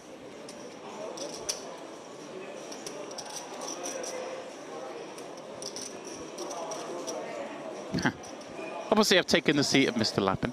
Yeah. And I'm looking at his endless scribbling of notes. He does enjoy a scribble. Yeah, I enjoy it as well. And I just find here, I find a little line. He's written at the bottom of the page. Andrian is a very good poker player. I mean, that's it. That's, I mean, tell you something, we hire him for his insights. Goodness me. He is very good, but at the moment, he is propping up this table. Just 10.5 million. Cut adrift somewhat of Romano Piccini. I mean, just taking his big blind, stretching himself clear a little bit, getting closer to Castro. Just giving himself that little bit more breathing room. That means that it is Andrian, who is the one you imagine has to do the pushing now, has to be the one to take the risk.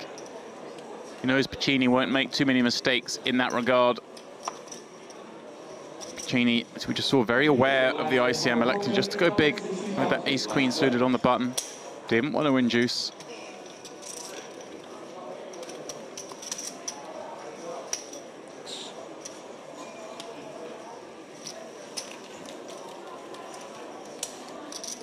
This man's somewhat of the wild card in this mix-up.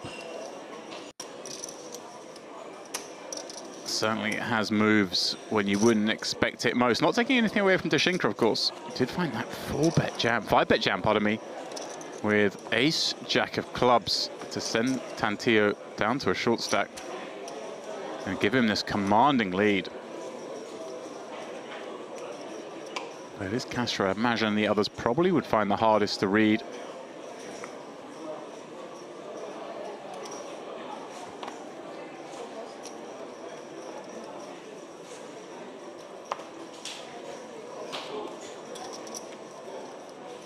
Andrian, unfortunately for him, looking at 6-4 suited. Not a hand we get to play. Castro then, with an option. Does he want to apply a little bit more pressure on Piccini? As we saw blind on blind the last time. Third time he has followed around to them blind on blind in a row. Yeah, things are a little different now. Andrian down to 10 million. Piccini almost double that, so even more reason in my eyes. Yeah. Sort of enter this pot with aggression. Look at this. Castro using up a time bank chip over the decision, which is something I haven't seen too often from him. Just over a spot of whether to raise or not from the seat, and he's gone for 2.5 million. Yeah, slightly larger than he did the last orbit.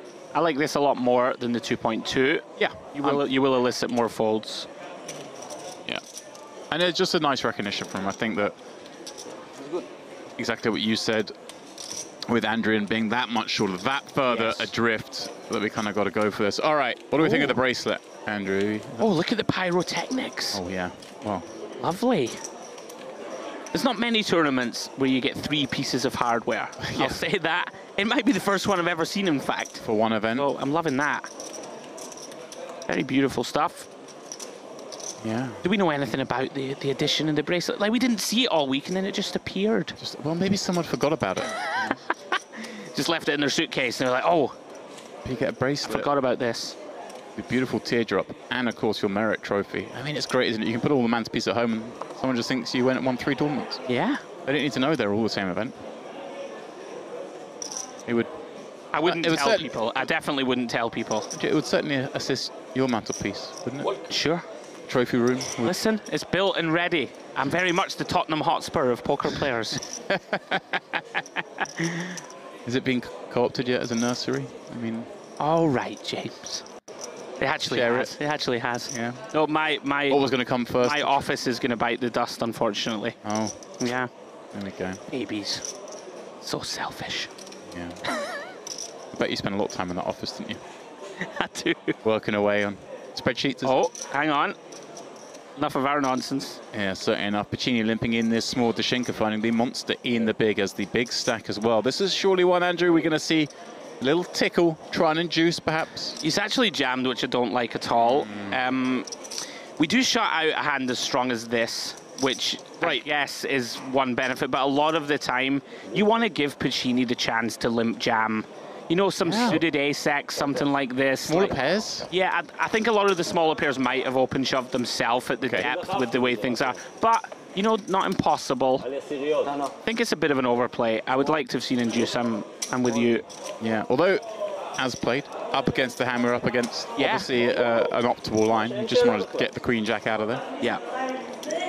Very annoying spot for Puccini, that, because you know that the big blind is going to lean on you a lot. Yeah. But you don't really want to jam 15 when Andrian's about to pay 2 big blinds. Yes. And if he folds his big blind, he's going to have half of what you do. We can ladder 45k. So it's a little frustrating almost to look down at Queen Jack. You'd almost rather just have nothing, or of course a stronger hold-in. That being said, Dashinka hasn't been like wildly out of line aggressive, so did just wake up with it.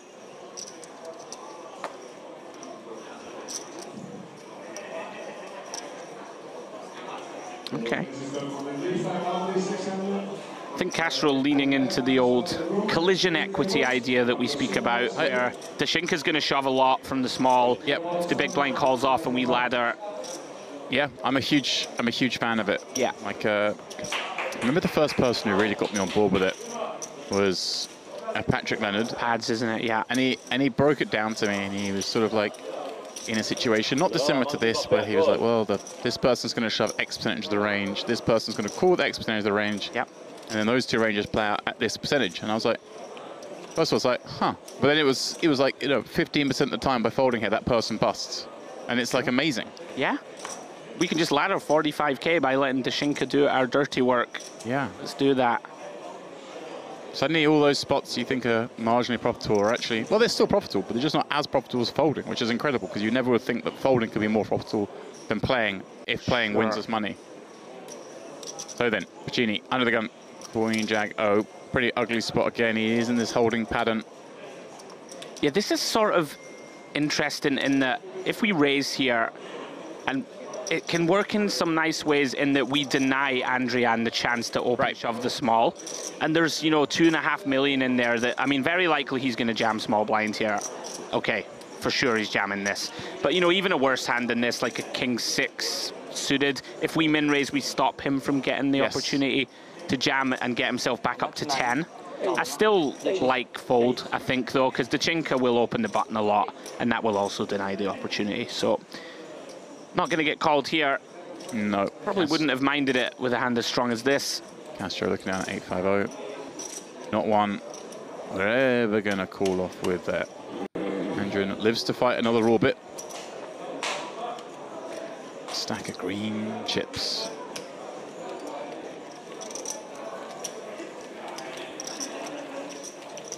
I tell you something.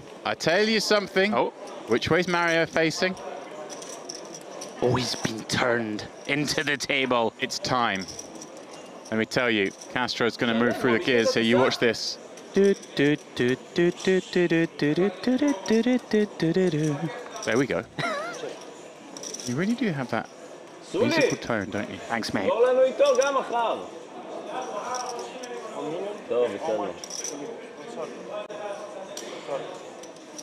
Penalty, no? No penalty. No, scherzo.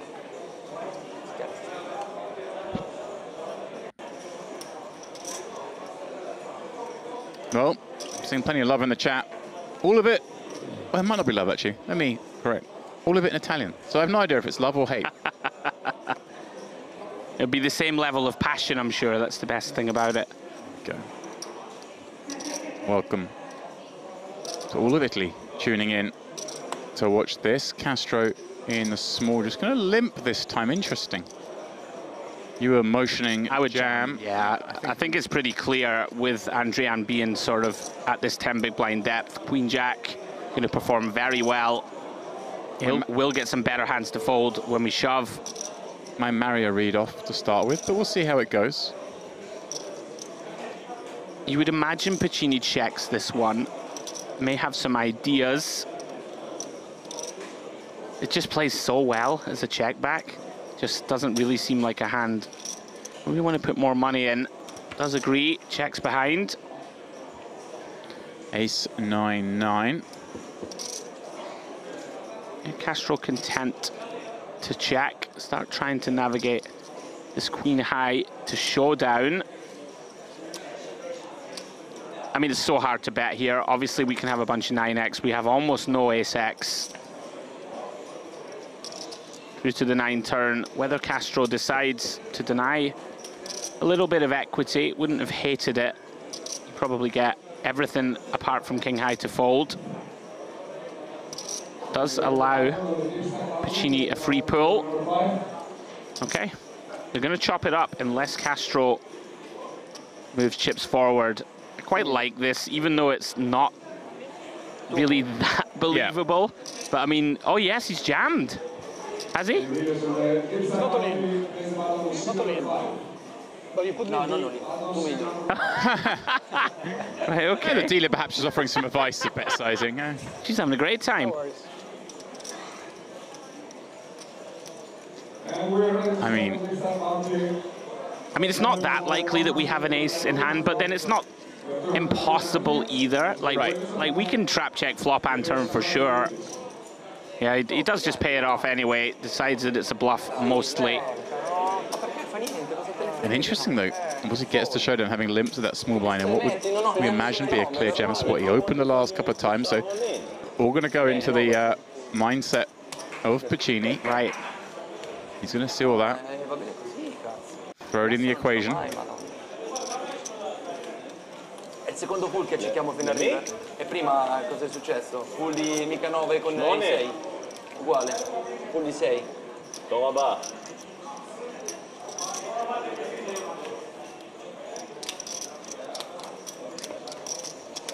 Qua c'è le disc qua. No, nel senso adesso che era chop la mano.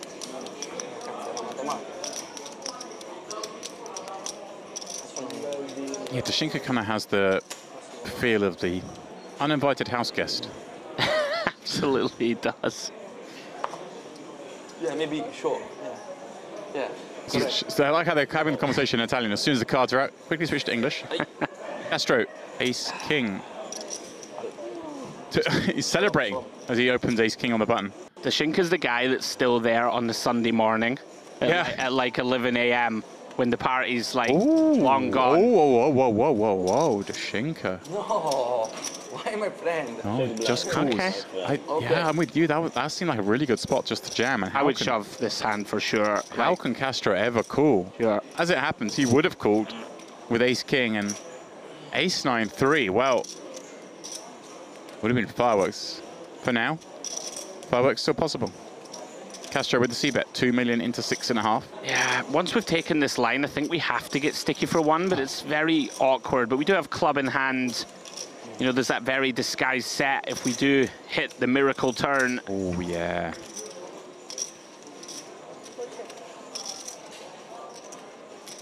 Deuce of hearts.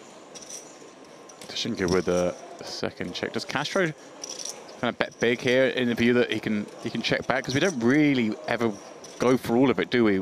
In a four-handed situation like this. Very rarely. I mean, ace king is probably the one that should still go for it. He's going for two streets, but he's going for the river rather than the turn. And I found, look, is that Dashinka laughing, kind of smiling behind that, thinking, hey, this is a bit suspicious? And I don't really like it, to be honest. I think double flush draw board. Yeah. You know, we can check some of our ace-x back. You know, the ones that can't stand the check raise or the like. I think we just, there's a lot to protect from. There's a lot of value to be got. And this is a very curious spot to reopen the action, by the way. Pretty dangerous. Like, you're opening the door here. Like, do we really have a 4 right from the button? No. Wow, and it ends up getting called. This pumps it. Quick call from Dashinka after what was a very quick check as well. I'm with you, like, I think everyone acted a bit too fast in that. 100%. I think if Dashinka thinks this spot through, I'm not saying I definitely would go for it, but you could certainly bluff check raise this river. Like, you can't have a 4 on the button, really. Maybe ace-4 suited exactly. Right. I mean, you can, I guess. Probably a bit presumptuous to say he never has it, but we likely have a lot more of it than him. No, il 4 non ce l'ha. To make all in. 40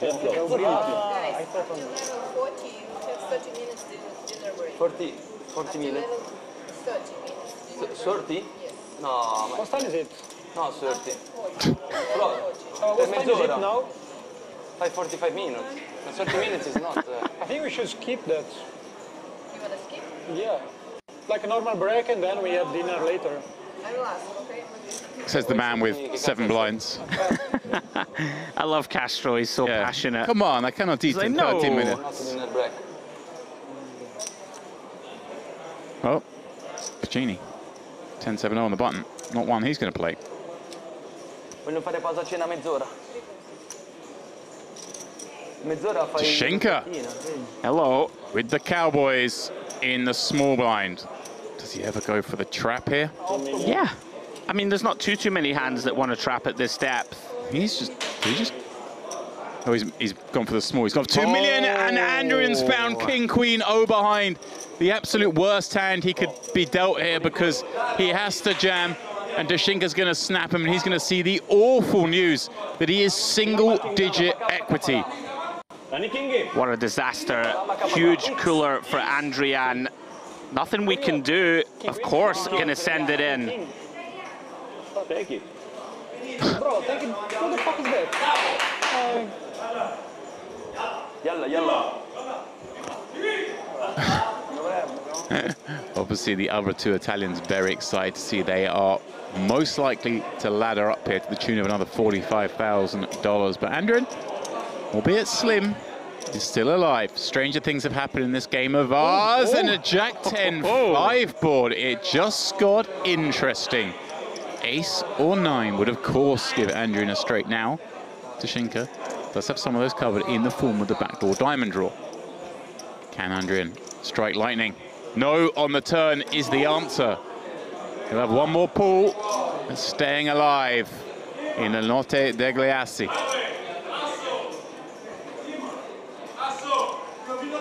A board pairing Jack sees his run come to an end.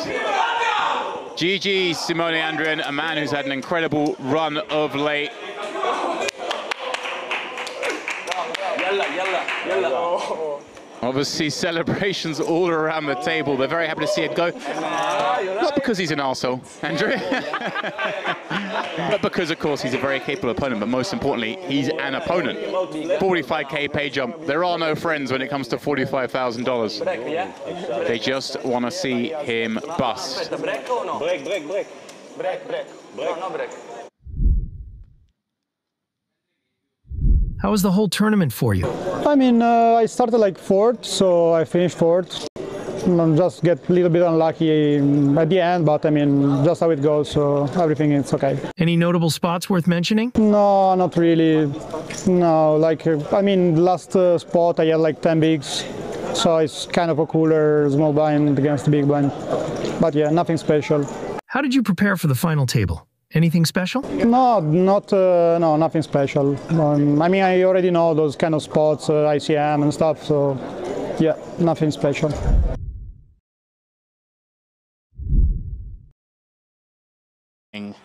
Oh my goodness drills me! The 8 of hearts on the turn. Credit to him for an absolutely steely poker face as he spikes dirty here. Can he find check now? Spicy check. Or does he think his opponent has aces or kings and is in call down mode and doesn't want to do that? We obviously see that it was a float, but it's actually not going to be a float very often. Goodness me. If he can find it. Put you all in. There is going to be chips left. I check. Oh my goodness, gives the speech then check. Wow, this is poker, ladies and gents. And Barbarich has to go for this now because he's floated with intent.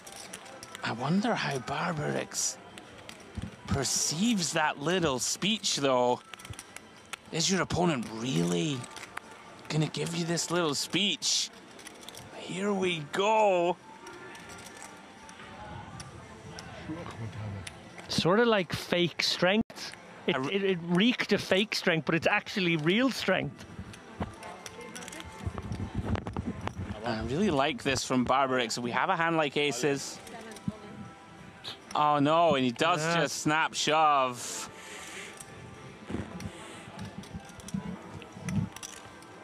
And that is hand over. That's a pity. Yeah. He had so much hand, his hand wasn't vulnerable.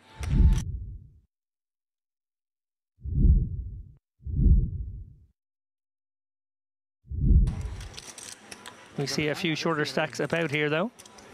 And dreamy situation right away. Sacker going to ship in these 10s and probably get called by a lot worse. Well, Saki has had a name change as well from when I was in earlier. So there's another player who was on the feature table earlier. He was very, very card dead, has to be said. 10 certainly more than enough for him. Oh, but here we go. No way Ace can fold these pocket 7s. It's a slam dunk spot here and a great opportunity for Sacker to get a double up right out of the gate. But great spot to be. Sacker. Thank you. 10s up against the 2 7s.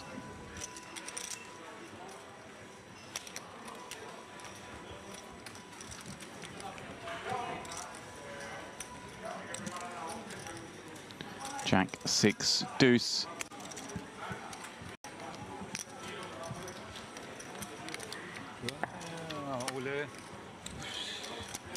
Hard luck. And a 7 on the turn. Absolutely rotten luck here for Sacker. Pardon me, I turned away because this one's done. It comes Jack 6 deuce. You've got 10s against 7s. You don't need to sweat the turn and river. But it turns out you do.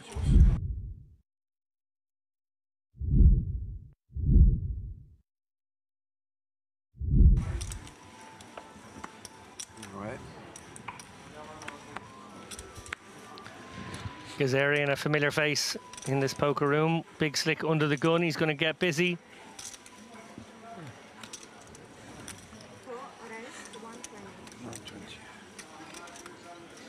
And right behind him, Cifuentes, Spaniard. Fuentes. That's all I can do. That was very nice, James. Thank you for that contribution. Andrew asked earlier if I spoke any other languages, and there you go, I speak Spanish. Yeah. Pack now with the ace-10 suited, probably a tempting one. Gazarian will open somewhat wide from under the gun, I feel. One of our looser players at the table. And yeah, and that's the reason he's taken this. Yeah. Not an obvious spot in all situations. And oh my goodness me, Lakhdari lurking behind here. And Turbo gets it in, which is really actually going to make things a little bit difficult for Gazarian here with this ace-king, no? Look, it's not the fact that it's gone 3-bet jam and then cold 4-bet jam. It's the speed of it. The speed always leans me towards ace-kings, if I'm honest. But you've got ace-king in your hand. Yeah. I'm with you, yeah. You think they do some acting with, like, the big pairs, but you didn't do acting with big pairs in this instance. No, it was a pump fist get in here from Lakhdari. 1.3 million, the effective stack in this pot now for Gazarian.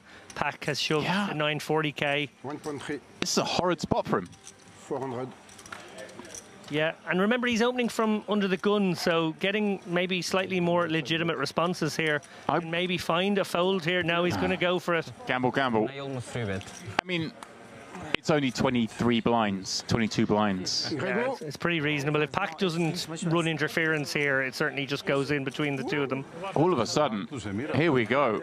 Kicking things off, Gazarian in a spot to climb over 5 million in chips. Lakhdari in the dream scenario with his 2 queens. Yeah. Huge pot here, 3.72 million. This man looking for diamonds. Stranger things have happened. Deux dames, moi, As-Roi en face, As-10 là-bas. 3, ouais. 3 tapis. As-Roi, As-10. Here we go, diamond in the window, oh diamond behind. Me. And an ace, the queen's full. Gazarian in pole to scoop for now, but Pack with a myriad of outs. Wow. Well, a dagger for Lakhdari, he needs a miracle. So far, so good for Gazarian. Can he hold on this river and take a monstrous stack forward in this tournament? Oh, it's a diamond! Pack is now sitting on 3 million. Gazarian takes down the small side pot against Lakhdari.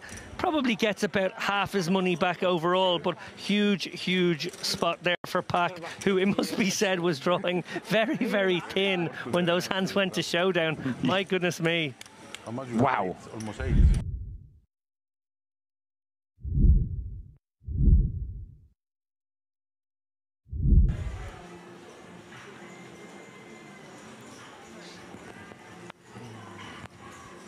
And once again, a playable one for Berlaccio, who seems to be playing almost every hand at the moment. Yeah.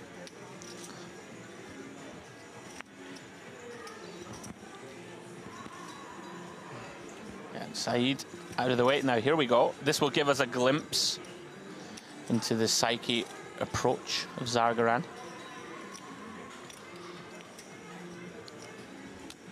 I mean, pretty big hand, David, obviously. This one wouldn't be out of line by any stretch. Interested to see how he wants to approach this.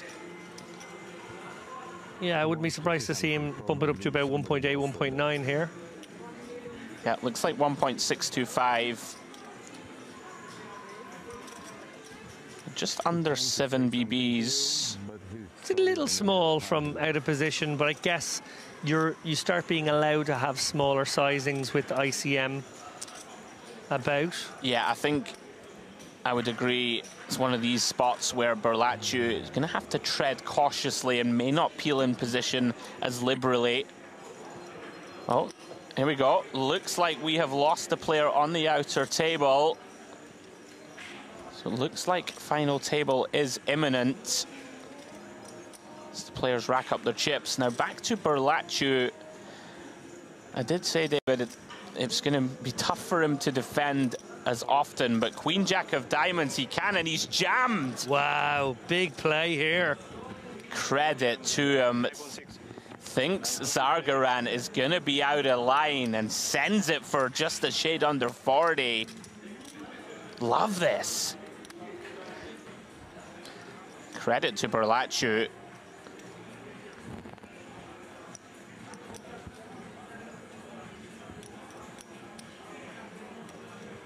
For finding this for 40 blinds.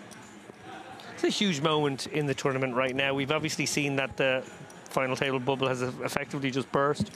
These guys are going to play their next hand on the final table. And Zargaran can basically be sitting fairly pretty here with the chip lead and 20 million if he lets this one go.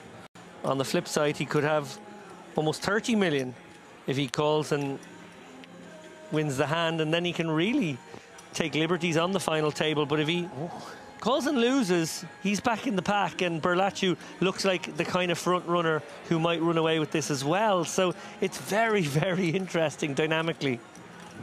Yeah, agreed. And also Berlaccio knows, like, do you think the fact that the players know that the final table bubble has just burst means that Berlaccio is going to play, counting the chips? Like, is Berlaccio going to play tighter now, knowing that, okay, I'm on the final?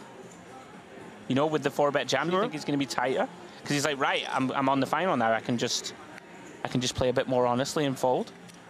Very interesting. Well, I think what we can be sure of here, I made the point that maybe Ace Queen and Ace Jack don't find the call, and that's what's kind of cool about using the Queen Jack suited, because the hands that dominate you actually, you know, can fold here.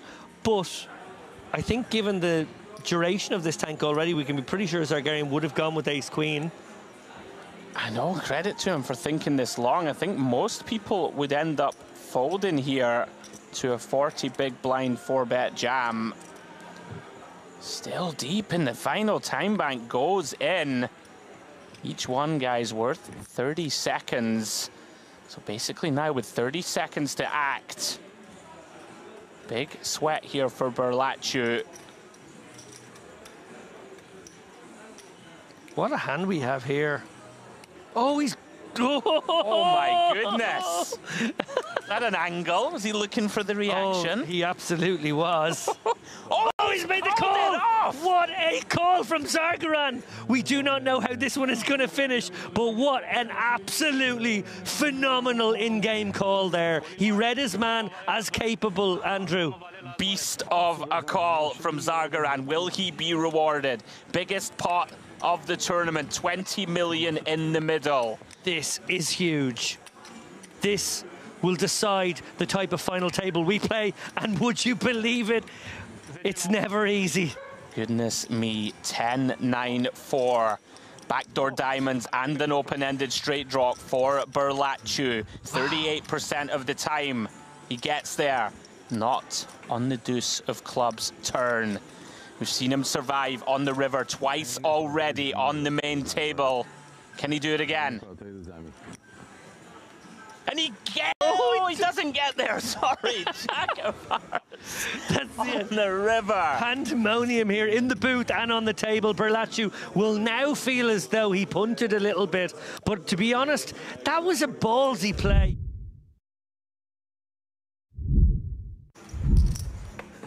But 3-bet, try and get it in pre. And there is some sliver of benefit to denying there. I mean, sometimes we do call with aces and we end up busting out in this hand. It is a final table. There are 6 left. It's not a factor. We're not worried about busting with aces, but it's a percentage. There's some value to just denying.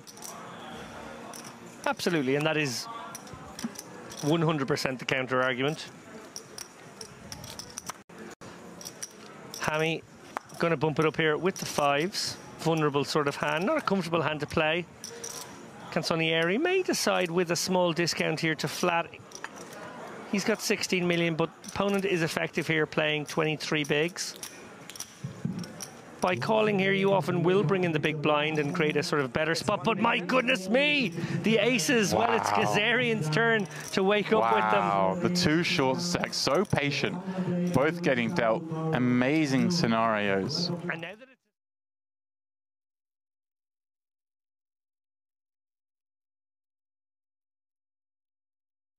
And welcome back to continuing coverage of the Dolce Vita series, presented by Merit Poker right here in that very building you see in front of you. It is, of course, Le Notte Degli Assi. It's the final table, and it is now the final 3. We have lost another Italian. Who?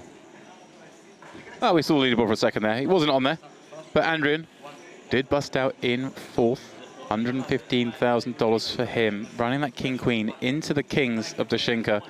Pretty cold one there. There we go, confirmation, 115K for his efforts. Pacini now the shortest, and very much so with just 14 blinds. And as you can see, Dashinka now wielding over half the chips in play. Raffaele Castro, the man in the middle, but the man in the middle with 39 blinds is not quite the same thing as the man in the middle with a short stack. Still plenty of opportunity for him to get in the mix. I am, of course, James Dempsey, still joined by the man they call Picasso, Mr. Andrew Headley, as we dive into 3-handed play in a real rare spot. The very few get to play in poker, but we get to watch a lot. Yeah, great run from Simone. You know, we talked about his pedigree at the top of the final table. Clung in there well, lost a big all-in against Pacini with king-queen suited to the ace-9. Oh. And then coolered. Oh, hang on. Here we go. That's enough for me. First hand of the 3-handed play comes around to Castro in the small. He's going to jam it in, and Pacini, oh, hello. Are we going to, is this it? First hand, are we going to see an all-in call? Surely we are. I think we are.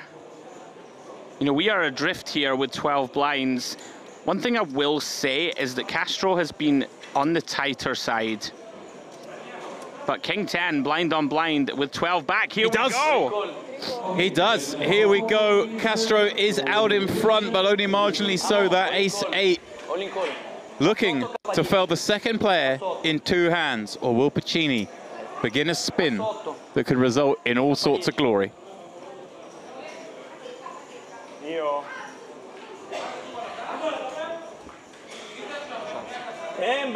Fist bump between the 2 compatriots.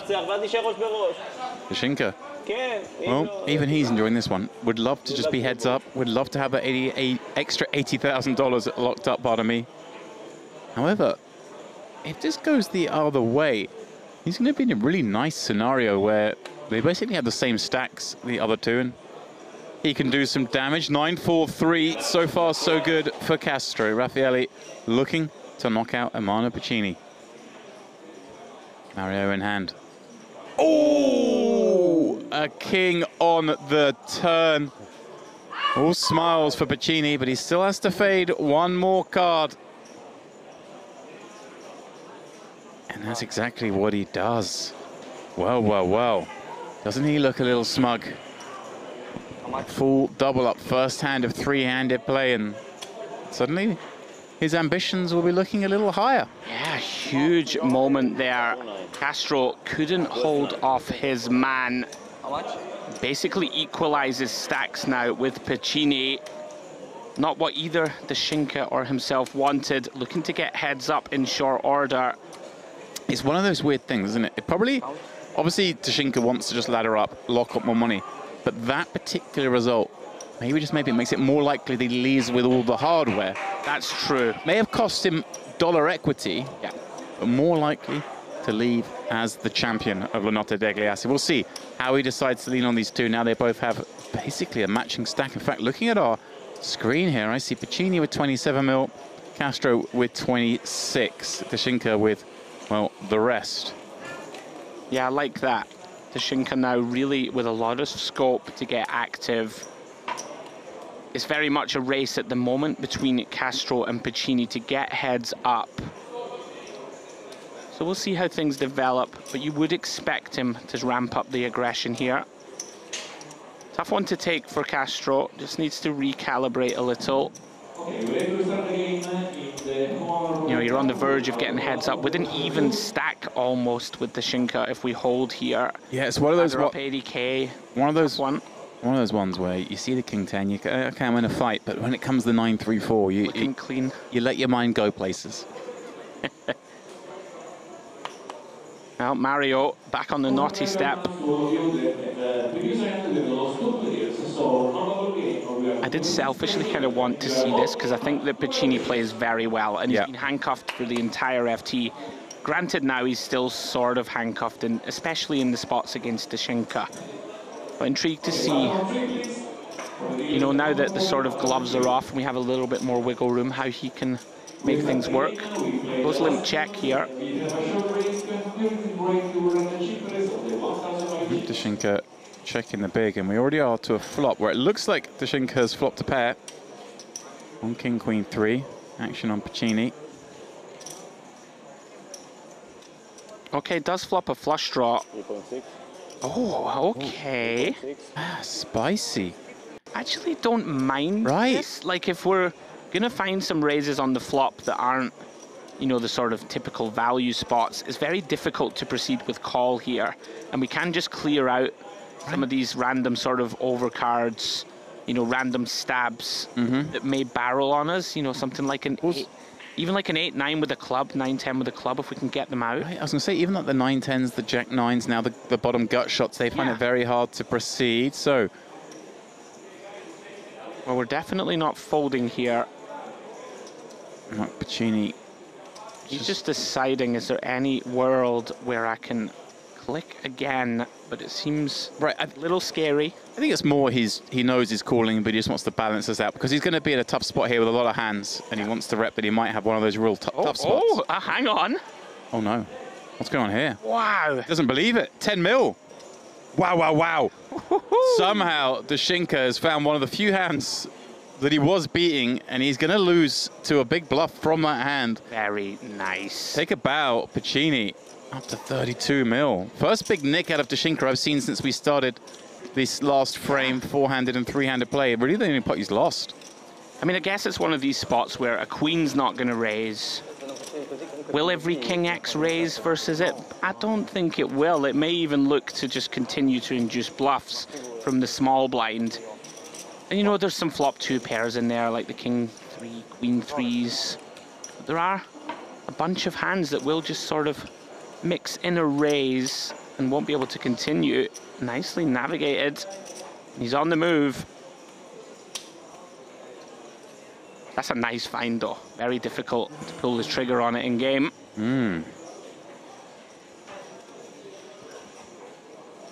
Just kind of ruling out the king-queenness of the board, the queens and kings. Yes. Thinking, okay, maybe he's got threes, maybe he's got king 3 and queen 3, but those hands probably just call anyway, so I make it this 10 mil, and I probably get to see at least the turn anyway.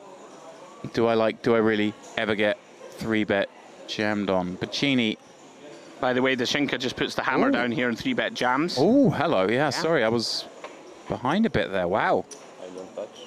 I was wondering if we saw Pacini implement this kind of limp strategy at various points over the last few days.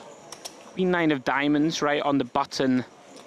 Kind of a nice one to plug into. I wondered if he would look to do so, because you know that the Shinka is going to look to 3-bet you a lot, right? He's going to look to jam. He's going to look to make it sort of 7-8 bigs out of the small. So I wondered if he would mix a limp in. Of course, nothing wrong with opening the pot for the raise. The Shinka pounces on it, sends all the chips in.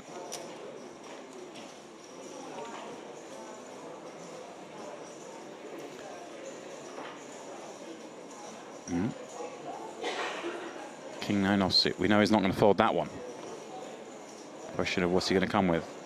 We're going to go min. We're going to have a little sweetener. It looks like a sweetener. The smallest of sweeteners. Smallest of sweeteners.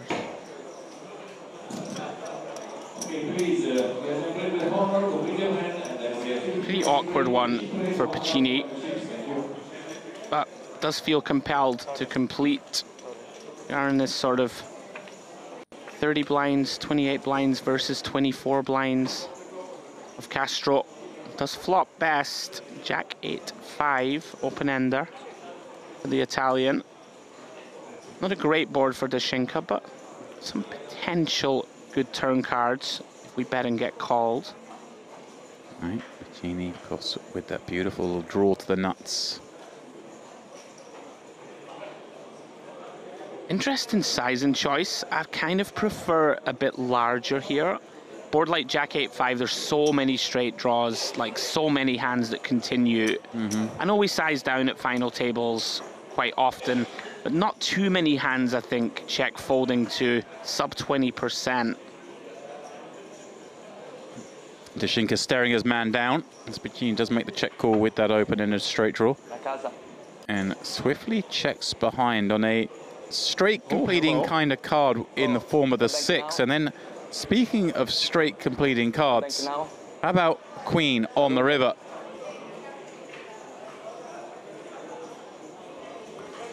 Kind of feels to me like we need to go for check raise all in on this type of card. Like if our opponent's given up, we give him a chance to bluff. If a queen gets there, it'll definitely bet. You allow a hand like a, you know, Jack 10 or something that pot controlled, I think still will go for value if you check. Yeah, I like where your head's at with this. Yeah. I think the natural inclination. The board fully. Natural inclination, of course, when it's gone. Check, check. He's going to check behind, and he's just gone for the bet. You understand why you're worried about your opponent checking back some showdown, but yeah, there's a lot of upside. Could have gone for the very dreamy one big blind. Oh, the little inducer. The old, I've got an 8, please don't raise. Yeah. That's what's on the line here. All 3 pieces of hardware. Dolce Vita, La Notte Degli Assi Teardrop Trophy. The Dolce Vita Series 2024 first place in La Notte Degli Assi. Yeah, and then of course, why not? A little sweetener, a little bracelet to boot. Yeah. Really is a beautiful lineup. Cherry on top of the cake. Of course, that bracelet added into the mixer. Feels like Pacini's in every hand now, after being forced to fold for most of this FT. Unfortunate for the Shinka, gets walked with the ace-queen.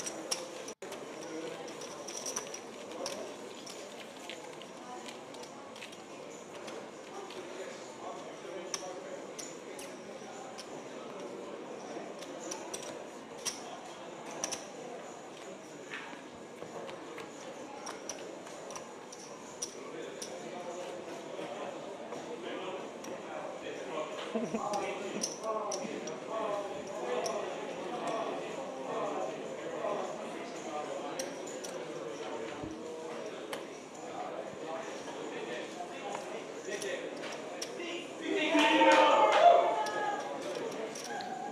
joy going on elsewhere in the room. Of course, not the only tournament being completed here today. This was a series of events, Dolce Vita series, and I give you clearly some additional excitement. Our focus, though, naturally is on this, the biggest event of the series, certainly in terms of prize pool. 1.5 million guaranteed. It got blitzed. We're battling for a first prize, 355K. Very chunky for a 2K buy-in. Great numbers. You know, live poker really feels like it's back, you know, gone through like a beautiful renaissance in you know, the post-dark days where we had to wear a mask to go to Sainsbury's. We're back, we're officially back. But 2.1 million, love to see it in the prize pool. These three competitors, it's been a long old week. They are on the verge of the dream, capturing that title. Piccini, all of a sudden, feels like has the wind at his back. Castro looking a little weary, a bit card dead. Of course, three-handed. Those blinds will eat you up quickly, Mr. Dempsey. Oh yeah, they really do. Yeah, it's not like the old days when you basically, as you got narrower and narrower, down to heads up, there was almost like no ante. Sure. Like some tournaments were just a minimum ante just for the ease. It makes a huge difference, doesn't it? Yeah, three-handed especially. These days, Mario has to face forward. Oh, he's back. When you get short-handed, because those antes will eat you up otherwise. I wonder why he's doing it. Or is he just playing around with it and occasionally faces forward? Yeah, there has to be a reason. No, I think it's just random. But I want there to be a reason. You know me, I'm an exponent of things like color theory. Yeah, I would have loved I'm definitely going Mario theory. Who's anyone wearing orange? He is. There you go. Orange are the big chips. Oh yeah, I see you leaning into it a little bit. Yeah. His, one presumes, beloved Inter Milan, given he's wearing a Inter Milan t-shirt for the final table. Yeah. Obviously, one presumes one of the Imperium collection. All those boys coming down from Milan. And I imagine there's a lot of rivalry in that room between the AC and Inter fans. I risk the wrath of the chat. Not that I can read the Italian like you were saying earlier, but I believe Stoma, who departed in 7th, he was wearing a Juventus. Oh, you think that was jersey. to troll the Italians? Well, I was thinking maybe it's to try and be their mate. And be like, look, I like Italy. Don't raise me. I think it's to troll the Milanese. Could be. Oh yeah, it could be, of course, right? Because Imperium, of course, being Milan. But come at us, chat. I see a lot of Italians in the chat. I want to see either the word Inter or the word AC. Let's see which is the best team in Milan. All right. Well, okay. Enough of me talking about football for a moment. Yeah, not shocked to see this. And I like it. King Queen suited, have a bit of that. Piccini.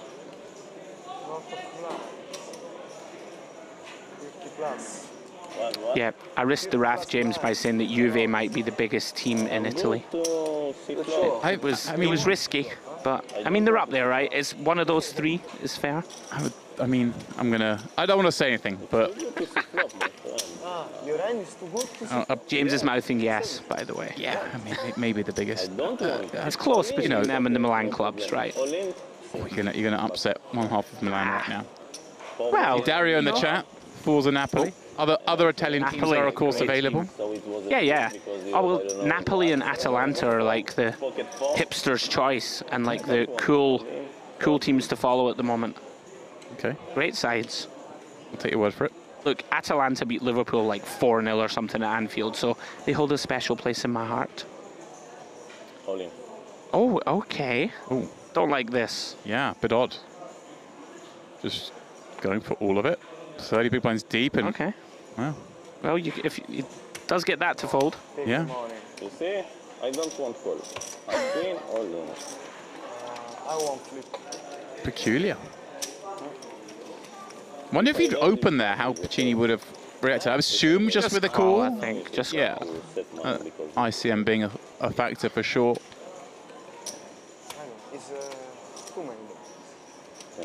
Interesting decision from the Shinka.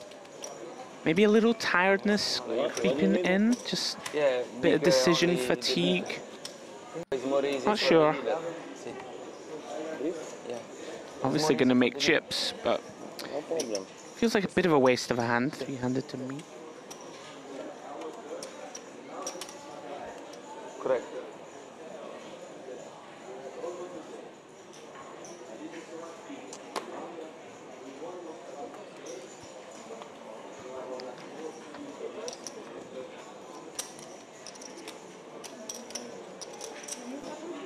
Yeah, yes.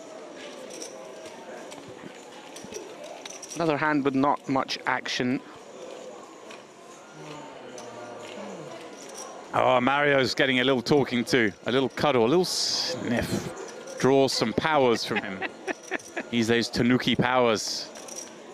Who's your favorite Super Mario character, James?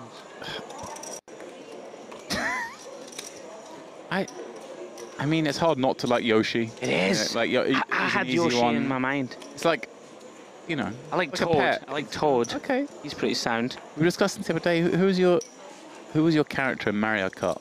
What was the one Yeah, you Toad. You'd go for Toad? Or Koopa, like the small maneuverable cars. David, I guess David would be Yoshi. He said Princess, but they had the same characteristics. They matched up. Skids and all that. Yeah, I was well. You want to guess where I was on this spectrum? Well, that means that you're going to go like in the middle, so you're Mario or Luigi. Or are you Big Bowser? Big Bowser, yeah. Wow. Love the look Bowser. Some top speed, but hard to maneuver. Hard to move, but once you got to grips with him, well, you can cause some damage, let me tell you. Yeah, I used to love Big Bowser. My brother was always Yoshi. That's much like myself when I get up to full speed. Big Bowser. There's no slowing you down.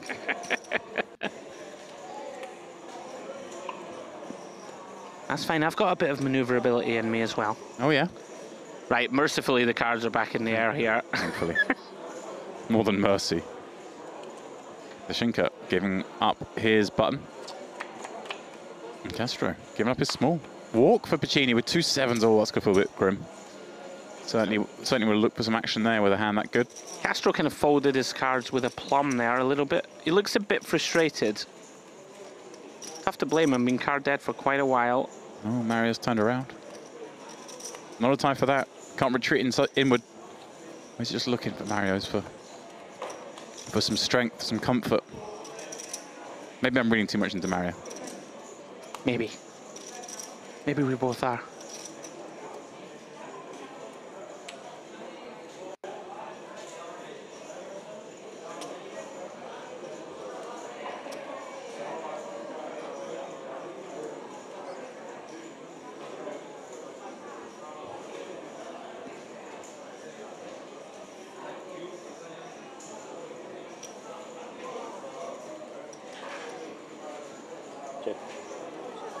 We see a limp from Pacini with the 10-5 suited. Shinka checks back with the baby suited connectors.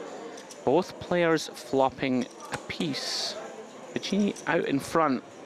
Can't love it, of course, on this very coordinated board. Million. Shinka. No, 9 or million. 1 million.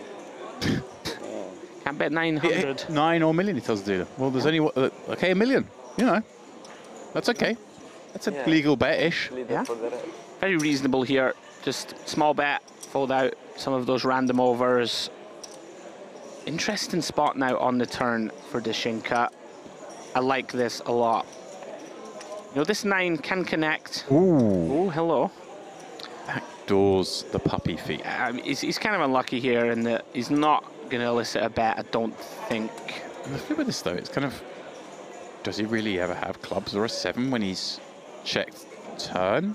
If he leads flop, surely he follows through with those hands, does he not? Yeah, I think you can have a hand like sort of 5-7, like a 6-7 even, that like sort of pot controls. Got the call. Oh, he did get called, okay. Yeah. Flash. Oh, you call me with the 5? Yeah. Thank you. Wow. Oh, you called me with a 5. Thank you. Remember I call you with ace jack? Yeah. Wow, it was a sick call. Yeah, it was a stupid call. Yeah, because Not I bet good. so high in the river. 2 million. one. Yeah, yeah, but it's not. If I bet like 900 maybe. I don't like the jack, but it's not a good bet. I think I have better hand to fold. Yeah. Jack of spade is. I like the queen 8. I feel you have but I don't have nothing, so I think with nothing. Yeah. Yeah, the plan was I make a fold a 2. This guy will make fold a 2. Well, very much enjoying themselves here, and why not? 160k locked up. We've still got so much to decide. First prize at nearly $200,000 extra. Right now, it is Dashinka, of course, in the driving seat for that. He's going to check this 9-6 on King 4 deuce, and Castro's found a little piece. And Dashinka check called here. Oh, this is intriguing, shall we say. Pretty shocked to see it, no interaction. And a really kind of a pretty nice card for Castro to see, an undercard to his 4. There are some, I guess, some hands that could have improved on there. And now he's betting 2.5 million, half pot. Is Dashinka going to do something crazy now that we've called 1 mil, improved to gut shot? Yes, we have improved, but it also feels like our plan was surely to face checks behind and then try and steal. So although his hand has improved, recognizing that hey, the situation has changed, I've got fresh information, wisely now giving it up. A timely little boost for Castro. Hasn't been his level so far, excuse me. I love the pyrotechnics edition of the trophies. I mean, I would say strobe rather than pyrotechnics. I don't think we're setting off explosions or anything, but... Wait, no, pyrotechnics isn't all explosions, is it? Yeah, it's fire. Pyro. I know it's fire, but don't they talk about that when it comes to, like, things on the wrestling, when things are flashing up and... Oh, I don't know, mate. I think you've thrown me under the bus. I'm going for the definition. You go checking away, and we'll just gloss over the fact that you're obviously a wrestling fan. Hey, listen, everybody loved the wrestling. And we'll just gloss over that. As Castro looks down at Queen 8 of diamonds in the small, Andrew looks at his phone to do some Googling. Oh, okay. There's a few different definitions. Well, one is... Go on. Firework display. Yeah. The second is a brilliant performance or display of a specified skill. He thrilled his audience with vocal pyrotechnics. Oh. There we go. Wow. But it would appear that I was wrong, sadly. Once again, James Dempsey has got me. Well, when we do the stream in Scottish, I'm sure you'll have the edge. Cheers, pal. Castro sees King 5 deuce. Looks like he's going to continue. Yeah, with the Queen high and get a fold from the inferior holding. And again, just building that little bit of space between he and Piccini. Yeah, these two have been continuing to sort of flip-flop stacks.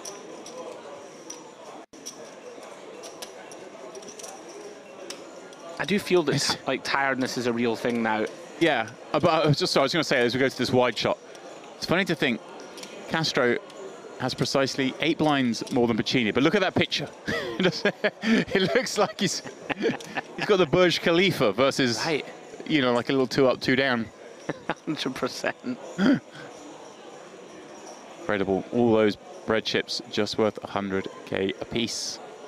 It does always interest me though in that it's almost like the pressure's off when you get 3-handed. You know, you've been very tense, you know, 6-7-handed, thinking, right, get me up to those big payouts. And it's very important in my eyes to keep that sort of laser focus of, oh, this is the real business end now. Like, don't get tired, don't make any slack decisions. Yeah, there's time to celebrate and enjoy ourselves when we're done. Yes. Don't... I mean, the thing is, I go back and forth with this. Also, you do need to enjoy the moment. Exactly, that's true. But... Yeah. Oh, hello. Limp and check. We need to have game face. Trouble. We need to have game face on when we're actually in the hands. Piccini, yeah, as you mentioned. Limp and check, finding a very big hand on the way he's been playing against Dashinka. Finds the deceptive check back. Yeah. Interesting. Both players hate seeing that ace. Both getting trappy on the flop. Yeah, Piccini will still feel pretty confident that he's best. Like, you're not going to give Dashinka too many ace-x, so does immediately seek value, and Dashinka also fairly happy here to continue with second pair. It's going to be a chop here, mostly. Depends if Piccini... It's an interesting spot now, because we're kind of targeting a 10.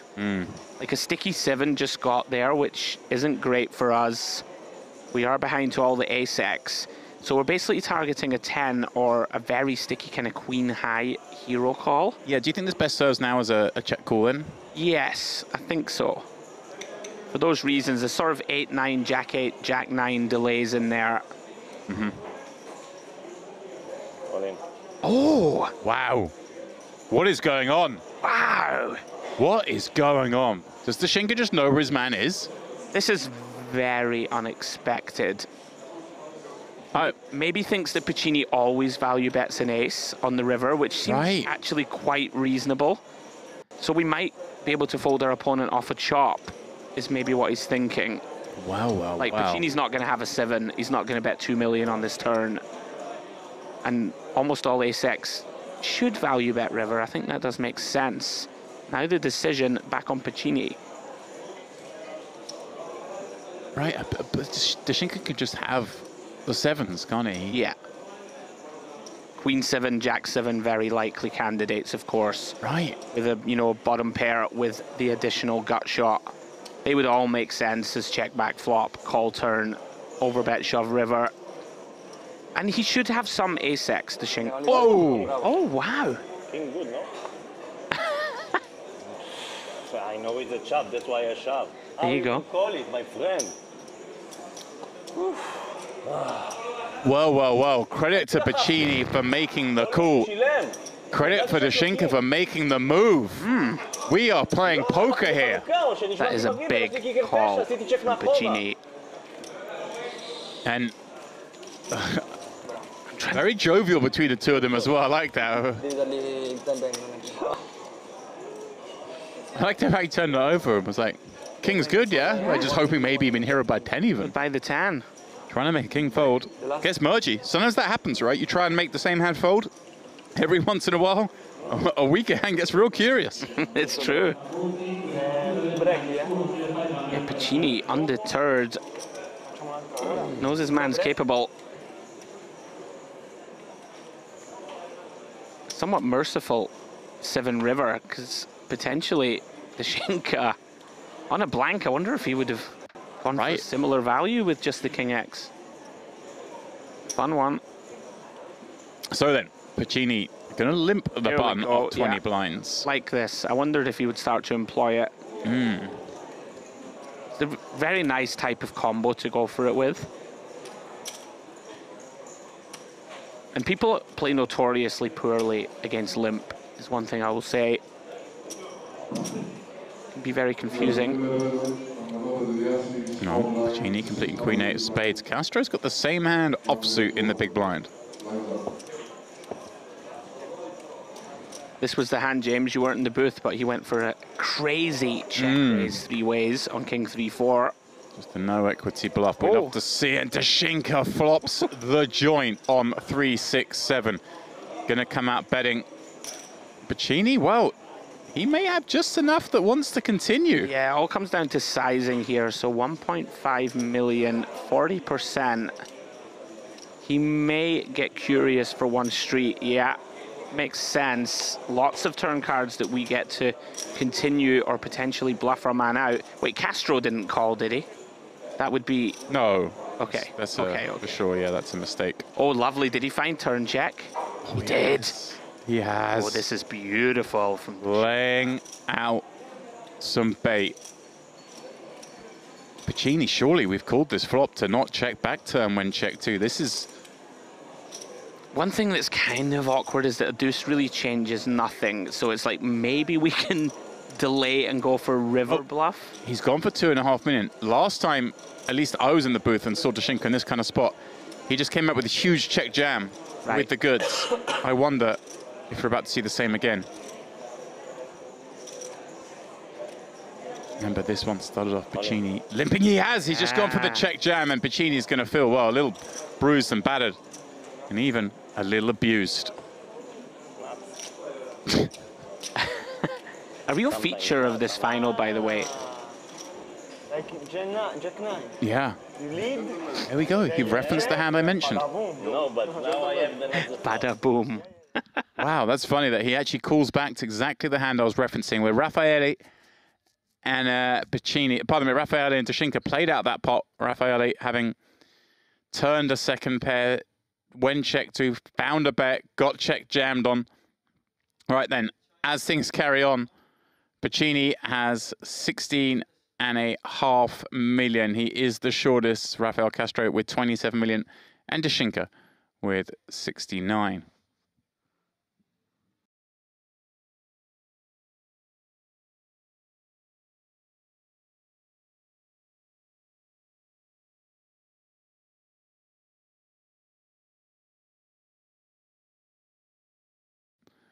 So then, let's get back to it with these three. Blinds have now gone up 601.2 million.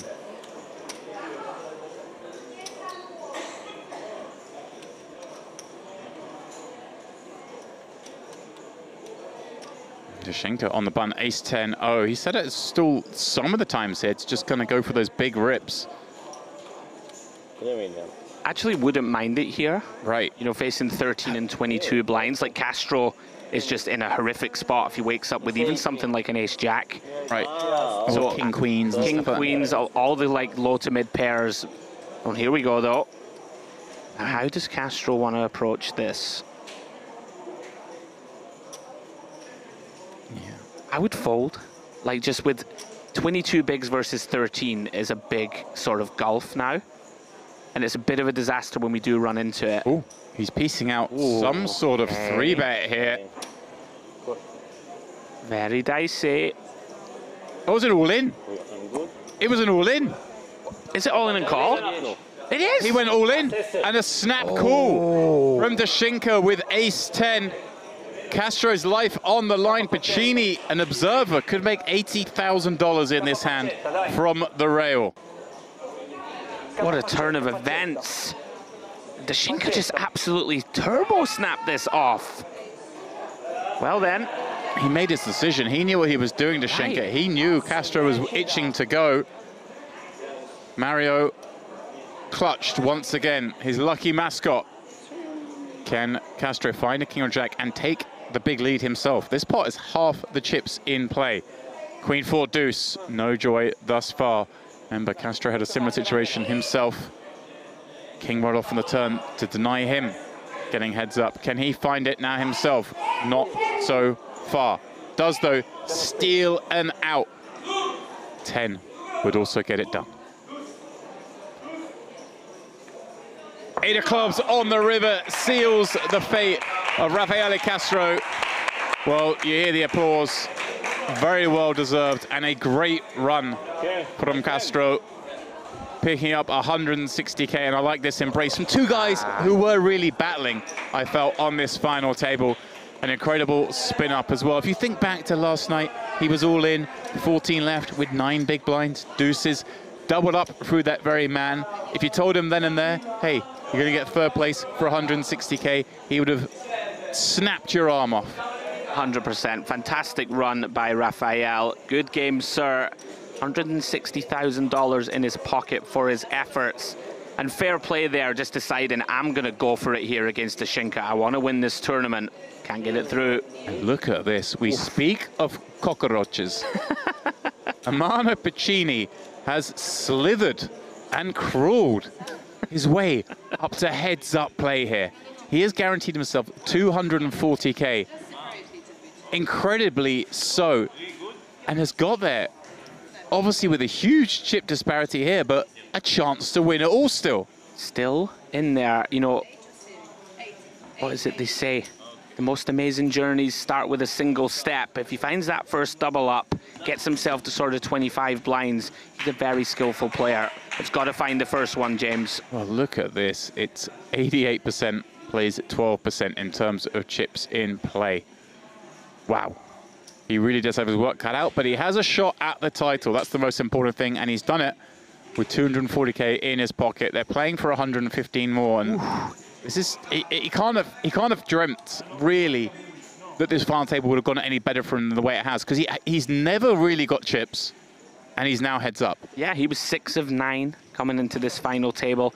Really has just hung around, took the correct spots, super disciplined. We did say he was one to watch at the top of this final table, even though he didn't have many chips. Well done.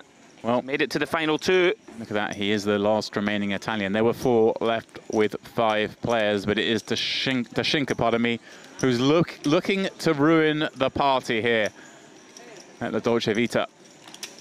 The Notte Degli Assi final table. Can he win it? Take it back to Israel? Will the Italian come through? Get this done. Look at that mountain of chips. Yeah. See, we're just setting ourselves up here for heads-up play, moving him over to seat 8. Genie not having to move, was already in seat 2. It's funny, actually, there was seats 1, 2, and 3 there battling it out at the end. It felt very cozy, didn't it? It really did. Boys not want to spread out a little bit to get yourselves a little leg room? Intimate setting. Just so funny to see this absolute tower. Well, tower, not tower, just all the chips. And then, you know, Pacini just chilling. Nub. Riffling half of them. Here we go. That's not out of it yet. That's what's coming up. Obviously, this is our last day of coverage here at this festival. Very sad to say that, but look at that.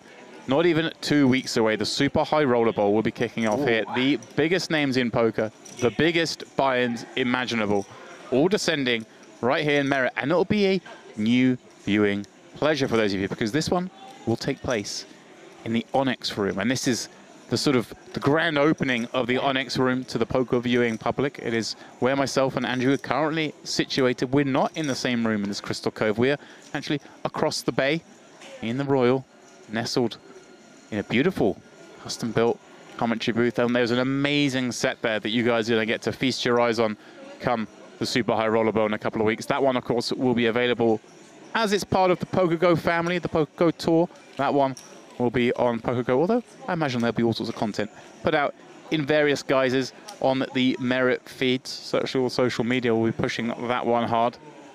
I'm not sure. We were debating last night whether there'll be like a little free taste perhaps on the Merit YouTube. Who knows? A little sprinkle. I don't know. I know nothing. But maybe there will be. But I don't know. I tell you something though, folks, you are in for a treat. It is a sensational set. Just beautiful. Yeah. State of the art. There's nothing quite like it. It's the most advanced one you'll see. I'm excited. So, heads up, about to get underway. Can Pacini start to try and reel in his man? It's going to be quite the task. Sort of 8-1 deficit. Oh, okay. This feels like a trap. Oh, hand one. Here we go. What's happened? We're all in. Oh, my word. A jam from Pacini. First hand, ace-7. Tashinka just finds him dominated with 2 7s in the big blind. Come on, head! Come on! Actually really like this from Pacini. We need to make the most of our, strong hands. Ace-7 is a big one. Tries to get Tashinka to put him in light. Unfortunately runs into it. I think Pacini just opened jammed, right? No, he limped. I'm sure he did. Okay. Or maybe I'm wrong. He did just toss. Yeah, he tossed in the green and the red, I think, completed. Okay. I might be wrong, but yeah. I think he did. Here nor there. Yeah. Let's see if we can get it going. Queen 5-4. Couple of diamonds. Pacini with the ace of diamonds. It's faint hope, but it is hope nonetheless. Tashinka needs to pay 2 cards to be crowned the champion. That has now become 1 card. And only an ace will do it. The rest of the deck will confirm our champion. Pacini feels like he's resigned to his fate. And the 9 of diamonds will confirm it. Armando Pacini out in second place. Good for $240,000. But ladies and gentlemen, your champion of Le Notte Degli Assi. Wow. Tashinka. Thank you very much. I mean, he really took the bull by the horns. You referenced the hand with 6 or 7 left when he just went for it with ace-jack.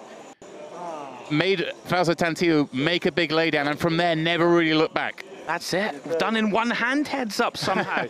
Really is a deserving champion. Yeah, he took all the high variance spots today, just decided, I want to win this tournament. 5-bet shoved that ace-jack, called a reshove by Tantillo with an ace-9 suited, really just played to win throughout, and a very deserving champion in my eyes. There he is. So the victor go the spoils. He has all those trophies that maybe excess baggage might be a problem tomorrow. Yet to be determined. I think he can afford it. They do get you at the airport though. You know, if you don't prepay for that excess baggage, you pay through the nose. So maybe Dashinga, before you go to bed, yeah, have a look at that. He can afford it. Okay, he can. Look it in. He can afford it. Beautiful. Look at that little setup in the background. Admire yourself, sir. You are the champion. With it, 355k. Well, we are going to hear from these two guys in a moment. But before we do, it falls upon us to wrap this up. And Andrew, just say what a beautiful week or 2 weeks it's been, right? An amazing, yeah, sort of week to 10 days here at Merit once again. Sensational festival, La Dolce Vita series. What can you say? Amazing action. It's been an absolute pleasure as always, James. Until next time. Yeah, that is it. We've had an incredible time here. We had the mystery bounty. We've had some PLO action. We've had days on days on days of coverage of this fantastic Notte Degli Assi festival. Now, of course, this does bring towards the end of our coverage. We know we mentioned Super High Roller Bowl coming up. There is, of course, for those of you who want to get down here, a real jewel in the crown, EPT coming in October. And then, of course, we revert to our normal sort of programming come November with a Merit series, as we're more used to, with the sort of 2K, 3K, 5K events. But for now, it falls to me to just say thank you to all of you for tuning in throughout the last 10 days. And we would love to thank the team here at Merit, Miss Songul and her entire staff on the floor, these fantastic dealers, fantastic floor staff who never put a foot wrong. And then, of course, we would love to thank our wonderful production team. Alex leads his fantastic team that are really getting to grips with things here, working around the clock to give us this coverage. And, of course, then, myself, Andrew, David, and I, we look forward to seeing you next time.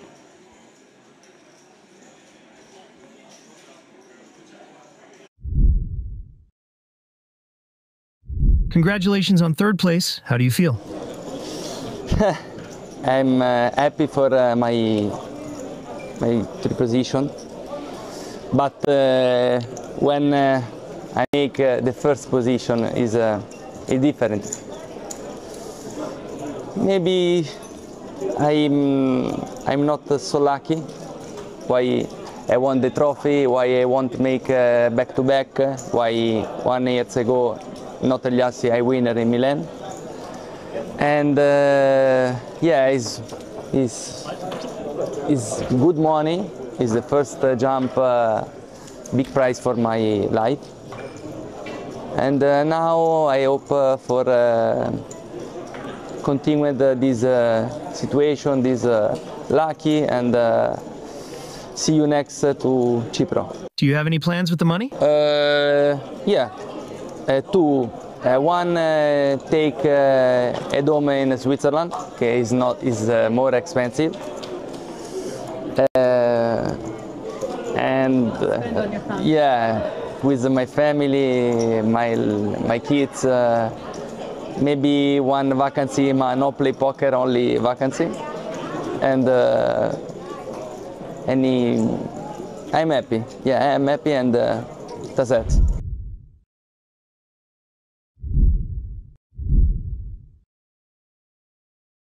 Congratulations on second place. How do you feel? Strange. I feel very light. I think days and days of tension just released. Oh yeah, I feel great.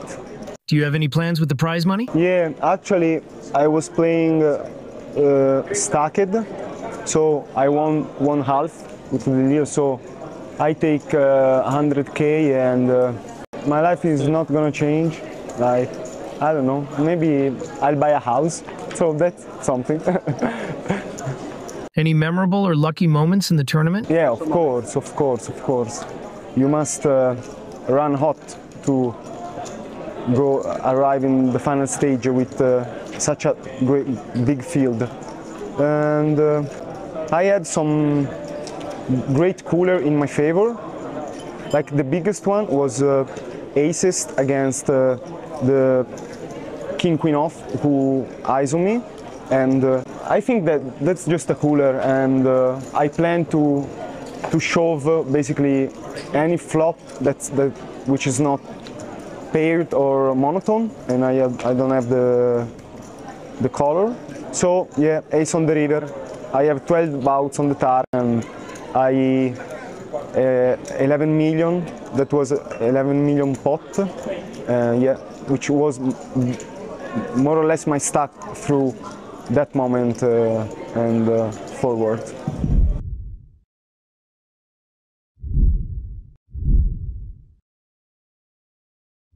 Congratulations on your big win. How do you feel? Thank you. I feel blessed. It's my really first tournament I go, and I take it, and I'm very happy for it. How did you prepare for this tournament? I play usually cash games every day, so I prepare just from, online poker, not from something real. Playing 5-day tournament is much different from the cash games, right? Yeah, it's really different. You really need to play the player here. You not really play your hand. You push on the last level, so things happen.